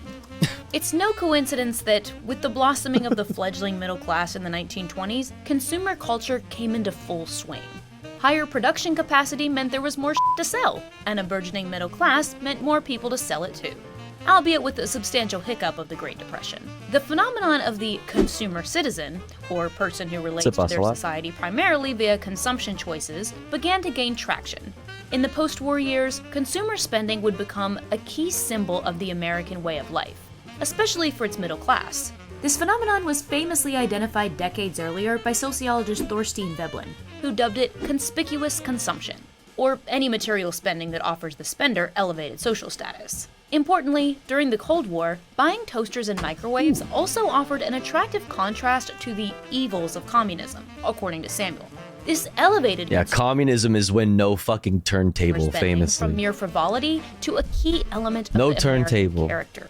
As retail analyst Victor Stretch LeBeau time. remarked at the time, our Make sure to sit up enormously straight. productive Get some economy stretches in, demands that we make consumption our way of life, that we convert the buying and use of goods into rituals, that we seek our spiritual satisfaction, our ego satisfaction, in consumption.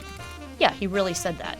Now, in the days of more expensive, handcrafted goods, The stuff you own used to be a sign of class status, but with rampant mass production driving costs down, middle-class folks could increasingly afford the same products as wealthy people, and cosplaying at Vanderbilt turned out to be a pretty fun hang.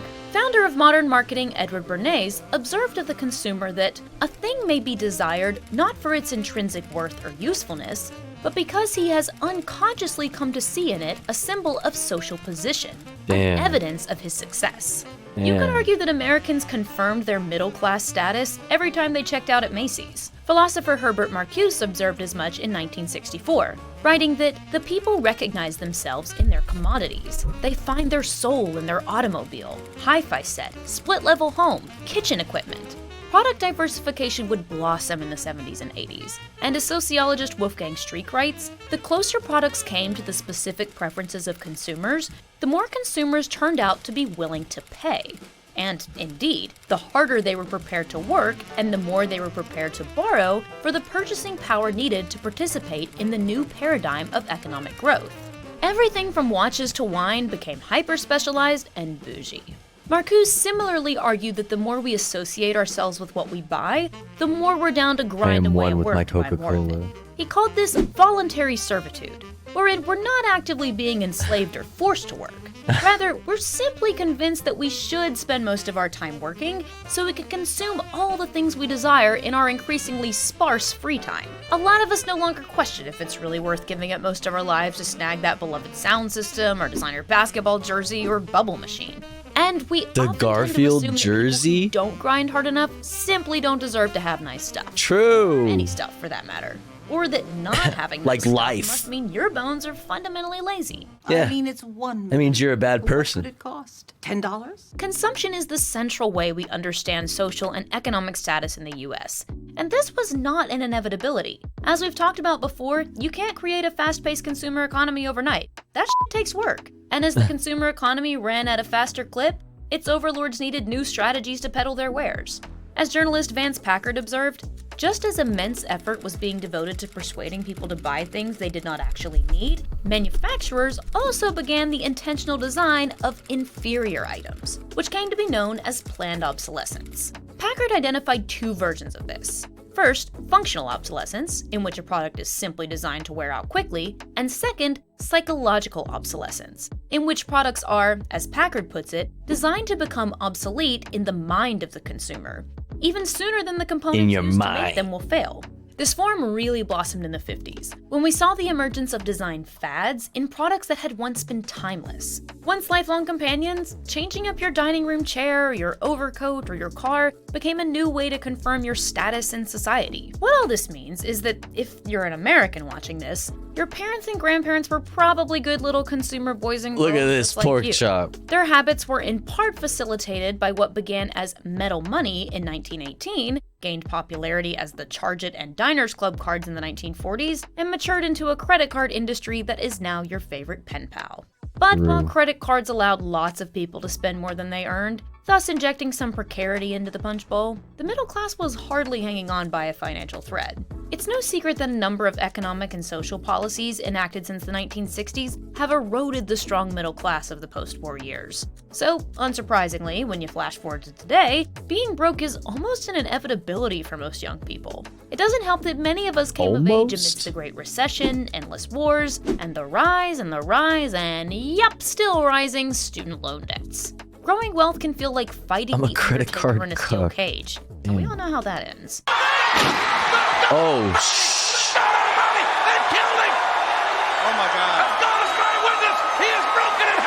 And if wasn't precarious enough, enter stage right, Christ. wage stagnation. For a long time, paychecks simply haven't kept up with increasing worker productivity, much less ever-growing inflation.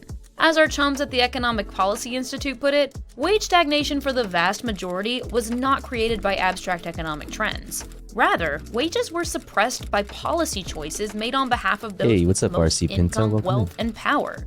In the past few decades, the American economy generated lots of income and wealth that would have allowed substantial living standard gains for every family. Especially since the Reagan era, reigning economic policies have disempowered workers and given corporations carte blanche to go buck wild in the name of shareholder profits.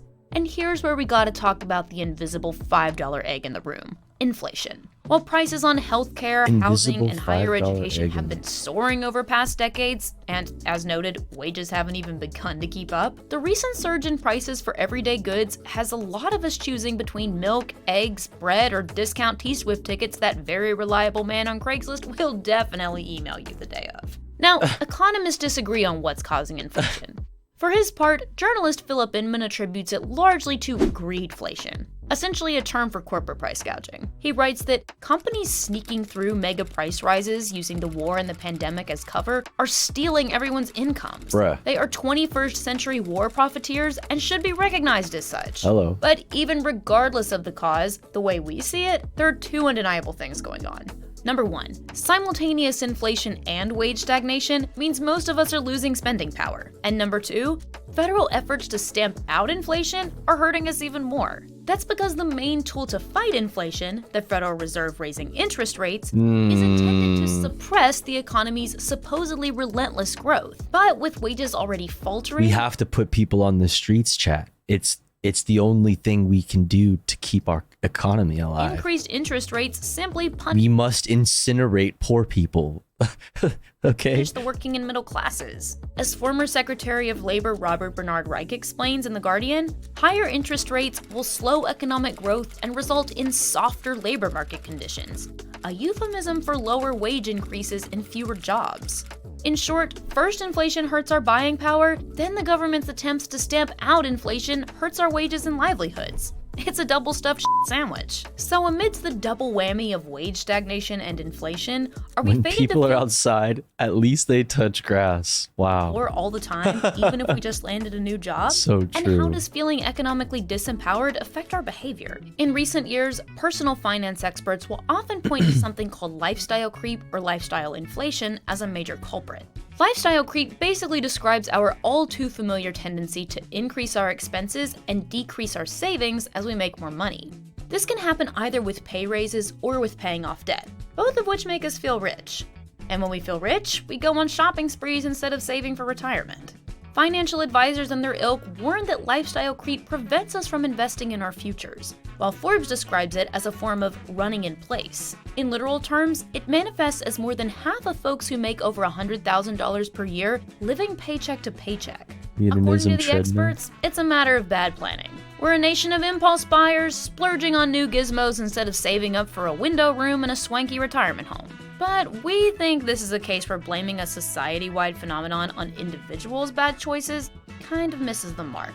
Sure, we all maybe a little bit. could be making better choices with our finances, but we don't exist in a vacuum. A huge aspect of our economy is unlimited consumer choice, which effectively means that there are products and Bro, services. like the when I splurge on myself, when I fucking, when I like buy a little extra, it's I buy like the expensive brand at the fucking grocery store or some shit. It's like for fucking food, like a more bougier fucking brand for bread or some shit. The fuck? Services to match every economic demographic. I mean, you could buy, say, a pepper shaker for $5. When you, yeah, the veganic weed. Yeah, I'd be spending way too much on that veganic kush. $20 or Expensive ketchup is a must. The organic stuff just hits better. $200. You can go running and lift weights at home for basically free, or pay $10 to work out at Crunch, or upgrade to Equinox, or just pay a personal trainer to politely ignore the camera crew hanging out at your home gym.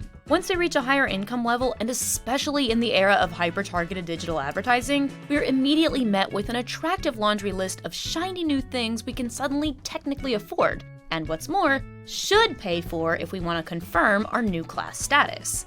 As we've established, the consumer citizen who over-identifies with the they own was central to the growth and maturation of America's economy. It's also created a climate where your very class status can feel contingent on owning the right stuff. In an economy that's based on endless growth and planned obsolescence, there's only too many eager folks ready to sell whatever will make us feel like we finally made it. Bro, imagine thinking that you can buy like a suit or something, or like like shoes or a car or something that's going to convince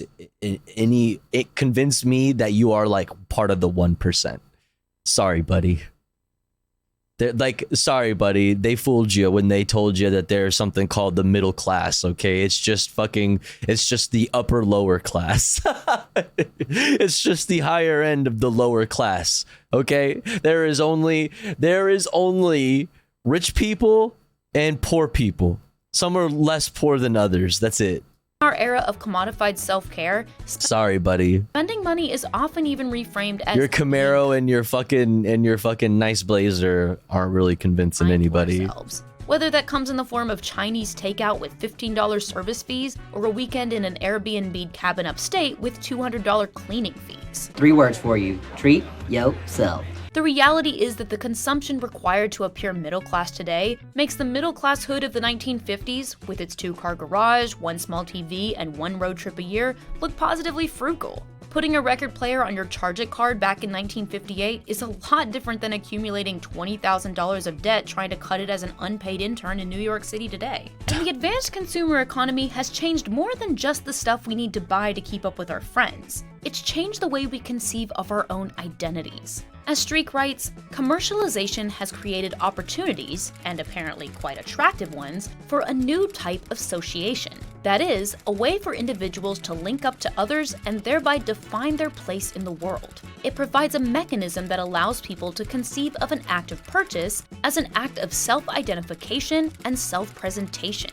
One that sets the individual apart from some social groups I consume, while uniting therefore I am. with others. Buying things helps us confirm our membership in whichever groups we find desirable. Opting out of conspicuous consumption means opting out of certain desirable elements of social life. Yes, lifestyle creep does occur on an individual level. Oh, damn, that's the expensive shit, dude. Oh, damn. You got the fancy noodles? Oh, shit. The Barilla brand. That's where I'm at, baby. This is where I'm at. This shit is like $1. This shit is like $1.99. Okay? It's also a reflection on the fact that a lot of aspects of life are more expensive than ever, and yet also more important than ever in protecting our class status. You need a different Oxford shirt for every day of the week to protect your status as a white-collar worker. I definitely show my class status in the way that I purchase the pasta. Protect their status as, you know, a cool kid who doesn't deserve to be stuffed in a locker. In an age where consumption has basically become a primary means of political and social expression, is it any surprise that we all suck at saving? But what do you guys think? Why does it feel like we're never getting any closer to financial solvency? Is the problem a reflection of our messed up consumer culture? Or do we all just need to download a good budgeting app? Let us know in the comments. Budgeting app. Thanks to our patrons for your support, and thanks to all of you for consciously consuming our videos, for liking and subscribing, and for always leaving kind, well thought out, never reactionary sentiments in the comments. Never, totally never, ever reactionary. Hey. Hey. Dum dum dum dum dum. Dum dum dum dum dum dum. What time is it?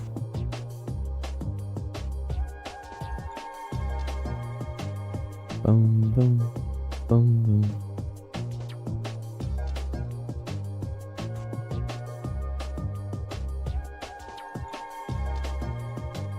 Let's see.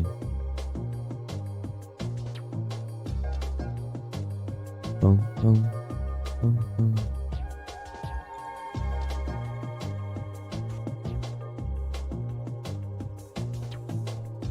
Splurging on yourself is like a lottery ticket that has short-term payoff but a long-term cost. You cannot think about the future if your present feels like ass.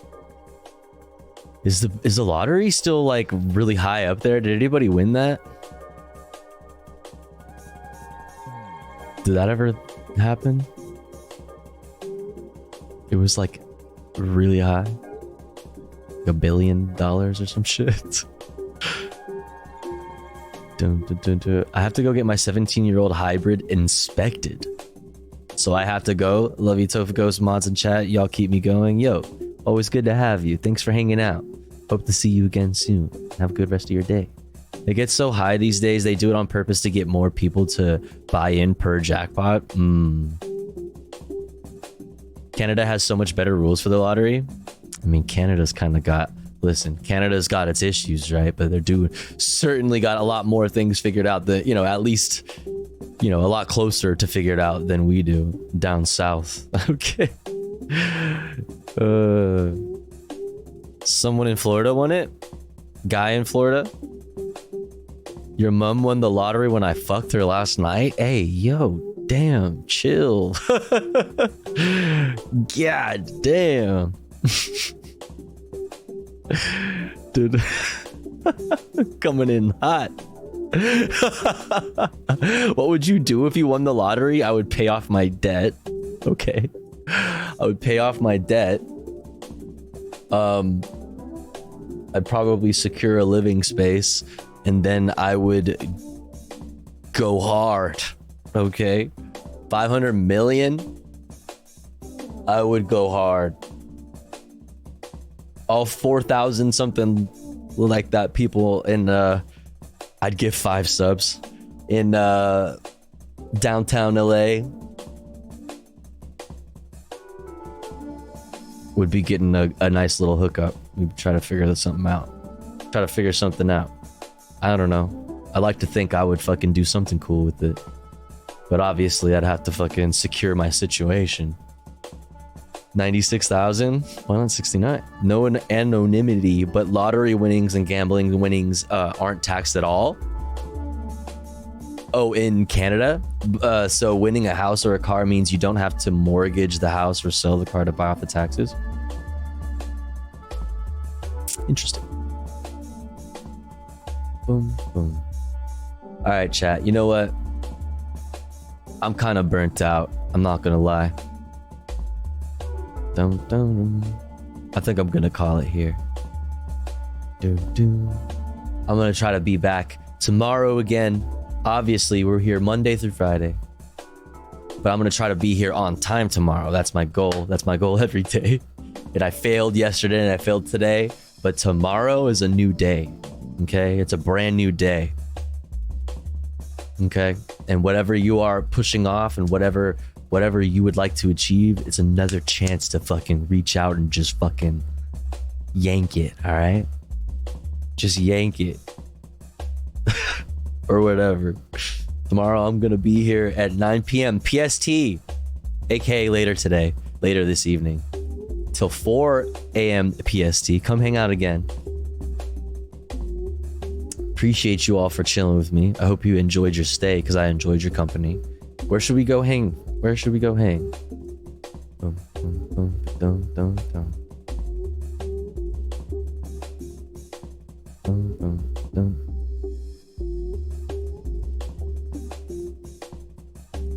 We raided Left Flank Vets yesterday. Right? I think we did. Pretty sure we did.